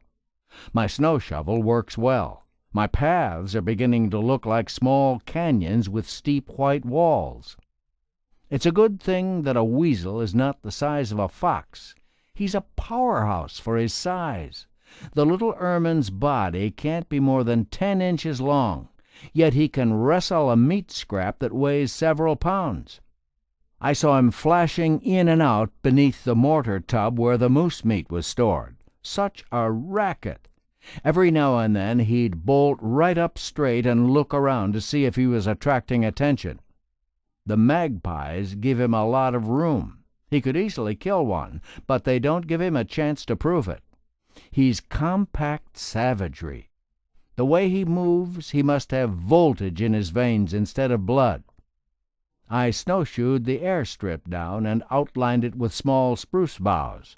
Not really necessary, but the roughing up of the surface and the boughs help a pilot's depth perception. February 23rd, minus 16 degrees. I was halfway down the lake when I heard a plane. Sure enough, it was the little black bird. Babe made 2 circles coming down and scooted in on my airstrip. I reached him just as he unpacked the last item. We turned the plane around facing the sun and covered the engine. He was in no hurry today. "You know, when I left here in the cold last time," he said, "I had oil temperature but no oil pressure until I climbed up high. Man, you live in a deep freeze." All kinds of mail and packages, some extra warm mittens and mucklucks from Brother Jake, 2 small bags of nuts with a tag, stale nuts for squirrels. Right away I remembered a story Hope Carruthers liked to tell. A little boy was watching another little boy eat a big red apple. "Can I have the core?" he asked. The other boy answered, "Ain't gonna be no core." That's what I'll tell the squirrels. They can't read, and they don't know nuts are for squirrels anyway. A new pair of Eddie Bauer shoe packs from Spike. Cookies from home. Some special peanut brittle. My order from Sears, which included some new stovepipe. And last but not least, a big package from Brother Jake. A cast-iron log rack for my fireplace. I popped some corn and broke out the can of peanut brittle. We swapped yarns, and I worked on my outgoing mail while Babe lowered the can of peanut brittle. "Only that much," he grinned, holding his thumb and forefinger about 3 inches apart. He said Mary'd be tickled with the big wooden spoon, the stirring spoon, and the fork I'd made for her. "That's a pretty little strip from the air," he said, "and them spruce tips make the landin' easier." On the first flip of the prop, the T-craft engine started. "May bring the mission girls next trip," he shouted, and off he whirred, climbing fast toward the ridge. I looked at my fancy mittens and mucklucks. The challenge of keeping warm at Twin Lakes is gone, even though the temperature may drop to 70 below. These hand and foot coverings have plugged the weakness in my protection. I don't know why I waste time worrying about the squirrel. He'll probably die of old age. I saw him bounce across the woodshed roof today. He must have been smart enough to move out just ahead of the weasel moving in. Somehow I never seem to tire of just standing and looking down the lake or up at the mountains in the evening, even if it is cold. If this is the way folks feel inside a church, I can understand why they go. I wish Brother Jake could be here to see the red logs glowing on the cast-iron rack. February 27th, plus 26 degrees and driving snow. While the kettle of lima beans was bubbling on the fire, I opened my tin bending shop. I made some covers out of gas cans for my pans. I noticed that a piece of moose meat I'd put out for the magpies was gone. While working in the woodshed, I heard a sharp little bark. It was the weasel in the woodpile trying to scare me away from the moose meat he'd dragged there. Many times he barked, stabbing his head out from different places in the jumble of split spruce. When I left, there he was, sitting upright like a fence picket. February 28th. No wind, plus 28 degrees, and overcast. February gone. That didn't take long. Still, the snow depth stays at 27 inches at my checking station. It settles between snows. March 2nd, plus 18 degrees. With a full moon, I don't understand why it continues so mild. Last night, before turning in, I went out on the ice to cover the water hole and check the baited hook I'd left dangling just off the bottom. The line pulled heavy with throbbing tugs. The gas lantern lighted the water to the bottom of the ice 3 feet down and beyond. The fish was struggling down there, eyes aglow. A pale lake trout, fins and tail nearly white, and the spots on its sides barely visible. It was icy to the touch as I flopped it out on the snow. I was anxious to see what the trout measured, so I hurried to the cabin. A good 16 inches. I spilled water into my dishpan and put the fish into it. It struggled to swim, trying to turn end for end. I decided that a beautiful trout like this belonged 60 feet down in the clear, cold water of the lake. I couldn't see it browning in the skillet. Gently I slipped the trout through the thin skin of ice covering most of the water hole. Around and around it swam, attracted to the bright light. I left, and when I returned a while later, it was gone. No doubt as the trout descended once more into the blackness, it felt as if it had been to the moon and back. The snow was in good shape for a trip, and the weather was fairing up, so off I went on the webs, down the lake. I could barely see the weave of my last snowshoe trail, and it was important that I follow it. Save the effort of breaking a new trail in the deep snow. I soon came upon the tracks of a wolverine crossing from Low Pass Creek over to Emerson Creek. That animal covers a lot of miles. No doubt it had come from the valley of the Kigik. I found some caribou, too. They were in single file, crossing a slide of loose rock that the winds had blown bare. Very few antlers in the bunch. One of them had only one antler. I saw him shake his head as if trying to get rid of it. The connecting stream was nearly closed. This was surprising when it was wide open at 50 below. It must have been the big wind after the last snow that did it. The water was cold enough to freeze, and did when wind-blown snow choked the flow. 2 sheep were edged sharply on a crag against a salmon-colored sunset. My birds greeted me when I returned.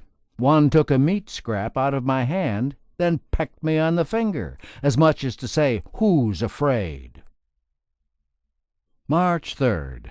Overcast and plus 27 degrees. Snow curling from the peaks like smoke. Sunlight bathing my cabin at 10:15. This hadn't happened in several months. There was that big golden ball breaking through the overcast, high enough to shine through the deep gun sight notch on the shoulder of Cowgill Peak. Soon it winked out again behind the slant of boulders. At 12:10 it came out again just below the peak. A few more days and there'll be sunshine on the logs from 10 o'clock to 5:30. Tonight the full moon is trying to find holes in the cloud cover. March 4th, plus 24 degrees. A trip up the lake on this very clear day. Rocks rattling down the mountains now and then were the first hints of spring. I glassed the slopes for bear tracks, but saw none.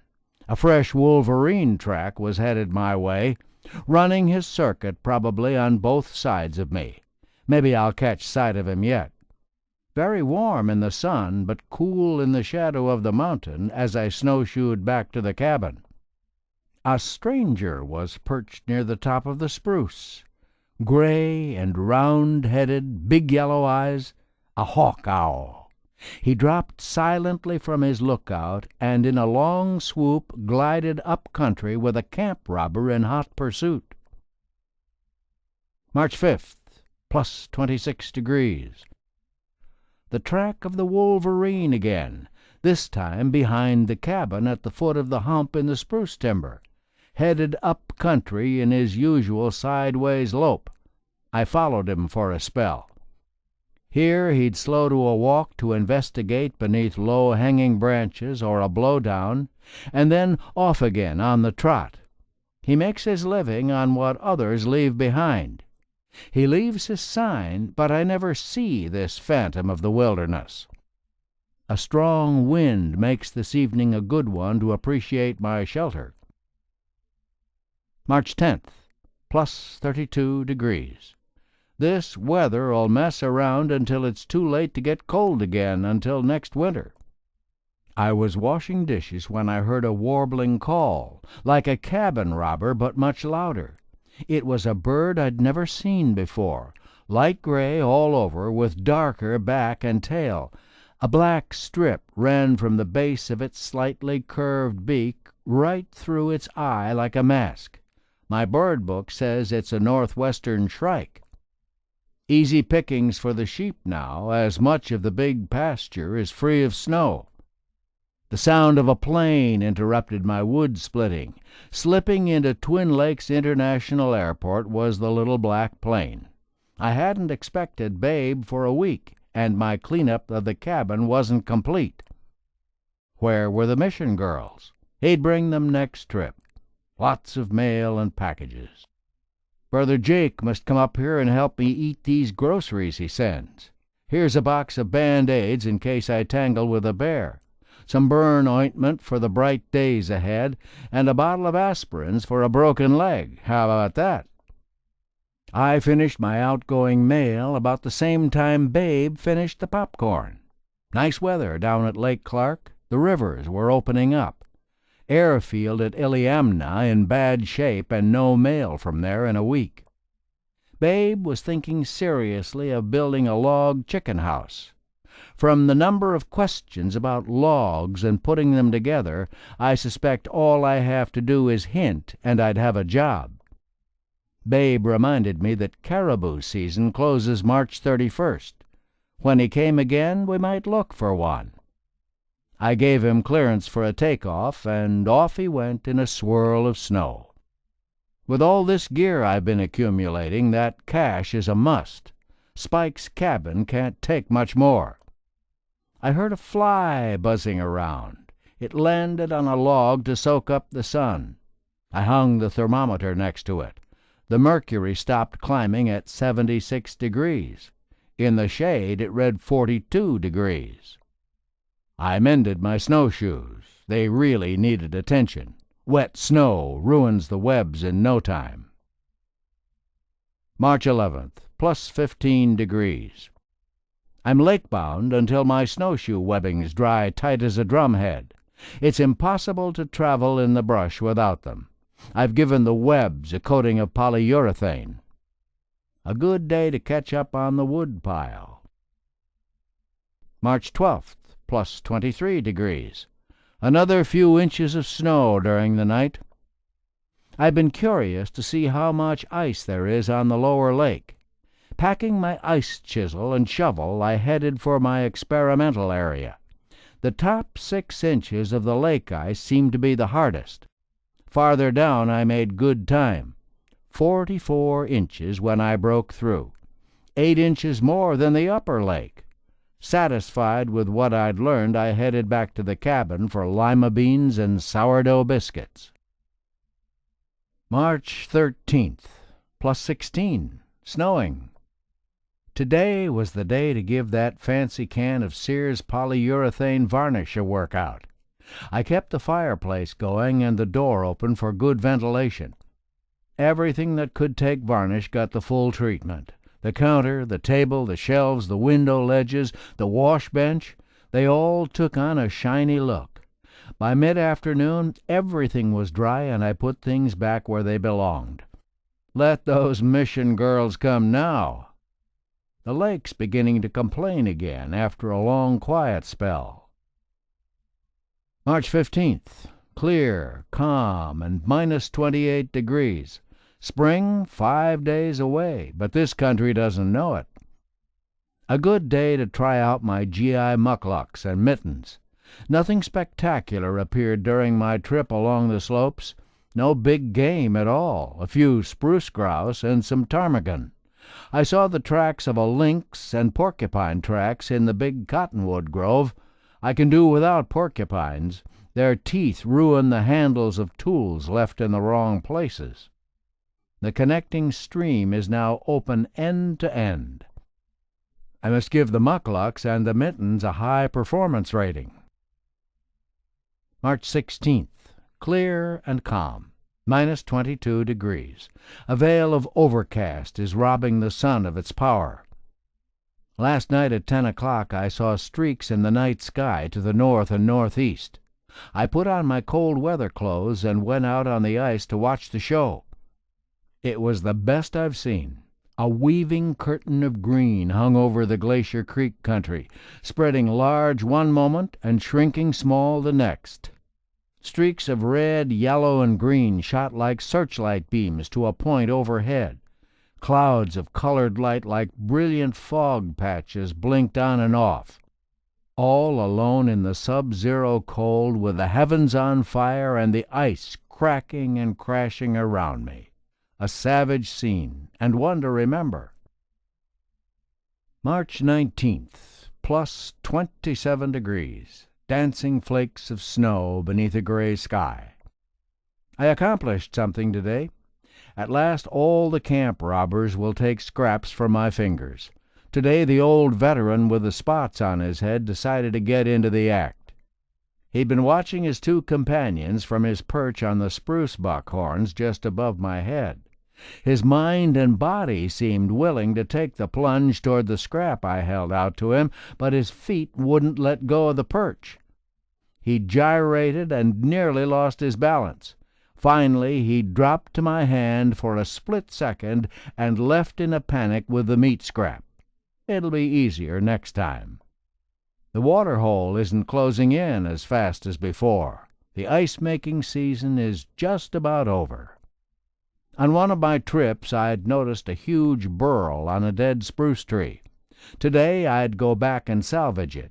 A king-sized one it was, measuring 30 inches by 27 inches and about 14 inches thick. I slabbed it with a 4-inch cut next to the tree, then a 3-inch cut. The cap would be about 7 inches deep, and perhaps from that I could carve a bowl. Plenty of sawing, and while I sawed, the wind picked up. By 1:30 in the afternoon I was finished. 2 slabs on the packboard and in for lunch. Back again for the cap and the tools. Now the wind was howling and wailing through the boughs. I removed the bark from my prize burl sections with the sharp block plane. The slabs will make interesting tabletops. While I worked in the woodshed, the 3 camp robbers came begging, and I had to get some meat scraps for them. They get so excited they can hardly wait their turn to come to my hand, sometimes 2 at once. To celebrate the first day of spring tomorrow, I'll take a jar of blueberries from my underground cooler box. March 24th. Dense fog and a plus 4 degrees. A fox misses very little in his prowlings among the snowdrifts. One's been in and out the brush near the big chunk of moose meat bait, and he knows exactly what he's doing. He watches the magpies as they whack away at the frozen meat with their bills. They hop away with hard-earned morsels and bury them in the snow. Back they come, beaks white to the eyes, to peck and twist away some more, and the fox patiently waits to make his rounds of their storage places to gulp the bite-sized pieces. Maybe that's what the conversation of the magpies is all about when they find out what the red pirate's done. The ptarmigan are talking on the slopes. Their voices sound like the croaking of frogs. March 26th, plus 24 degrees. An inch of snow as dry as powder during the night. A good day to check the snow register and see who signed in recently. I was about a mile up the lake when the sound of a plane pulled me up short. It was Babe, all right. Had he brought the mission girls this time? When I reached the cabin, Babe was unloading a front quarter of caribou. He'd brought his rifle along. There were thousands of caribou just beyond the mountains. He'd landed on a small lake where caribou were all around. He'd butchered 3, the limit, dressed them out to cool, and then come on up here hoping the day would get colder and the snow better for takeoff with a heavy load. I told him I had plenty of meat left and must get it used up before warm weather. Others at Port Allsworth could use it more than I, so we loaded the shoulder into the little black bird again. He hadn't expected to be out this way, so the mission girls were still back at the mission. He stayed for a short while, then he started thinking about something getting to the caribou before he did, and off he went. The sun was warm and the eaves dripped. A bald eagle soared past. I wonder if he spotted the moose bait. March 27th, plus 5 degrees. The sky not as blue as it should be. Looks like the weather's about to change. I went down to the lower end of the lake to check on the caribou and see if their new antlers were showing yet. I crossed the trail of 2 wolves traveling side by side. They looked as though they were headed for sheep country. Do they change their menu now and then? Babe says they prefer moose to caribou. From the mouth of the canyon I glassed down the country and found a big spread of caribou about 3 miles below the lower end of the lake. I spotted another bunch closer, and they told me what I wanted to know. Most had no antlers at all, but a few showed knobby stubs about 3 inches long. It was getting late.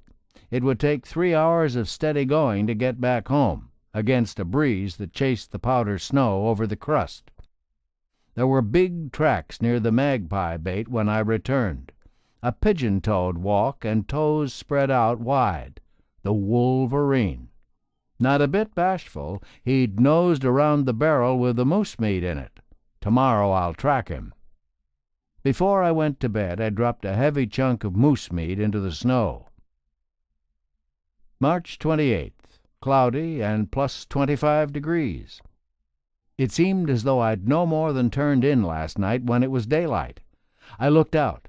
The moose chunk was gone. After breakfast, I followed the fresh trail going toward Hope Creek. A few moose hairs on the snow told me I was on the right track. Across the creek it wound, into the brush headed toward Cowgill Creek. Not once had the wolverine set the load in the snow. Finally, in a gully, I saw a blood-stained patch on the packed snow and a chunk of bone. A bit farther he'd stopped to eat again. The magpies were helping. They were ahead of me, picking up the crumbs at the 3rd feeding place. I found 2 beds in the snow and a fresh track leading on.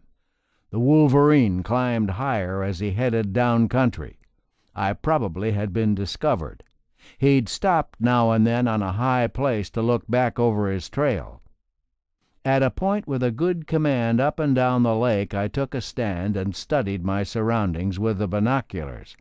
9 head of sheep were up on the edge of the big pasture. Then I saw something on the ice about halfway out. The wolverine was crossing to the far side. Through the lenses I could see the cream-colored stripes on his dark back, that rocking horse gait as he loped, stopping often to look back. He climbed the bank of the far side. One last look back, then he disappeared into the timber. I spent the afternoon fattening up the woodpile. In the evening I took more moose meat out of the barrel and tied it to the front end of the sled. As the meat goes, so goes the sled. My cabin is where the action is these days. March 29th. I wonder if this morning's -1 will be the last below zero reading this spring. The sled and the moose bait were as I left it last evening. I found fresh wolverine tracks on the point up the lake from the cabin. He came back, but he was circling as if suspicious of a handout. All through the day I heard the thump of falling rocks, and now and then a rolling roar that signaled a snowslide. I watched snow pouring over the ledges of Crag Mountain like water over a falls. The sun sets 1 diameter higher on the slope of Falls Mountain. In a month it'll be dropping behind the peak. March 31st. Foggy. A fine snow drifting down at +25 degrees. What a surprise when I looked out! My sled was pulled up against the willow brush on the point, a good 30 feet from where I'd left it. The skunk bear had returned in the night. After breakfast I went to investigate. Tracks and the brushing strokes of a broad tail showed much bracing of feet, pulling and yanking. It had been up grade all the way. The snow was packed and soiled with blood at the end of the rope. He cleaned up everything, or took what was left. I'd tied the rope around the moose hindquarter, and the loop was still on the rope end. What I need is a silent alarm system to wake me when the raid is in progress. That evening I heard suspicious sounds. I rushed out with my flashlight, and there was the wolverine about 200 feet out on the ice, his eyes blazing in the beam. He didn't seem in any particular hurry as he ambled toward Hope Creek Flats, stopping often to stare at me. An animal of about 30 pounds or more, with the combined mannerisms of a skunk and a small bear. I'd be ready if he came again in the night. I roped some more moose meat to the sled and parked it on the ice out from the water hole. From the sled I ran a long cord up the path to the cabin and through the kitchen window. When I turned in for the night, I wrapped a couple of turns of the cord around my wrist. If the wolverine took off with the sled, I wouldn't be far behind. April 1st. Foggy, +22 degrees. I really couldn't sleep last night thinking about the wolverine. At 10:30 in the dark cabin, I rested my elbows on the counter and peered out on the moonlit apron of the lake.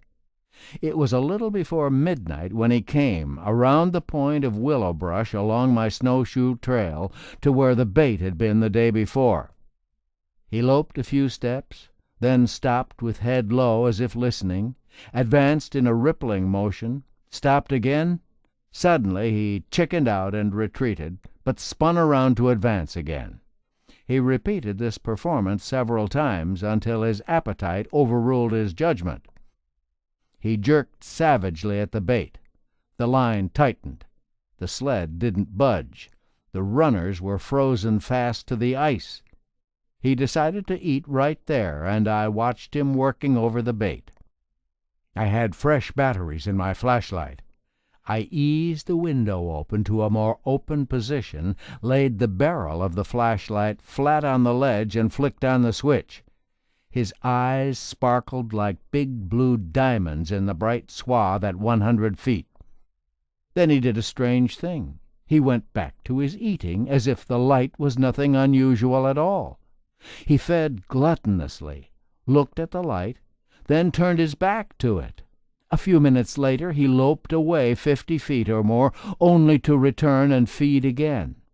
I studied his beautiful pelt, all powdered with snow, in the glare of the light, until he finally left with a heavy belly. This morning I was awake at 5. Just as I unwrapped the alarm cord from my wrist, it went hissing over the window ledge. I jumped out of the bunk and saw the wolverine at the bait. There was some slack in the meat line attached to the sled, so he'd picked up the meat and headed off down the lake when the line attached to the sled brought him up short. The sound of the cord running out over the window ledge spooked him, and he probably heard me stirring around too. After many starts and stops to look back, he headed up the lake, then veered into the brush. Later on, I found his tracks all over the place. He's definitely a trail traveler. Every time he hits one of my snowshoe trails, he follows it wherever it winds. He even runs his own tracks a second time. Strangely, although his tracks are all around my mortar mixing tub, bottom side up over the meat barrel, he made no effort to get the moose quarter beneath it. A very light push would tip off the tub and expose the meat. He must know it's the ermine's territory. If an ermine weighed 35 pounds too, he'd have a wolverine for breakfast every morning. I cut a hole in the ice 200 yards out where the snow cover is kept shallow by the wind. The ice was 43 inches thick over 280 feet of water. April 4th. Clear and calm. -2 degrees. I was awakened last night with a yank. The line flew off my wrist, and the spool to which the line was attached skittered over the gravel floor. I snubbed up and stopped whoever was pulling on the other end. He'd turned the sled and was pulling it down country. He went about 50 feet before I stopped him. Then started the tug-of-war. I hauled the meat chunk my way, him right on top of it with his front paws, his head shaking from side to side as he tore at the hide and muscle of the leg bone. I pulled him my way until the sled stopped me because it had turned crosswise. Then I would give him line and he'd pull it smoking over the snow. I snubbed the line to a shelf bracket and set up my spotting scope. With the aid of the flashlight, I got a close look. There he was, the king of the weasel family, with short, rounded ears, teeth bared and glistening, muzzle wrinkled like an angry chow, eyes blazing blue, a sight to remember. Abruptly he quit the struggle and loped out into the blackness. I followed his tracks this morning. I found he'd bedded down under a small spruce where the needles were dry. I'd interrupted his sleep, as was revealed by fresh tracks up the slope. I could hear water running today under the ice and snow of Hope Creek. April 6th, +22 degrees, overcast. My alarm cord stirred me again about midnight. The wolverine was within 50 feet of the kitchen window, moving powerfully from side to side and stripping meat from the hide. It was quite dark, with no moon shining, only the whiteness of the snow. When I caught him in the beam of the flashlight, he glared at me momentarily, but the light seemed too much for him, and he loped with short rolling leaps into the dark. This morning I spotted him coming across the lake. From his general direction I thought I knew where he was headed. As soon as he was out of sight, I ran for the cabin, grabbed my movie camera and snowshoes, and slogged through the timber to cut him off. Surely he'd cross Hope Creek on the same track as before. A blurred movement through the scattering of spruce, and there he was, rocking along his trail. Not much of a picture at 200 yards, but much satisfaction in that I'd guessed his move. April 11th, partly cloudy, +24 degrees. For the past several evenings I've tried to live trap the wolverine. I built my trap out of the two halves of the 50-gallon drum, hinged on one side so the weighted upper half would lift in a cocked position and slam shut when the bait trigger was pulled. I had visions of one mad wolverine. I figured he had more guts than brains, and his guts would get him into the jackpot. First get the meat, then get out of the trap. That would be his philosophy. But he never came. And finally I wrote him off as being on his delayed circuit calls beyond the mountains. This morning, as I came from a wood-splitting detail, I saw a red fox near the live trap and the moose bait tied on a line. Why the fox didn't see me was hard to understand. I froze. Just like a red fox would do with a fat hen from the chicken yard, he snatched up the meat in his jaws and lit out for the brush. He didn't figure on the line being tied on the other end, and when the slack ran out, the line whipped tight. The meat flew out of his mouth. He calmly turned around, as much as to say, "Why, of course, you have to untie it first." In less than 5 seconds he was trotting triumphantly to the brush with the meat. I looked at the cord. It was cut as if with a knife. How about that for being smart as a fox? Later I climbed the ladder to the cabin roof and rapped the stovepipe a few licks to knock down some soot and make the stove draw better. I happened to look down the lake. Something black was on the ice. I scrambled down the ladder for my binoculars, through which I saw a big black wolf with a white patch on his chest, and another one, light-colored, lying down near the shore. No doubt they saw me, but couldn't figure out what they were looking at. They hunched on the ice quite a ways apart, then decided they'd come close enough to this strangeness. Off they went toward Emerson Creek. April 16th, a crust on the snow, scattered clouds, plus 25 degrees. It's been more than 3 weeks now since Babe was last here. This morning the beating of wings startled me. Spruce grouse were moving through, whirring from tree to tree. I saw the rooster puffed up like a balloon on the snow, tail fanned and wing tips dragging as he drifted over the crust. He ignored me completely. Skin patches were tufted above his eyes like bright red flowers. The feathers on his neck stood straight out.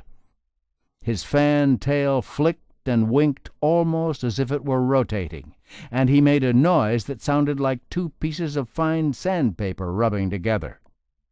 As he came within 2 feet of me, he stopped, shrugged his inflated body, and flipped his tail in a gesture that seemed to say, "Step aside, bud, and let a man pass," and off he strutted over the snow. In the shadows of the spruce, the females seemed absolutely bored with the entire performance. The old rooster feels spring coming on strong. That's a good sign. April 17th, plus 35 degrees. The icicles dripping. I saw the weasel for the first time in several weeks. I do believe he's starting to turn to his summer coat. It's getting cream-colored in places.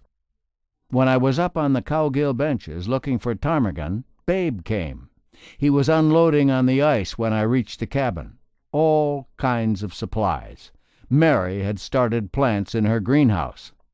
His boys were cutting house logs. Yes, those little spruce grouse roosters this time of the year will walk up and peck you on the shoe. Ptarmigan will do the same, and a man could tame a wolverine if he had lots of meat. Babe knew of one that had packed a trapper's snowshoes away, and the trapper never did find them. Oh, yes, he just might be back on Sunday with the 180 and bring the mission girls. I'd heard that before. April 19th, plus 18 degrees, clear and calm. He did come back. Babe in the 180 with passengers. Surely he'd brought the mission girls. I counted 3 others besides Babe, a man and 2 women. Babe had brought his wife Mary and a young schoolteacher and his wife. The mission girls couldn't get away today. We had a nice visit. Mary toasted marshmallows in the fireplace for all hands. Babe suggested the young couple sing a song or 2. Both had strong, clear voices, and the songs were hymns, of course. There sat Babe, basking in the warmth of the fire, his head bowed, his eyes closed as if asleep in the hereafter. Surely he enjoyed the singing more than anyone. The teacher left to take some pictures of my cabin, and no sooner had he left than he returned. He was noticeably excited. "A bird let in my hand," he said. I got out the can of meat scraps, and the teacher and his wife were like little children as they held out their hands and the birds came to them. They sampled some of my blueberries from the cooler box. "Better than fresh picked," they said. Babe grinned at me as he climbed into the pilot seat, "I'll bring the girls next trip," he said. They all waved, and off they went over the ice. April 22nd. Fog halfway down the mountains, plus 20 degrees and calm. I climbed up past the hump and picked a 2-pound coffee can of big, firm, dull red cranberries. I dumped them into a pan to cook them in their own juice. I stirred the berries around a bit and picked out the sticks, moss, and leaves. A fistful of sugar was next, followed with a shot of corn syrup, a few wooden spoonfuls of Mrs. Butterworth's syrup, and a generous spill of honey. Soon the potion was bubbling away. I mashed the plump berries with the spatula. When the mixture cooled, I poured it off into empty bottles. Now those sourdoughs would have an elegant topping in the morning. A strange object appeared halfway up the slope of Allen Mountain just under the rock outcrops. It changed shades. It was a bear. I ran for the big spotting scope.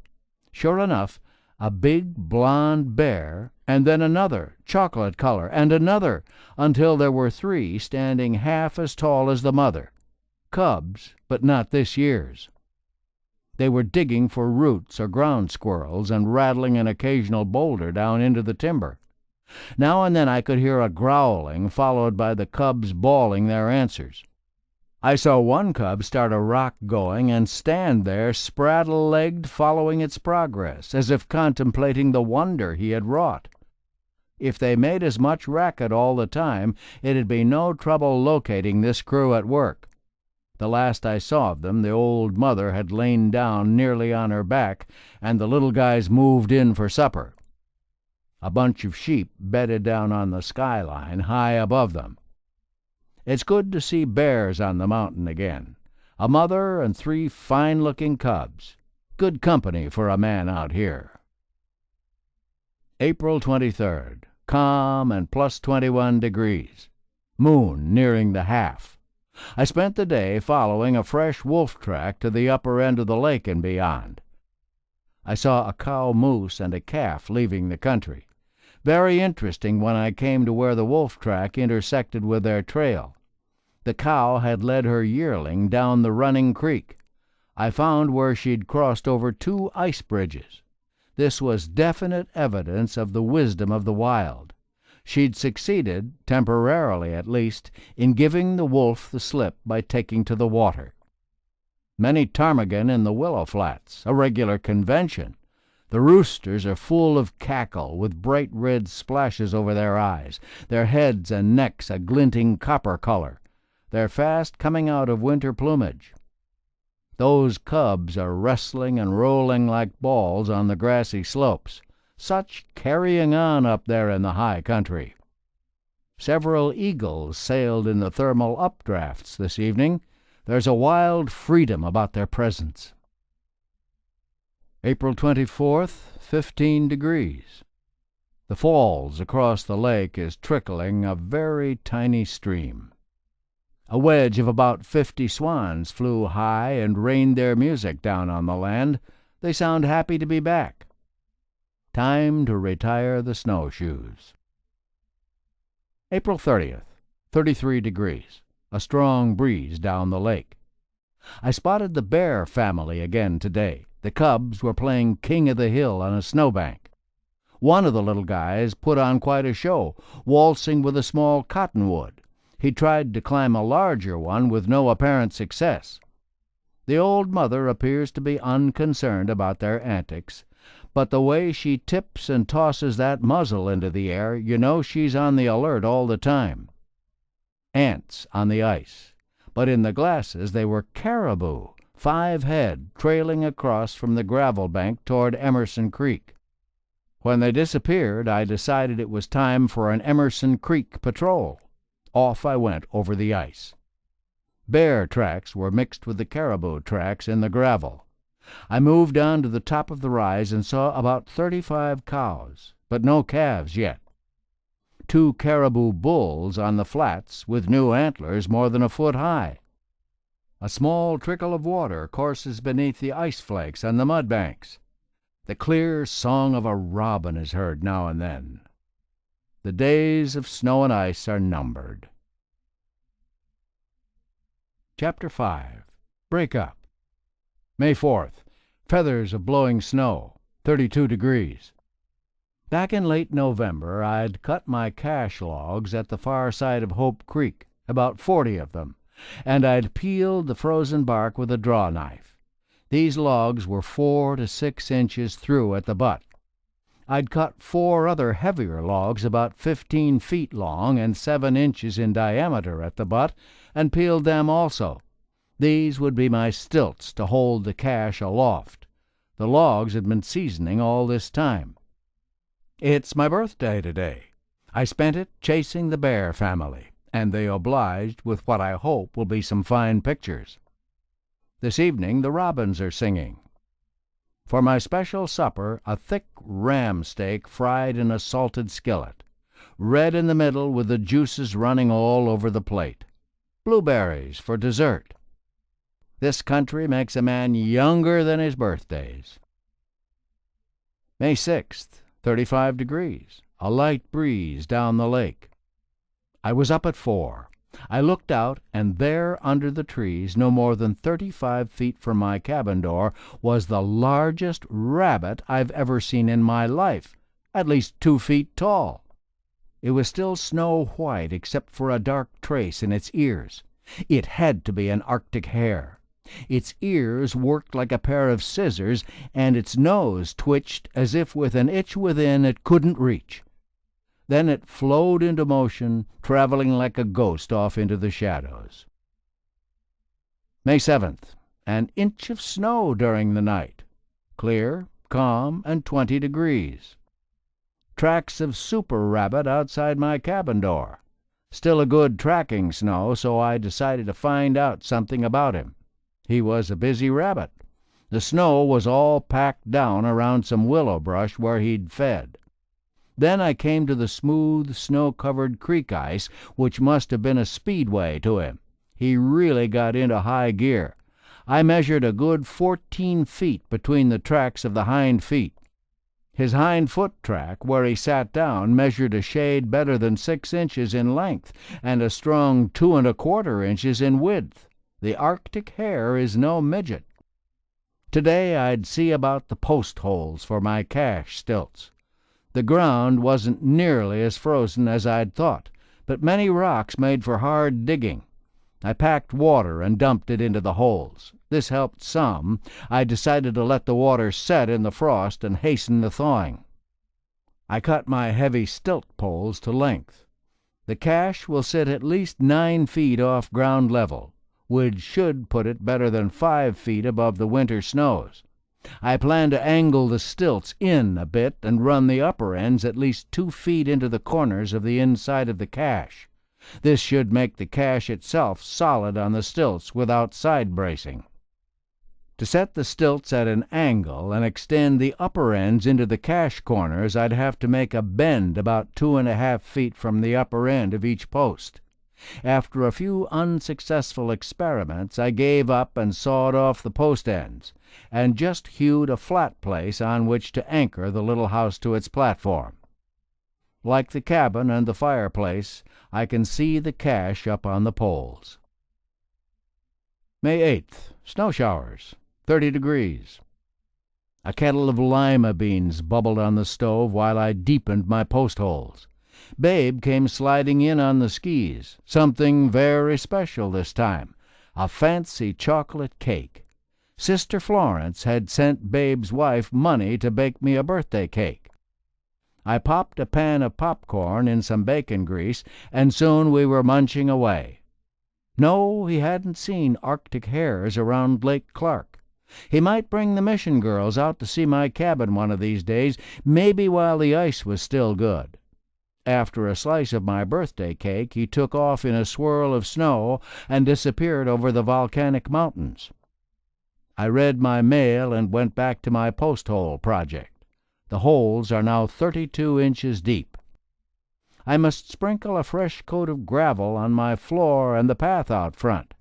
That threat of the mission girls arriving causes me no end of extra laundry, not to mention dusting and keeping things in reasonable order. I can hear the sound of the small waterfall over on Falls Mountain this evening. May 9th. The sun lighted the cabin logs at 4:30 this morning. Soon the sun will clear the mountains completely, and there'll be sunshine in the valley all day. I watched a chickadee going in and out of a knothole in the big spruce near the clothesline. Instead of packing material in, she was packing it out, rotten wood from inside the tree. Should be a nest there soon. Today the frozen snow sparkles with the blaze of billions of diamonds. A very wide wedge of snow-white swans flew against the dark blue sky. Caribou bulls on the upper end of the lake. Many sheep on the mountains. Lambing time draws near. May 10th, 26 degrees. Hope Creek broke through the ice today and flowed on top down along the far side. A pair of hoary redpolls. The little male looks as if he had a can of red paint spilled on his head and down his vest. Many small birds are here now. An eagle circling low along the slope let out a war cry. Does he do this to flush his prey out of hiding? May 11th. Saw a sight today. As Babe would say, "Now wasn't that something?" It was a beautiful spring morning. I decided to climb up through Low Pass and take a look at the Kigik River country. The snow crust kept breaking through, but I finally made it over the pass to my favorite rocky knoll overlooking the big basin of the Kigik River. The sun was warm as I glassed the surroundings. I picked up the trail of a lone caribou in the lenses and had just caught up with the cow when I saw her turning suspiciously. Something else caught my eye. A calf, and a very small one. The cow was working toward me, and on her heels the wobbly-legged calf. I hoped they'd keep coming, but the calf lay down. The cow browsed about and finally settled down beside it. She'd picked a good place to have her calf. There was very little chance of a wolf finding her here. Soon she was on her feet again. But at that moment I spotted a bear in the snow basin. His course would take him right to them. The cow saw him and knew it was danger. She headed my way, stopping and nudging the calf to follow. The little one hurried as best it could, which was none too fast. The cow trotted and waited, trotted and waited. Then the bear saw them and broke into a lumbering run. On they came, the calf doing its best with its legs going in all directions. I knew they wouldn't make it. They'd pass me at 100 yards along the top edge of a high bench with an open rock slide face. The bear was coming on fast. He'd catch the calf near my stand. The end of the bench pitched steeply into deep snow, and the cow plowed into it. But it was too much for the calf. It bogged down in the snow, calling, "How! How!" The cow stood in the snow at the foot of the bench, looking up. Still bawling, the calf struggled to the rocks. On came the bear along the top edge. If I'd had the .06 along, I would have changed his mind in a hurry. Then a strange thing happened. The bear seemed unaware of the calf in front of him. His mind was on the cow, and he took a short cut across the slide, rattling rocks down in his haste to get to her. He passed less than 40 feet below the calf. When he hit the snow on the dead run, he plowed along on his muzzle and nearly upended. The cow leaped in panic down the canyon toward the upper lake. The bear helter-skelter on her heels. I was shaking with the excitement of the scene. The little calf struggled across the steep, snow-covered slope. It lost its balance and collapsed in a heap. As I approached, it lay very still, head outstretched on the snow. I don't think it was a day old. As much as I wanted to comfort the calf, I decided not to bother it. I'd wait for the cow to return. Would she come back? Had the bear caught up to her?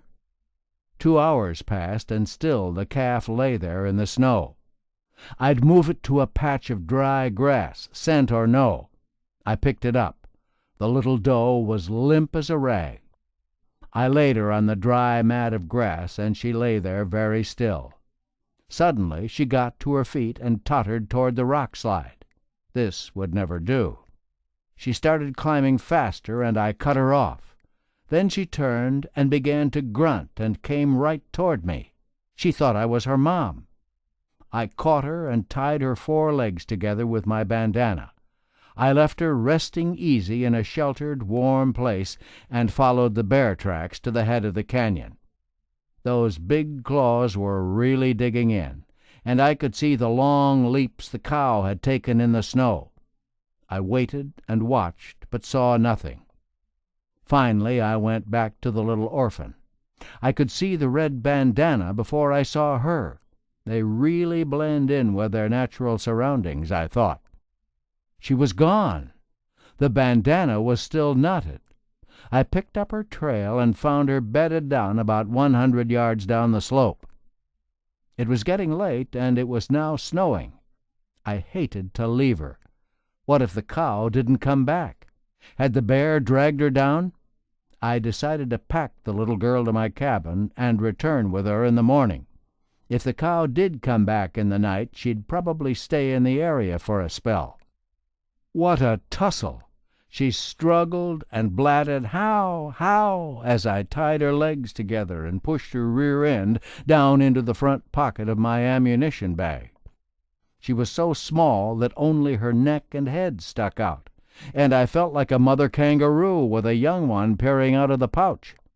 For a time she churned and twisted to get out, calling how, over and over again. I kept bucking the deep snow with the little noise-makers squirming below my chest. Finally her struggles lessened, and her howls became grunts. She began to work her mouth. The little tyke was getting hungry, and she rubbed her nose against my face. The lake at last. Her eyes were closed and her head resting against my arm as we covered the last 2 miles to the cabin. I turned her loose inside. She was pretty wobbly at first, but soon she got around, nosing here and there. She fell over the potato box and finally lay down in front of the fireplace. What to feed her? I had some non-fat powdered milk. I boiled and strained some oatmeal, added a little sugar and some honey and a drop or 2 of vinegar. She was up rubbing against me before it was done. I took a clean white rag, saturated it with the mixture, and put it to her mouth. She sucked my finger. I decided she was going to make it. She curled up in the middle of the gravel floor and seemed happy as a new baby caribou could be under the circumstances. What should I name her? I thought I'd call her May, as it was the month of May when she became my orphan. Perhaps I should have walked away and left her on the mountain. If I had, I don't think I'd have slept at all. May 12th. Well, I didn't sleep anyway. A baby caribou has a loud and penetrating voice. Its vocabulary consists of 3 words, how, ow, and She used them all through the night, and, in addition, rattled everything that was loose in the cabin. I fed her at 10, at 12, and at 3. She even tried to climb into my bunk, but finally settled for just curling up beside it. When I opened the door this morning, she scrambled out and picked around here and there. Her neck is barely long enough to reach the ground without spreading those front legs. I measured her.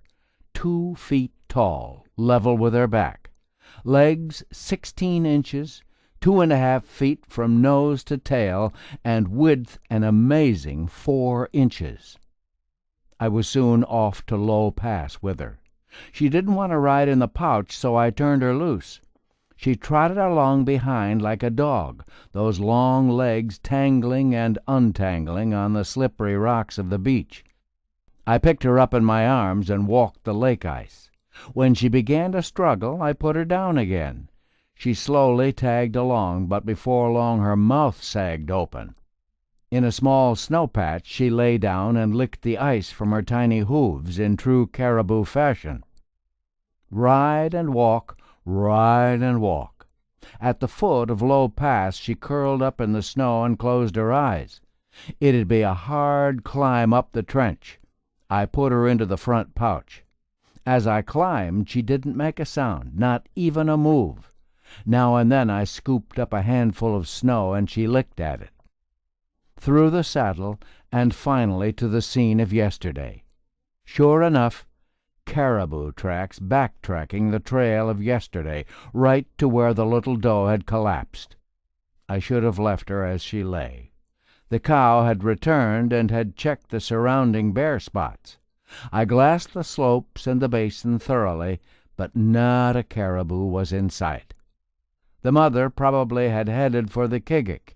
She hadn't found her calf, so she'd given up and left. There was only one thing for me to do: bring the little girl back to the cabin and hope for the best. On the trip back my passenger was quiet. Now and then she licked my hand and rubbed alongside my ear with her nose. She wasn't too lively when I unloaded her, probably tired from the long trip. I put her down in the warm sun and fed her. She lay quietly, nibbling weakly at some small brush. But she didn't call out as before. She just wasn't acting right. She lay stretched out instead of curled up as before. When I checked her again, she was warm, but stiff and dead. How I wished I'd left her on the mountainside. May 13th. New snow on the high peaks, 32 degrees. I skinned the little caribou, fleshed and salted the hide, and puttered around the cabin, wondering what the cow was doing. Spring's coming on fast. The slopes are showing tinges of green. Some flowers are in bloom, and the cottonwoods are budding out. Mosquitoes are beginning to appear. I set up the spotting scope for an inspection of Falls Mountain across the lake. New lambs, 6 of them with 9 ewes. I studied them through the 60-power eyepiece and finally talked myself out of climbing up there among them to see them at close range. I had a cache to build. I finished the post holes and set in the big stilts for the cache, along with a set of 2 braces for each post to get them all in place at the proper angle. I backfilled and tamped the gravel and rock around the butts with a pole stomper. Then I packed water and poured it around the bases. When it was all solidly in place, the braces were removed. I'm now ready to square off the tops of the big stilts. Many flocks of geese, like hounds, driving overhead. No real evidence of caribou migration yet.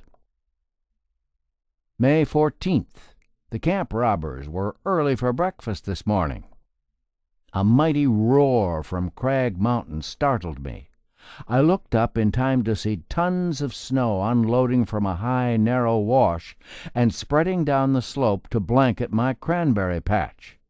To be below when all that broke loose would be enough to frighten a man. Time to saw my cache stilts to just the proper length and pack more gravel, sand, and rocks to heap around their bases. Mosquitoes were busy, but no little gnats yet. They're the worst pests of all. Lots of cabin chores today. A big wash was strung on the line, flopping and snapping in the breeze from down country. My sleeping bag was aired, with all the scents of spring in the mountains. May 15th. Hope Creek's running a good stream into the lake, but it hasn't opened a channel in the lake ice yet. Made some large deposits in the woodpile savings account today. Noticed some rosettes of rhubarb pushing through. Checked the thickness of ice at the water hole. 32 inches and solid. I formed a huge OK with spruce boughs in a place where Babe could easily see it and know the ice was still safe to land on. I hope he comes before it leaves a question mark in a man's mind. I'd hate to have him land and sink out of sight. He probably wouldn't mind, though. Says he's ready to go any time at all. May 16th. 24 degrees, new ice on the open holes along the lake shore. Learned a valuable lesson today. I took a long tour down to the lower lake, 3 hours one way.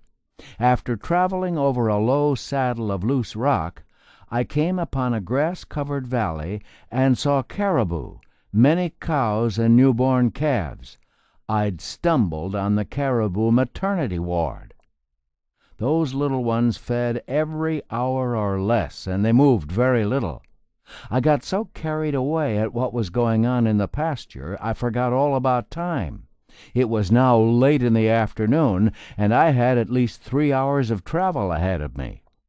On my way, I broke out into a stand of small spruce trees whose bark had been stripped last fall by caribou bulls rubbing the velvet from their antlers.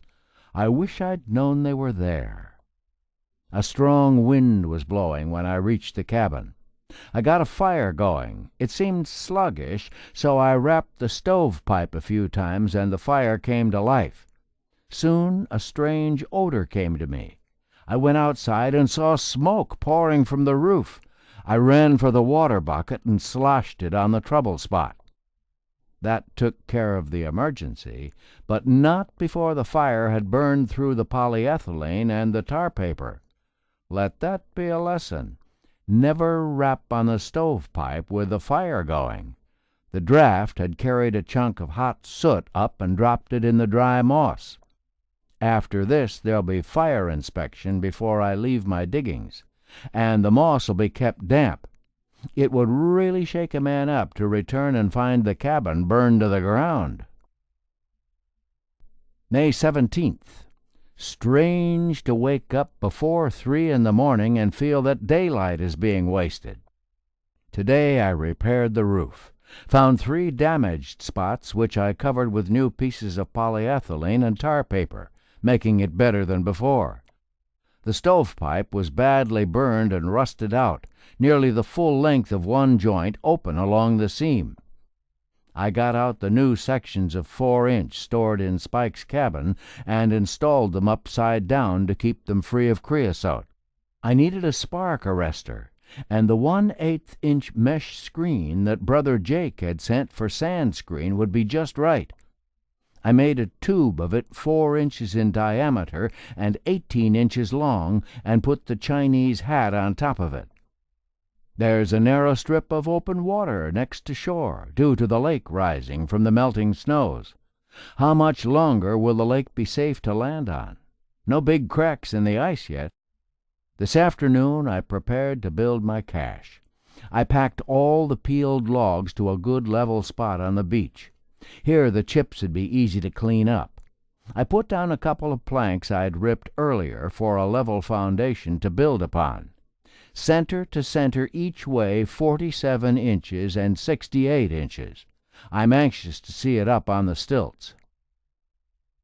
May 18th. Who can go back to bed after the sun's up? The camp robbers rattled the spruce buckhorns time and time again until I got breakfast going.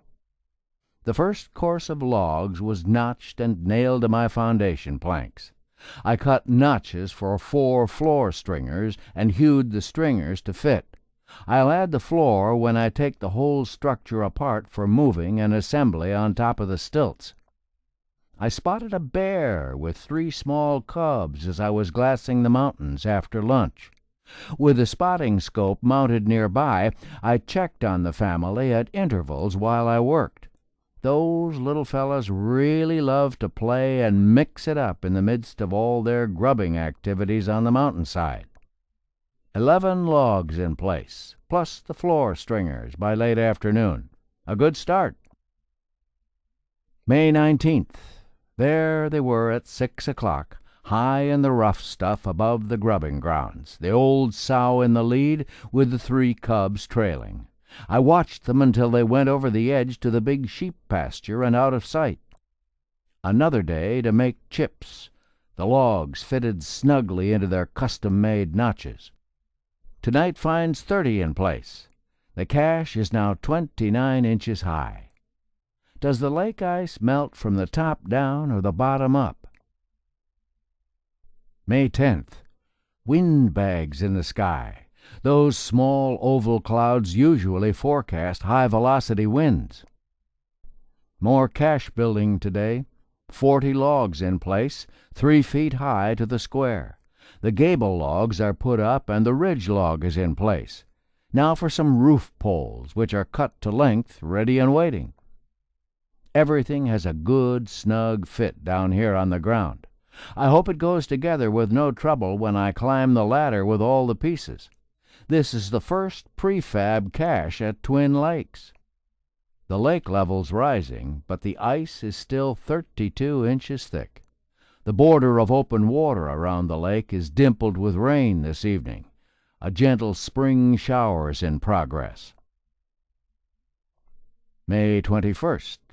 Those windbags yesterday told the story ahead of time. Wind blowing a gale this morning. 1 year ago today, Babe brought me here to Twin Lakes. We sat and talked on the gravel bar and at the upper end of the lower lake. I'd backpacked 2 loads that day up to Spike's cabin, and had even picked up a sunburn from the sun on the snow. It was the first day of what I believe has been the most interesting year of my life. Now it's another day to make chips and sawdust. The floor poles must be cut to length. It's blowing much too strongly for any work on the cache ladder. I used the long ladder to bridge the moat of open water and get out on the ice. It's 28 inches thick, a shrinking of 4 inches from yesterday. I doubt Babe'll come until ice is out, unless he comes on floats and lands in the open water at the outlet of the connecting stream. The wind carried rain with it in the afternoon. Not a day to work outside. I went to the woodshed and ripped out planks for the door frame of the cache, and some 1.5-inch planks for the 20 by 23.5-inch door. I cut 2 sets of hinges out of stump wood. I'm thinking the lake will rise considerably from this storm, as no doubt it's raining hard in the high mountains, and the water will come pouring down the slopes. The more rain and wind, the better now, because it'll speed the breakup of the lake ice. May 22nd. 40 degrees and still sprinkling. The wind blew itself out last night. The lake ice is now 24 inches thick and still plenty solid. Under a bright sun, the ice has changed from green to a snow white. The lake's steadily rising, and the open water around its edges is widening. If I travel the ice today, I might have trouble getting off. I was ready to take my little log house apart and put it back together again on top of its 9-foot stilts. 3 sharp calls from a camp robber, meaning danger in the area. Twice more I heard the alarm signal. Then I saw a hawk flashing through the spruces. I used my meat pole ladder for a scaffold. Soon number 1 log was resting atop the stilts, but it was past 6 o'clock, and I decided to call it a day. Tomorrow evening should see the cache all assembled in its new location. While I was eating supper, a pair of red-breasted mergansers cruised down the stretch of open water, upending out of sight and feeding under the ice. When they bobbed to the surface, they looked dry as corks. The camp robbers came with no battle scars. The hawk had something else for dinner. Hope Creek is now back in its regular channel and running under ice nearly 3 feet thick in places. May 23rd. Clear, calm, and 25 degrees. Today would be my high-rise construction day. I made certain I had a good bearing surface on the ends of the posts. I mixed a batch of glue and sawdust to ensure a real good fit at each corner. 2 60-penny spikes also were driven into each of these important areas. I still wasn't satisfied. I'd salvaged some 1-inch square tubing from a wrecked tripacer aircraft at the upper end of the lake. It had come in handy now. I augured a 7/8-inch hole through each log on the 4 corners and on down into the top of each post. Then I drove a length of tubing into each of these holes with the heavy axe. In the process, I knocked the logs 3/4 of an inch off of square.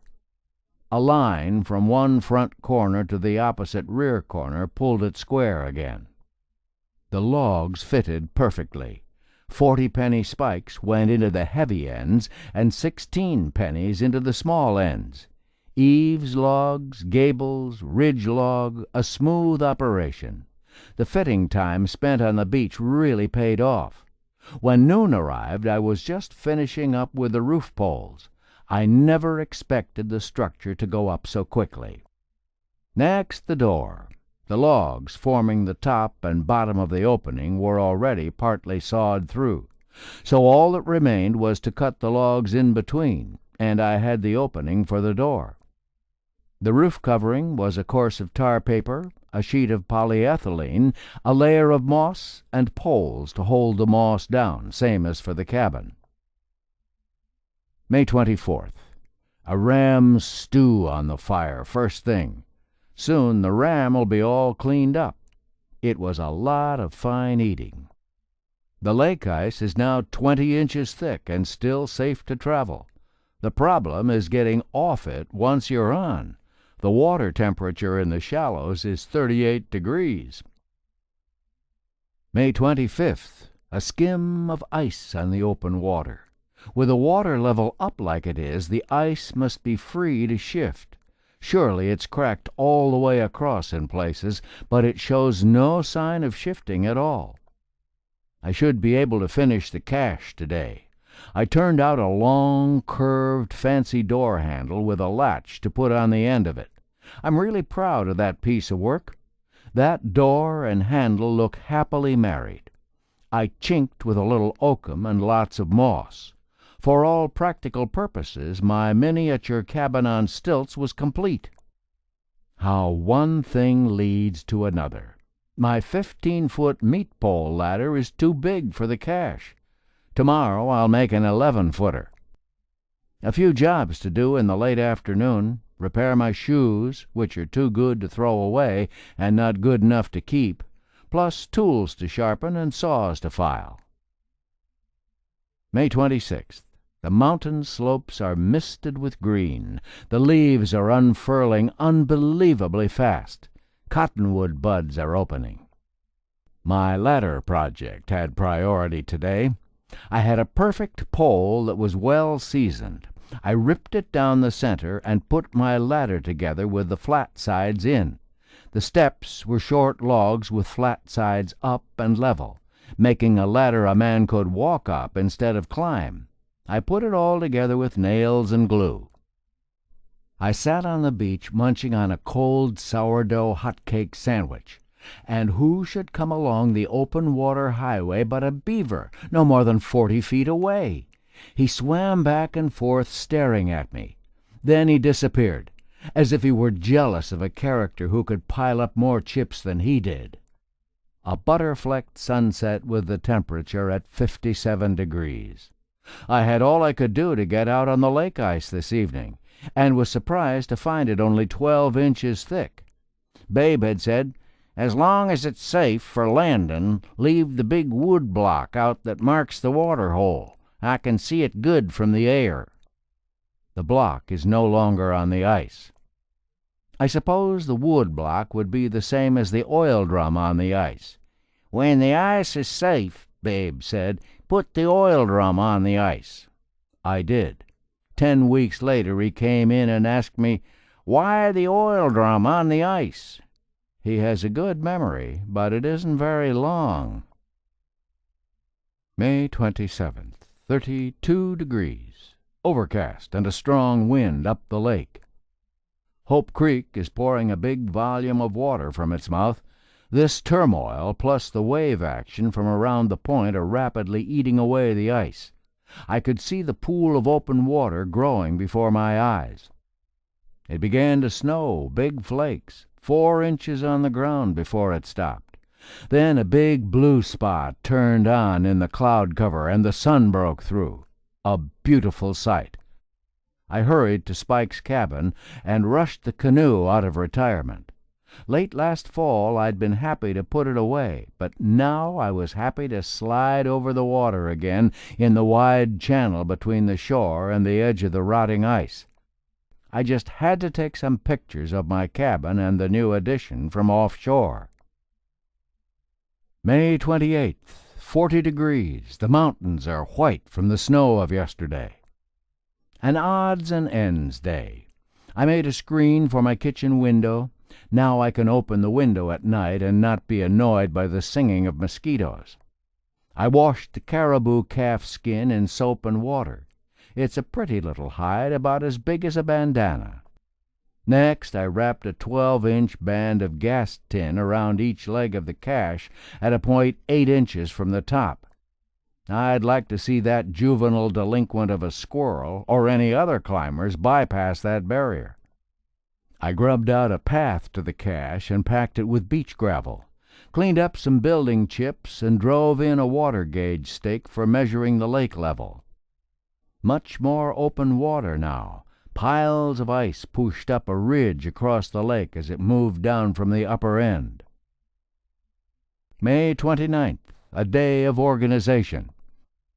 Sorting, transferring, storing gear away in the cache. Winter clothes to box up, my big white sheepskin and the curled horns, the extra grub. There was room to spare when I finished packing everything up high. Not room enough for a large moose, but space left for another ram or a caribou. It's all stowed now, and with the ladder down, not even a mouse can get in. That is, if I didn't pack one up there. I found out why I didn't see too much of the squirrel this past winter. I discovered many piles of spruce cone flakes where he'd eaten under the snow. Not many spruce trees have hollows in them, but I've seen tunnels into their root systems. I'm sure squirrels do this. Come to think about it, I've seen mine snipping off green cones, letting them fall every which way. He must collect them later and store them in his tunnels. Then, when snow covers the land, he keeps out of sight beneath it, hauls a cone out of storage, and dines in snowlight. Used up the last of my sheep meat today. It's been more than 8 months since I pack-boarded that big ram down the mountain in 2 loads. June 6th. The great ice chunks are moving past at the rate of 50 feet a minute. The chime-like tinkle of the crumbling ice was a welcome sound. Wind's building up, and whitecaps toss on the dark green water. After 6.5 months of ice, the lake's nearly free, and the mountain peaks can look at themselves in the mirror again. Chapter 6. Cloud Country. July 2nd. Still, with mist rising from the slopes of the mountains, 45 degrees. I'd go up high today. After yesterday, which was the day of the lost axe, I had to take a little trip. Much wasted time, and I almost suffered a touch of cabin fever. It all started when I decided to trim out a dead spruce and buck it into lengths that I could pack to the woodshed. The axe! It was gone from its rack in front of the cabin. What had I done with it? I looked all over the place. No axe. After all the miles we'd traveled together, building everything, I hated the thought of losing it. A man could no more afford to lose his axe out here than he could his wallet full of folding money in a strange city. I tried to retrace my steps over the last several days. I went to where I'd limbed out the last tree. Not there. I looked in the woodshed and turned the wood pile upside down. Not there either. Another search of the cabin. In an area only 12 feet by 16 feet, it didn't seem as though I could miss it. Under the mattress pad, on the floor under the bunk, in the corners, behind the closet, behind the book rack. Suddenly the trail got warmer. The bunk post next to the clothes closet stirred my memory.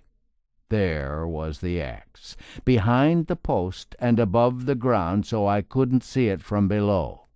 Why had I ever put it there in the first place? I was so happy to feel its welcome heft once more. I ran my palms over its work-worn handle, scoured the tree sap from it, filed its blades, honed them razor-keen, and set it into a gas can tin of water to swell the handle tight into the head. It was a valuable lesson. This morning the double-bitted chip-maker is back in its rack. A place for everything, everything in its place. Whoever said that knew what he was talking about. Where would I head today to celebrate finding the axe? Up the Hope Creek cut and into the high basin at the foot of the glaciers? That's always an adventure. One way in, and you can't see out except at the lower end. It makes me think of the mountain hideout of the hole-in-the-wall gang.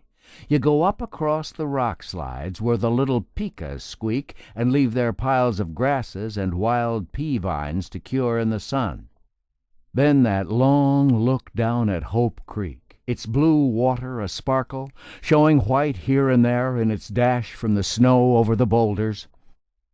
Or how about the back slope of Crag Mountain and a visit to the hoary marmot colony? They're always interesting to watch and to listen to their loud whistles. They're wary, always on the alert, as big as a fat Iowa woodchuck, with fur a beautiful silver white underneath and black tips on the hairs. Or maybe across the lake and over the top of Falls Mountain, the lookout that covers the high valley of the many waterfalls. That'd be a place to visit today, like going to a great outdoor theater, with me the only human in the audience and the show continuous. I'd take the binoculars and spotting scope and leave the camera gear at home. My eyes paused at the rifle on the wall, but I decided against it, too. I was headed for the country of big distances because I was in a spectator mood and didn't want to be overloaded. It was the kind of day to go up high. It was very buggy at lake level, though, and I'd need head net and gloves until I got above the insect pests.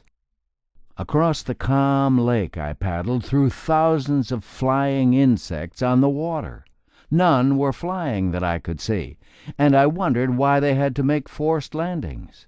Many circles from rising fish. A fly fisherman would be kept busy, but no fish for me today.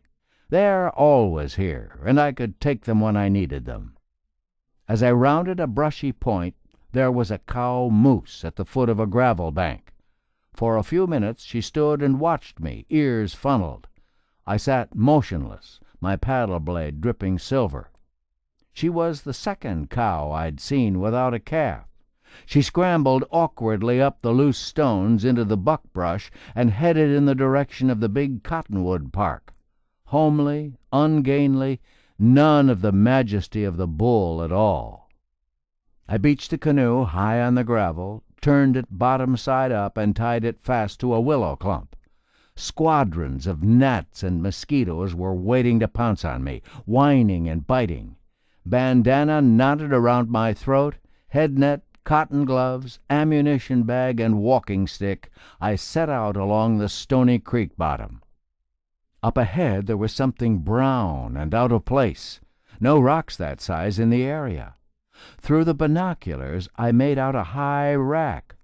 What was a bull caribou doing down here, where not a breath of air was stirring?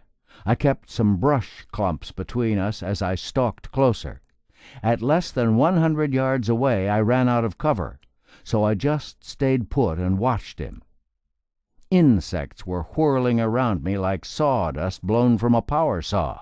They were crawling over each other on my shirt and piling up on my gloves. The bull also was having a battle with the tiny fiends, stomping and shaking, twisting and turning and shivering his hide, lying down and getting back up again. He was rubbing his antler tips with his hind foot, flicking his ears, shaking his antlers violently. No rest at all. Why doesn't he climb to a breeze or take a swim? Anything but stand and fight something he can't hope to kill or scare away. Well, if he didn't have better sense, maybe I could force his hand. With a yell and a waving of arms I spooked him. He struck an almost dumbfounded pose for an instant and urinated. Then he threw his antlers back, and off he clattered over the stones, eyes bulging, nostrils flaring, tail upright and flashing white. Away we go. Good luck to you, old boy. I left the creek bed and climbed up through the spruce timber, over pillowy hummocks of sphagnum moss. A head net's not to my liking while traveling, but a must today with the bugs as thick as they were. I stopped to examine a worn game trail that crossed my route. There's been very little traffic along it recently. Out of the spruce I climbed steeply through the cottonwoods and the high bush cranberry and the hellebore to the foot of the big rock face. I picked my way up across it, keeping my body hugged against the granite and digging fingers into the handholds of the crevices.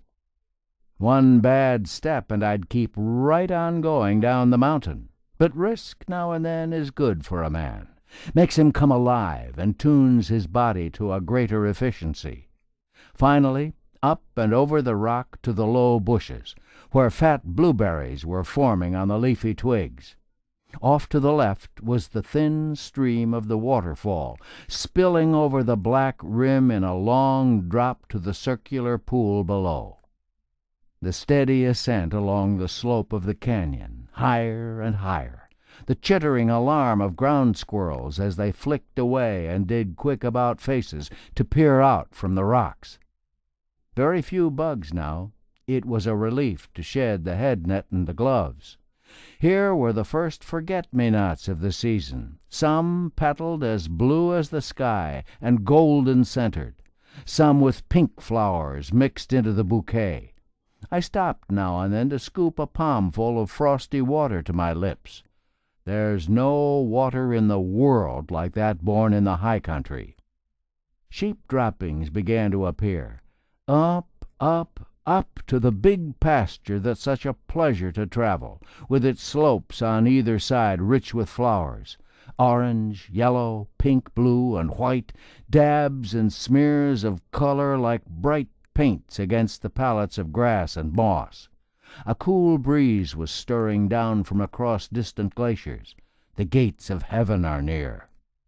2 ewes were skylined on the rim rock as I headed for my lookout knob in the upper pasture on Allen Mountain.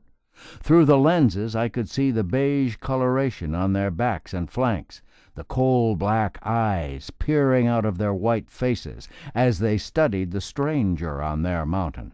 They were shedding their heavy coats of winter.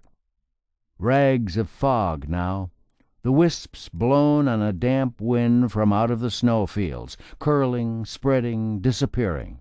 Finally, there it was, my observatory among the black boulders. 2 hours from the lowlands. No wonder the eagle soars the high places. Far below was the valley of Emerson Creek, with its many waterfalls in feeder streams that tumbled their courses from the snow saddle in the mists. Peaks all around me, some granite-ribbed and snow-blotched, some stabbing up starkly on either side of the glacier that curved between them like a great white blue-rutted highway. Others were off in the direction of the lower lake, huge mounds of marble cakes streaked in green shadows, all with a regal bearing that awed a man in their presence. I unloaded my gear from the pouches of the ammunition bag, set up the scope on the tripod, and settled into the best seat in the house. A pair of pipits were the first performers. They inspected the rocks that jutted out of the grasses behind, bobbing their tails constantly in the wind and flying short distances now and then to flash their white tail feathers. I trained the scope on what looked like a small mining operation in the slope across the valley. Bear diggings. Maybe all that energy pays off if the bear breaks into the bedroom. I could picture him bursting into the main chamber of the den, ground squirrels going in all directions, and that shaggy intruder swatting with both forefeet, trying to scoop one up in his jaws. Not too far away I spotted a mother brown bear with 3 cubs. It was probably the same family I'd seen at different times during the spring. The cubs had grown and were lighter in color on their backs. The old sow was almost blonde, with her lower legs a dark brown. She was rounded out like a cask. Must be lots of vitamins along those slopes. The bears were working slowly up country through the green alpine meadows. When they reached the creek, the old girl splashed out into a pool below a waterfall and appeared to take a bath, while the cubs went at it in a free-for-all on the bank. All three were never in the hassle at the same time. The third one always stood aside, anxious to take on the winner. I watched the ravens rising and floating and falling in and out of the mist above the crags that reared from the great snowfield. Their whoops and guttural yelps sounded as though they were coming over an amplifier in the vast stillness. They have a lot to talk about. In the field of the big lens I picked up a set of bleached caribou antlers along the creek bottom. They were hitched together with a section of skull and couldn't have been shed. I saw no other signs of bones about, so the bull hadn't just died there. Some hunter probably decided the antlers were too heavy to pack back to camp. I must examine them up close some time. I might pack them back to the cabin and put them into my pile of antler finds. Where were the caribou? Not one could I pick up at first. Then I saw a band of bulls on a high slope, some lying down chewing their cuds, others swaying their antlers, pulling at willow branches and dropping their heads now and then to graze along the ground. They looked in prime shape, white-bellied, white-bibbed, a mahogany chocolate sheen along the flanks and back. Some showed gray on their necks. These would wear those handsome white capes in late August and September. I tried to examine one bull in particular through the 60-power eyepiece. His antlers were massive. On each side a branch curved out in back where none of the other racks did. He was double-shoveled. Those horizontal brow palms seemed to match perfectly. Over and over again I'd tried to count his points, but he'd move and I'd lose my place and have to begin again. 42 to 45, I figured. They were magnificent to view, those heavy-beamed boughs of bone against the green of the slope. A trophy hunter would leave his wife for a head like that one. There were many bands of sheep, ewes, and lambs scattered here and there. On a high pasture like an oasis in a desert of rocks I spotted 6 big rams on Black Mountain. 2 had better than a full curl. They were in their chosen isolation, wild mountain dandies living high off the grass, away from the women and the kids. Boulders of every size and shape showed in the rock slides. Some were splotched with orange lichens, some covered with growths that resembled dried flakes of leather. Others appeared as though smeared in places with brush swipes of red lead. Still others were just clean, many-sided chunks of granite. I'd picked my way across those jumbles many times, always with the thought of stepping on the wrong rock, the key rock in the pile, and starting the whole slope into motion, or slipping and jamming my foot down hard into a tapered space and not being able to pull it out again. Either way, a man would have to settle with the Lord right there on the mountain. Close at hand, the mosses and grasses were full of tiny flowers. It's another world of beauty. The more I see as I sit here among the rocks, the more I wonder about what I'm not seeing. Mine's only surface vision, and poor at that, even with the powerful eye on the tripod and 2 others looped about my neck. A flickering movement off to my left. The stones seemed to move, and turned into a mother ptarmigan and her brood, the young not fully grown, but brown as their mother in her plumage of summer. They were feeding, huddled like chickens as they worked along the slope. I checked on the bear family again. They were having lunch. The old sow was sprawled half on her back with the cubs gathered around her. They didn't take very long. Then they all bedded down for a nap, the cubs a study in sleeping positions, on their backs, legs in the air, on their sides as if flung there limp and lifeless. The old mother stretched out on her belly, head on her forepaws, claws agleam, seemingly dead to the world. But I knew only too well how fast she'd come alive if the wind brought the man scent to her.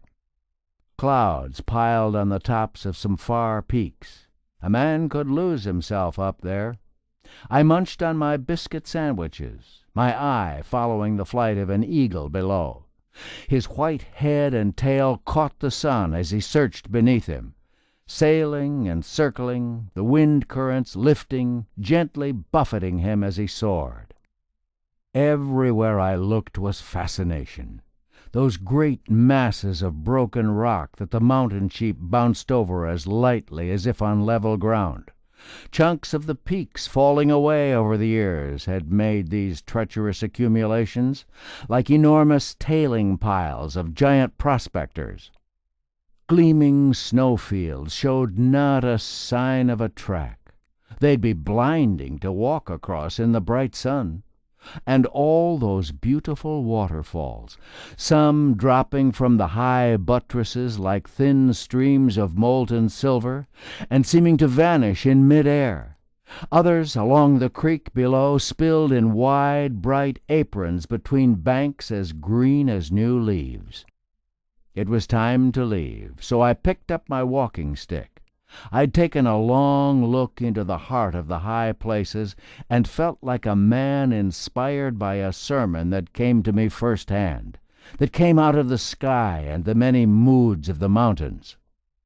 When a man climbs high, it always seems an amazement as he starts down to realize the distance he's covered. Going down is no easier than going up. It's more treacherous, and you must be careful of your momentum. You feel the play of different muscles along your thighs and your shin bones as you jolt your way down the mountain. I crossed the big pasture and took several sips of water from the trickles that made music over the stones, like a wine taster not being able to decide which vintage was best. Down through the canyon with the rock-strewn slopes on either side, and finally, just above where the canyon walls ran together, the triangular eye of turquoise that was the lake peered up at me. A brief stop at the Eagle's Back, a dizzy jut of granite on the mid-slope of Falls Mountain. Climbing out on it, I stood feeling suspended over the entire upper lake that gleamed beneath in robin's egg blue. On the far side was the warm glow of logs. That's home, the place I wanted to leave in the morning, and the place I wanted to return to at the close of the day.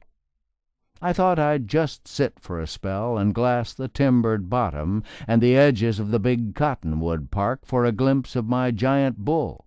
I might be lucky enough to catch him in the open. At one point I thought I saw movement, a form that slowly changed shade, but a prolonged watch of the area revealed nothing more. I'd check it out closer on the way down. I was happy that the temperature had dropped and the bugs weren't as active as before. I was unhappy, though, that I couldn't find my walking stick when I started on down. I broke out into the willows that grew around the edges of the cottonwoods. There were no fresh moose droppings or tracks. But then I came to a clump of cow parsnips freshly cropped and the grasses mashed around them. Funny, I thought.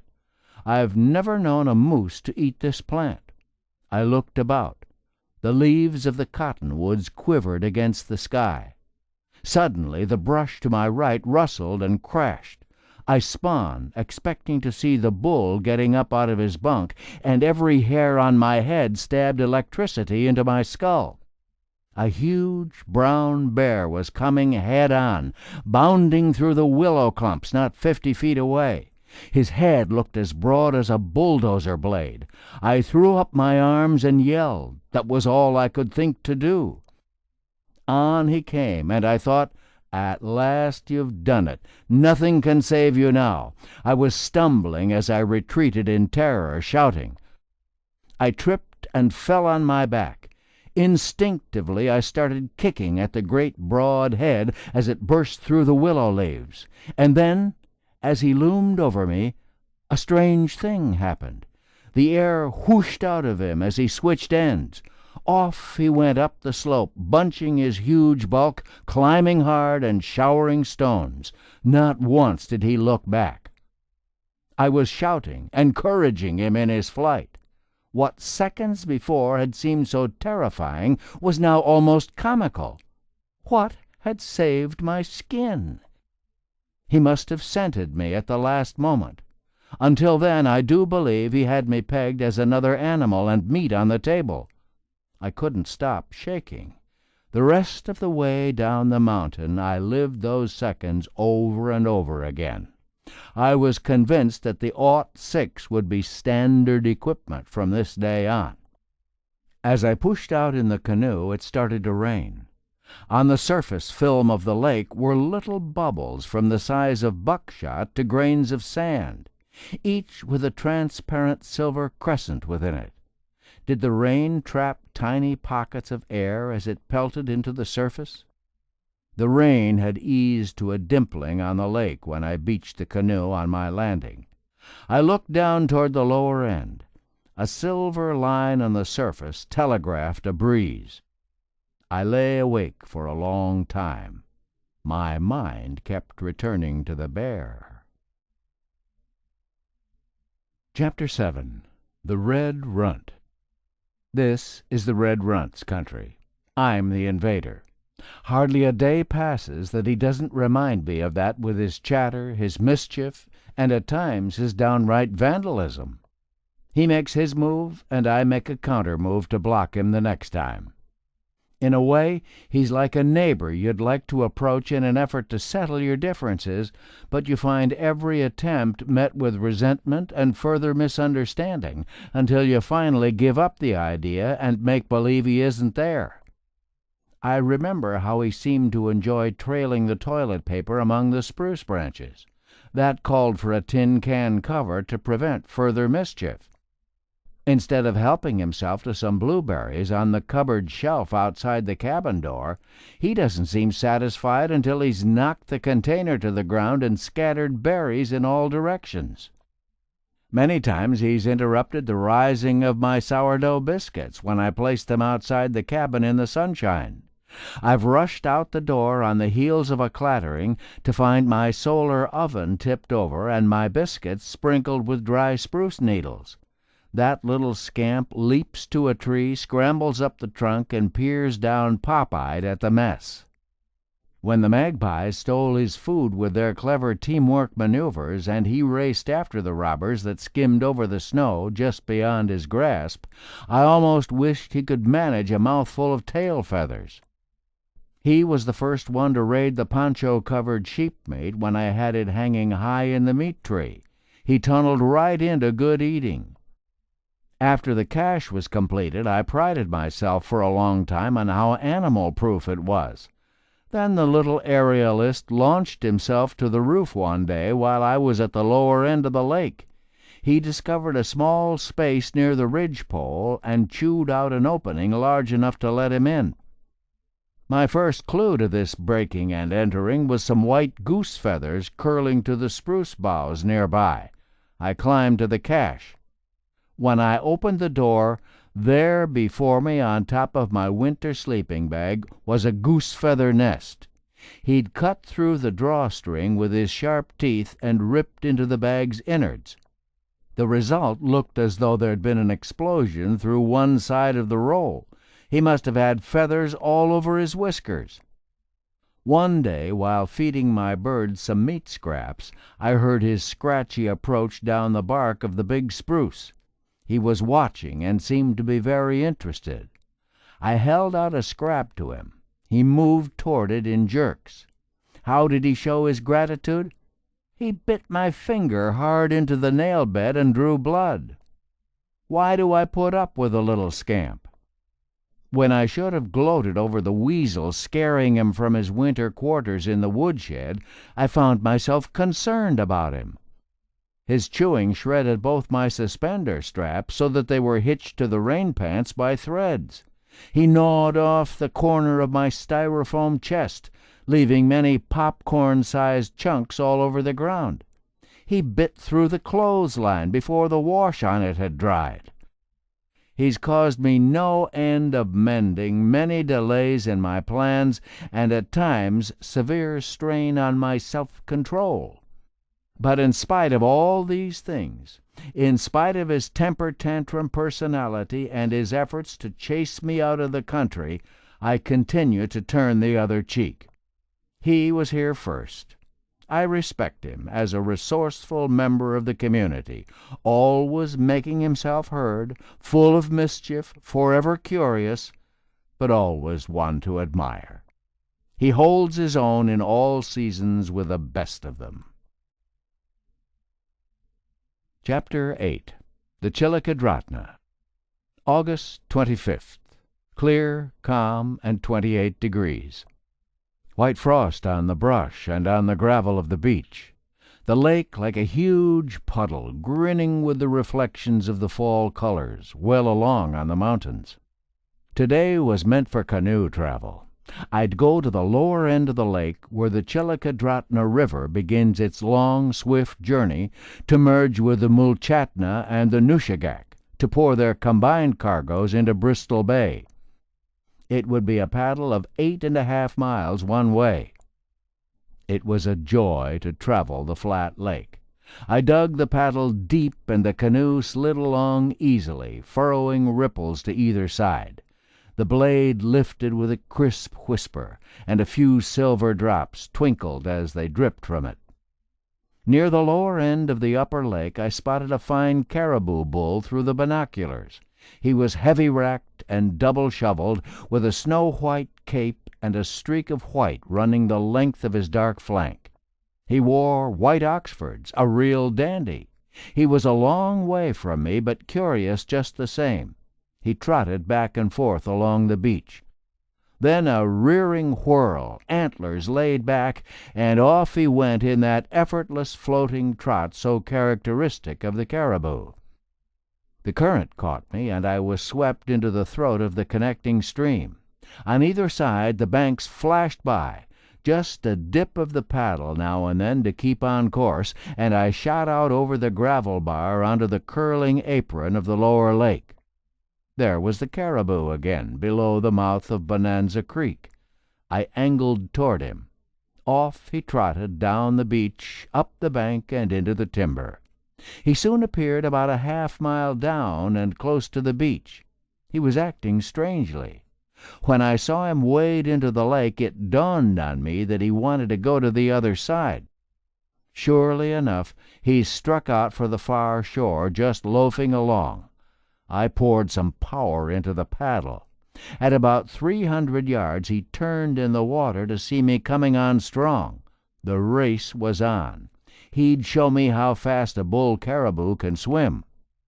The lake at this point was about 3/4 of a mile wide. I was gaining slowly, but I was beginning to doubt I could get ahead of him before he hit the beach. At not much more than 200 yards from shore, I turned him. This gave me a chance to ready my cameras and take some shots. I pulled in along his left side, trying to angle him into the beach, but he wouldn't budge off course. I didn't want to get too close in case he turned on me. He could overturn the canoe with no trouble, and I'd be in a jackpot then. In some shallow water off a point he hit bottom, lunged ahead in a shower, and made deep water again. I followed right after him. He was tiring, and I could easily keep up with him now. He was breathing hard, snorting, and I was afraid he might drown. I pulled in front and turned him toward the beach, then dropped back to watch. Surely he'd stand and rest when he struck the shallows. Nothing doing. As soon as he had footing, he made the water fly. Up and on the beach and off through the brush as if he wasn't tired at all. Maybe he figured he couldn't get rid of me on land, so he'd done what he would have done with a wolf in pursuit: take to the lake, swim, and lose the enemy. Ahead of me a loon was riding low in the water, a study in streamlining, diving and bobbing up again an unbelievable distance from where he'd disappeared. His laugh floated to me. "I'm over here," he seemed to say. "Who are you in the canoe?" In one of the bays I could see the bottom at least 20 feet down, and schools of trout. Not big trout, mostly char and lake trout about a foot long. Now and then a few bigger fish appeared, 18 to 20 inches long, lying still on the bottom as I slid over them. Then, in the area where the river began, hundreds of trout were clustered. I headed for the beach before the current gripped me. I'd have my hands full if I got caught in that funnel. Huge boulders reared out of white water, and I could hear the sound of its seething as it rushed out of the country. I beached the canoe, strung up the fly rod, and picked my way along the bank. I tied on a small black fly, tested the nut, and stripped out some line. In the first 2 places I tried, the water was just too swift. The fly shot the line out straight in the blinking of an eye and dragged and bounced on the flow. A man couldn't wade out into that torrent. He'd get swept right off his feet. Near a large boulder that jutted out into the river, the current slowed on the downstream side and made curlicues on the surface past overhanging willow brush. I cast just to the edge of the fast water and let the fly swing in an arc. The grayling were there. They slashed viciously. A flick of the wrist and the rod tip quivered into a bow. The current exaggerated the fish's power, but it was graceful. It arced, high dorsal spread like a fan, and knifed back into the river again. Several times the line sawed back and forth as the grayling cut erratically to rid itself of the tiny fly. Finally, exhausted, it slid into the fireweed that grew in the gravel. It was a beautiful fish, at least 18 inches long, gill covers and tail a gleaming green and turquoise, body cylindrical with salmon-colored stripes on the fins. I released it. I caught several more, smaller than the first, then forced myself to keep the fly away from the feeding fish that swarmed beneath the willow branches. I followed down along the bank until I came to a cabin. It belonged to a trapper named Frank Bell. The logs of the cabin walls were upended instead of laid parallel to the ground. It had been deserted for several years now. I creaked open the door. "Hello, Frank," I called, almost expecting an answer from the gloomy emptiness. Some animals had raised havoc inside. There was a caribou robe on a sagging cot, some large traps hanging from pegs, and snares dangling from the walls. In a large iron pot were many dead mice. Once inside, they'd been unable to get back out. Outside was a prominent meat pole high on the river bank. Gas can tins were wrapped around the uprights so animals couldn't climb to the crossbar. I sat down with my pack against a stump, my jaws working on a sourdough pancake sandwich of peanut butter and honey, and listened to the wild rushing noises the river made over the great boulders. The Chillicothe? What did its name mean? Did Frank Bell know? I thought about him. I tried to imagine him coming out of his cabin, and suddenly felt a strange kinship with the man. He and his Indian friend had told me stories back at Port Allsworth, and now the stories held more meaning. I could almost see the ghostly figures of the Indian packers with their 100-pound loads, no packboards, just ropes, backs bent as they trekked through the brush of the river bank. They built rafts using only axes and no nails. They chopped upside-down notches in the logs, the cuts narrow at the top and flaring out at the bottom. Then they hewed out 2 3-sided poles, lined up the logs, and drove the poles into the triangle-shaped notches. Ends of the poles were split and wedges driven in to keep the poles snug in the logs. A finished raft was only 4 feet wide, yet they crossed the hissing water on them. Come winter, they took them apart and piled the sections on the bank to assemble again in the late spring. Those times bred tough men to supply the prospectors who made scars on the slopes of the Bonanza Hills. My attention was drawn to magpies making their harsh calls from the willow brush. Now and then I saw the black and white splashes of their wings against the foliage. That kind of activity needed to be checked out, so I strolled over there. The magpies scattered and perched on the spruces. On the moss was what was left of a caribou. A hunter had made a kill here a few days ago. All that remained was a badly torn stomach, some legs, and a part of the head. Something besides the magpies had been feasting here. I examined the area for signs. There was movement along the slope. I trained the glasses and saw an animal about the size of a fox but darker and chunkier.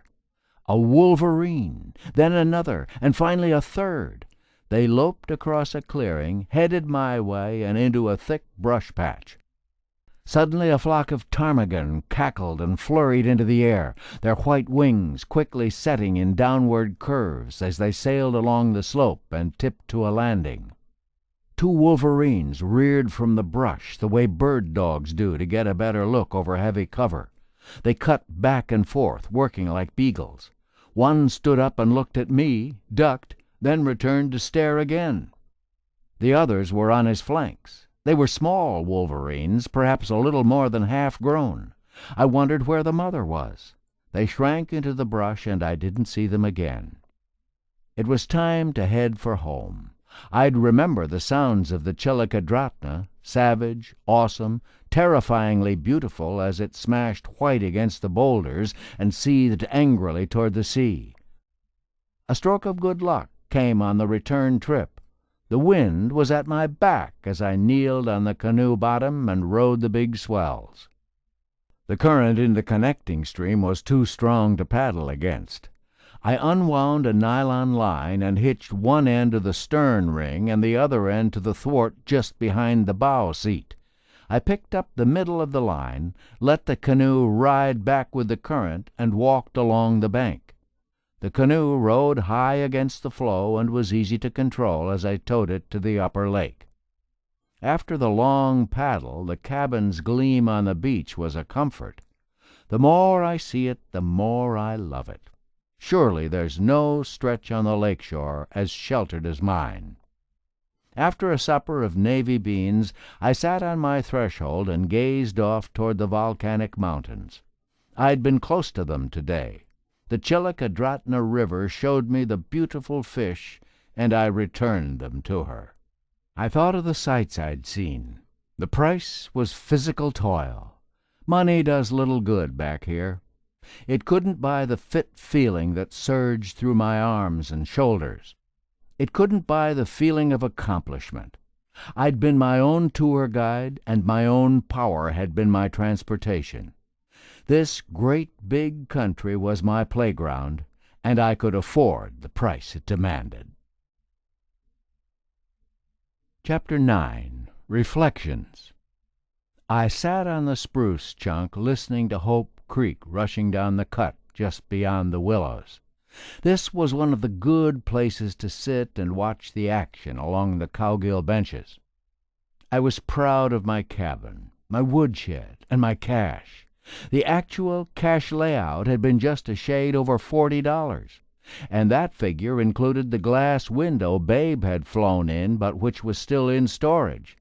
The Mylar thermopane had been better for my needs. Needs? I guess that's what bothers so many folks.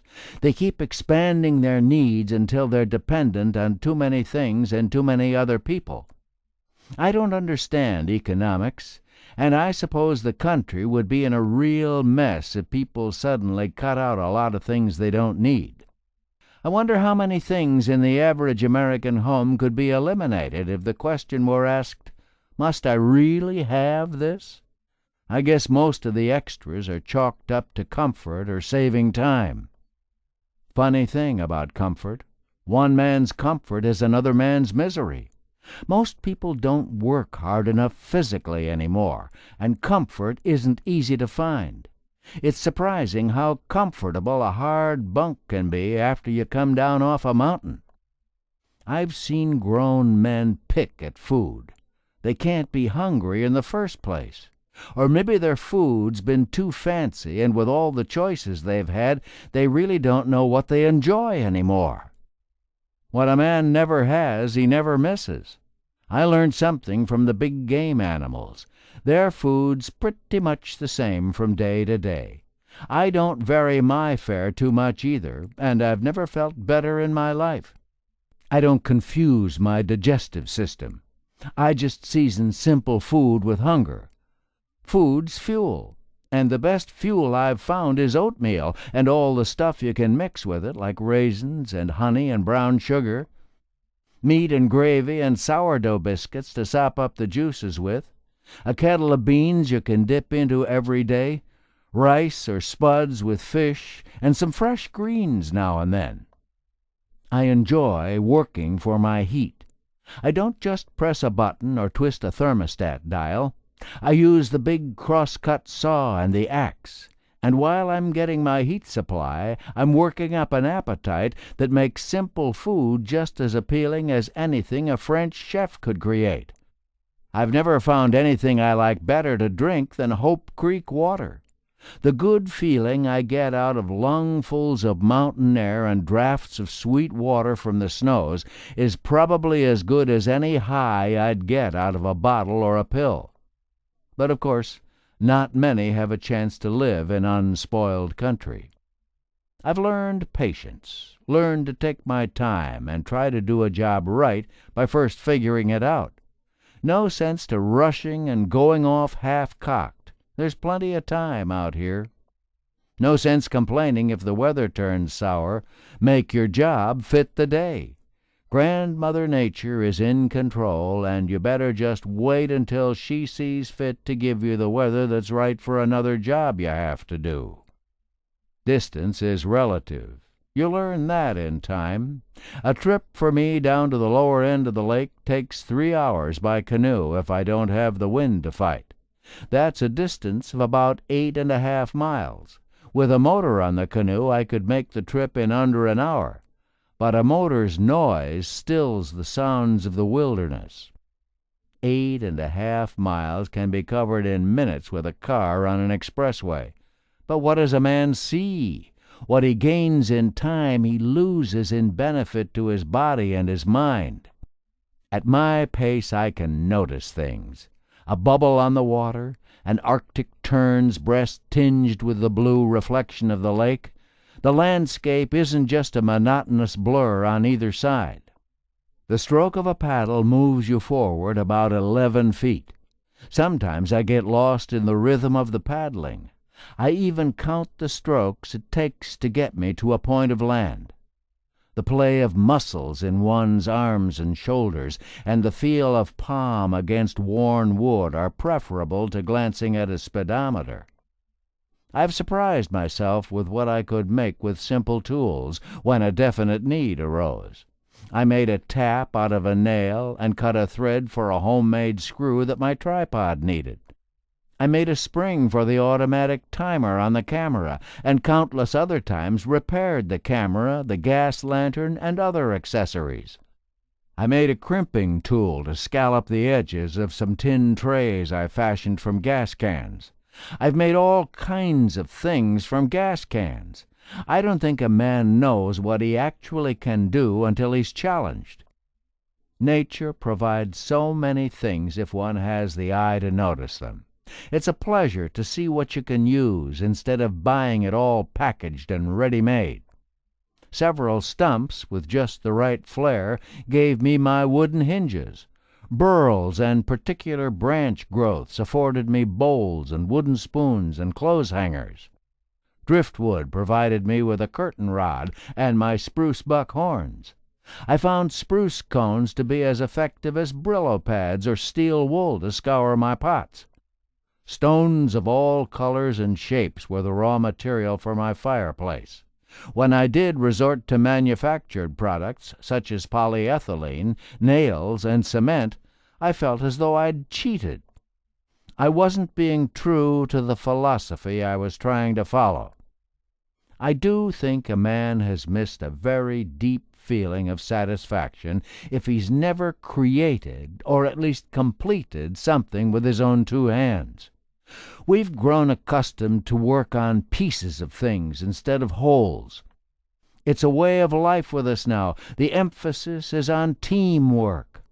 I believe this trend bears much of the blame for the loss of pride in one's work, the kind of pride the old craftsman felt when he started a job and finished it and stood back and admired it.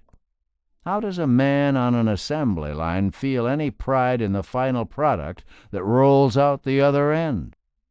I realize that men working together can perform miracles, such as sending men to walk on the surface of the moon.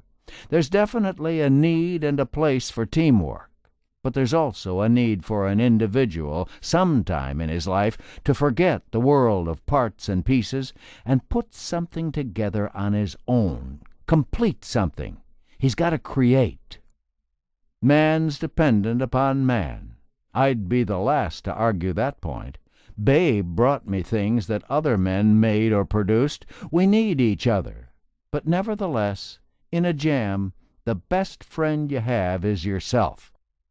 I've often thought about what I'd do out here if I were stricken with a serious illness, if I broke a leg, cut myself badly, or had an attack of appendicitis. Almost as quickly as the thought came, I dismissed it. Why worry about something that isn't? Worrying about something that might happen isn't a healthy pastime. A man's a fool to live his life under a shadow like that. Maybe that's how an ulcer begins. I've thought briefly about getting caught in rock slides or falling from a rock face.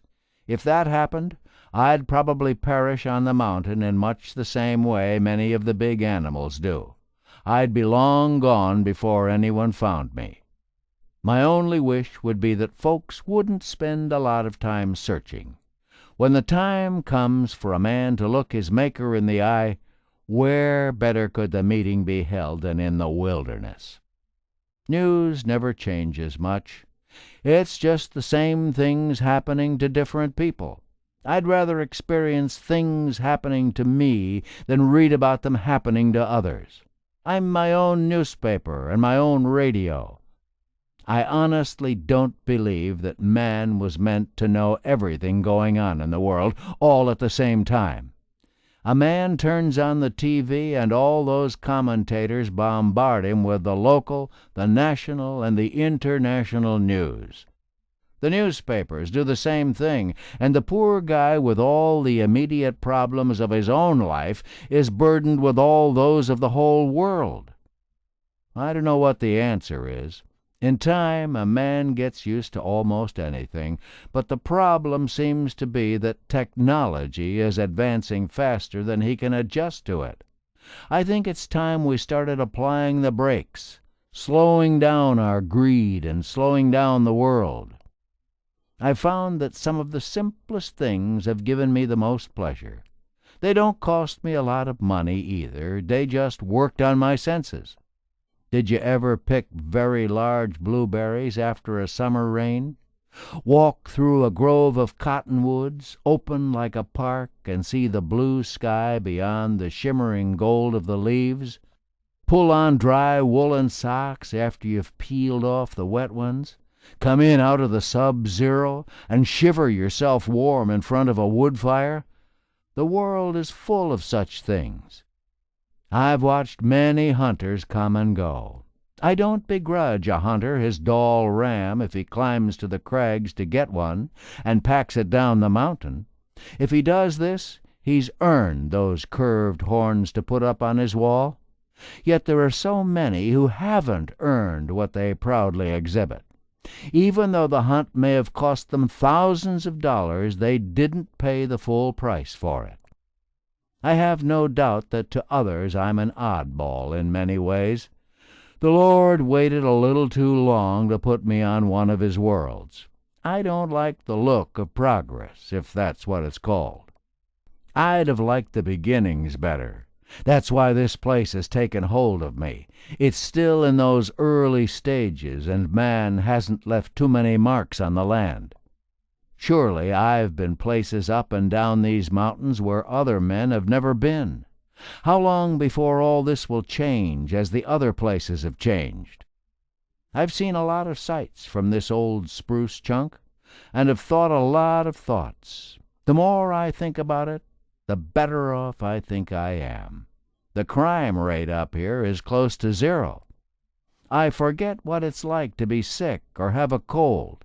I don't have bills coming in every month to pay for things I really don't need. My legs and canoe provide my transportation. They take me as far as I care to go. To see game, you must move a little and look a lot. What first appears to be a branch turns into that big caribou bull up there on the benches.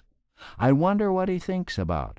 Is his brain just a blank as he lies there blinking in the sun and chewing his cud? I wonder if he feels as I do, that this small part of the world is enough to think about. Chapter 10. Until Another Spring. September 21st, 48 degrees. A gusty breeze down the lake that made the whitecaps toss. I told Babe on his last trip that I'd go out on September 25th, or the first good day after that. I intended to spend the winter outside. Dad wasn't his active self, and he could use another pair of hands. Babe allowed it was a good idea. "You'll appreciate the wilderness more," he said, "when you see that sick country again." The first day of fall, and halfway to the shortest day of the year. It hardly seems possible. There's a batch of chores to do. Get the canoe ready to go into storage, wash and dry the heavy clothes that'll stay behind. There's always a sadness about packing. I guess you wonder if where you're going is as good as where you've been. I watched the sun go down and watched the flames it left on the clouds. In less than a week the sun'll sink behind the Pyramid Mountain. I remember when it disappeared behind that same peak on its journey to the longest day. September 22nd. Frost on the beach. Clear, calm, and 30 degrees. Today would be clean-up day. My first stop was Glacier Creek, where I buried some civilization scraps left behind by sheep hunters. Most hunters have poor housekeeping habits. Their wives must spoil them at home. Out here there's no one to pick up after them. Next stop, the upper end. Much garbage to hide there as well. Ration boxes, tin cans, and plastic wrappers. After being deserted for a couple of years, the Beaver Lodge has a lived-in look. I see a big supply of willow groceries anchored nearby. The dam's been repaired. There are drag trails leading out in all directions. Good to see the beaver back on the upper end. Back at the cabin by late afternoon. 7 spruce grouse picking in the gravel of my path. If they would eat rolled oats, I would have a nice flock of wild chickens. Are they becoming friendlier now that it's almost time to leave? After supper, I busied myself oiling tools and getting them ready to store. The surf was restless on the gravel of the beach. September 23rd, 25 degrees and fog patches. This morning I watched a bull moose and a cow across the lake. The cow was above him. The bull climbed, and the cow acted afraid and tried to get by him down the mountain. Back and forth across the slope they trotted. The old boy worked like a cutting horse to block her every turn. Finally she broke through and headed down country. He had to be content to follow below. I lost them in the brush. Later on I heard a bawling repeated several times and spotted a bull moose at the edge of the timber. Then a cow, another bull, and a second cow. Moose all over the place. The rutting season is at hand. I cleaned up the sheep hunters' camps at the lower end of the lake and the connecting stream. They, too, had moved in for a spell and left their stains on the land. The red salmon run is over. I see no more finners along the shore. I saw some dead ones floating today and a good many other carcasses along the beaches. The sanitation department'll have to get busy. The caribou hind quarter, which had been hanging under the cache for over 5 weeks, was hard and dry on the outside, but moist and red inside. I cut some for the birds and sliced off a steak for supper. September 24th. Clear, calm, and 45 degrees. September never saw a finer morning. Today I'll store many things away, close up the remaining window, and put the pole props under the purlin logs. I wish I was opening up instead of closing. Amazing what a man accumulates. I rearranged my cache, and now it's filled to bulging. I hope Babe's right, that few are brave enough to climb that high. I'll store the big ladder in the timber and put the cache ladder in Spike's cabin.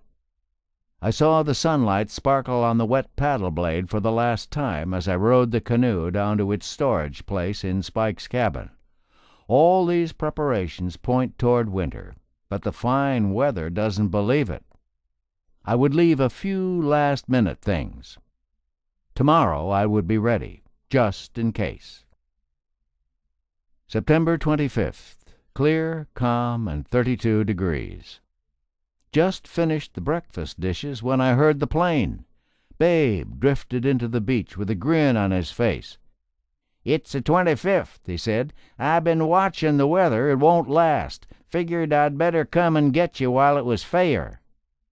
There was no hurry, but Babe packed things to the plane while I put the covers over the windows, secured the stovepipe, and carried in a fresh supply of wood. The birds got many odds and ends from the kitchen and worked in desperation to pack it away in the timber. Babe watched them. "They're going to miss welfare," he said. Time to go. The birds were perched silently in the spruces. A last check on the woodshed. The weasel whisked into the woodpile, switched ends, and peered out at me. I could hear the squirrel singing from a cluster of spruce cones. At last he was getting rid of me. I closed my door and turned the locking lever for the last time. Full throttle down the calm lake and up on the step. One last look at the beautiful country I knew so well. The brave gleam of my cabin logs and cache. There was a lot of me down there. 16 months. But such days are a bonus that don't count in your lifespan at all. That night, during a gathering at Babe's place, I felt a civilized cold germ taking hold. Epilogue. On Dick's cabin table was left a message. "This cabin has been my home for the past 16 months, and it's with regret that I leave it for a time. I think it would be safe to say that I have hiked thousands of miles in my total of 2 years at Twin Lakes. In the past 16 months alone, I've exposed more than 3,000 feet of 8mm movie film and many rolls of 35mm film on the wildlife and the scenery of the area, plus the building of my cabin, woodshed, and cache. In my travels, I've picked up and disposed of much litter left by others. Many fail to show respect that the area deserves. You didn't find a padlock on my door. Maybe I should have put one on, for I feel that a cabin in the wilderness should be open to those who need shelter. My charge for the use of it is reasonable, I think, although some no doubt will be unable to afford what I ask, and that is, take care of it as if you'd carved it out with hand tools as I did. If, when you leave, your conscience is clear, then you've paid the full amount. This is beautiful country. It's even more beautiful when the animals are left alive. Thank you for your cooperation. R. L. Prenicky. Afterword. Dick Prenneke celebrated the 30th anniversary of his cabin building at Twin Lakes on May 30th, 1998. Since the original publication of One Man's Wilderness in the spring of 1973, he's been on the scene, except for several trips to the lower 48. Currently in his 80s, he chooses not to stay the winters. Chores, once routine, require more effort these days. What's he been doing all this time?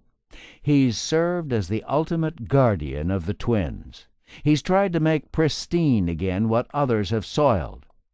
Removing campsite blemishes and cleansing the littered beaches from his Eden have long been an obsession. During these rounds, his cameras have always been ready to shoot dramatic encounters. The nest of a fiercely aggressive goshawk, a wild-eyed, huge-racked caribou bull swimming to outdistance his paddle thrusts, the rescue of a bawling moose calf from a marauding bear. He's located bear dens and even crawled into them after they were vacant to find a surprisingly sweet odor instead of a stench. He's discovered wolf dens, usually near the water. He's explored glaciers and the surrounding crags, wearing out much footgear in countless miles over challenging terrain. He continues to thrill to the haunting choruses of wolves, especially beneath flickering veils of the northern lights. An event he'll never forget happened in the spring of 1976 when he flew a Piper J3 Cub up from Iowa. He and his brother Raymond had serviced this plane and brought it to perfection.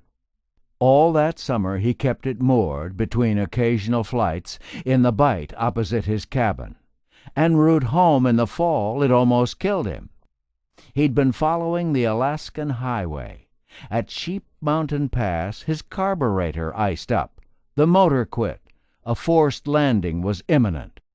With a deadening jolt, he plowed into an upslope. When he regained consciousness, he could barely move. No one would find him where he was. Somehow he painfully bellied his way up to the highway edge. A couple in a passing pickup truck stopped to help him. They drove him to Golconda, where he received emergency treatment. From there, he was transferred to Anchorage and hospitalized for serious back trauma. It proved to be a lengthy, frustrating experience, but he returned in the spring to his cabin. That ordeal over, he focused on his cameras. Over the years, he's exposed many rolls of 35mm film, as well as reels of 8mm and 16mm. The National Park Service produced One Man's Alaska, featuring his striking photography. A videotape followed, The Frozen North, from Bob Swearer Productions at Fort Collins, Colorado. While neither film is currently available, Swearer's recent documentary on Dick's adventure, Alone in the Wilderness, is available on VHS and DVD. During Dick's long tenure, Twin Lakes became part of Lake Clark National Park and Preserve. Today, a ranger station is situated near the foot of the lower lake. Dick has had contact with it by walkie-talkie. Travelers, many from other countries, have flown in for float trips down the Chillicothe River, which begins there. The cabin's guest register lists hundreds of visitors, including former Governor of Alaska Jay Hammond and the late singer John Denver, who've come over the years to meet and talk with Dick. This year, Dick formally entrusted his homestead to the Park Service. His cabin will be maintained as a historic site. He may return to stay in it any time he wishes, and while he may not make the trip physically again, his spirit will always linger in the perfect notches of his logs. Sam Keith, Anderson, South Carolina, September 28, 1998. This concludes One Man's Wilderness. Please visit our website, www.tantor.com, for more information on our growing library of unabridged audiobooks, and to take advantage of special offers. Or call toll-free 877-7-TANTOR, TANTOR, to request a catalog.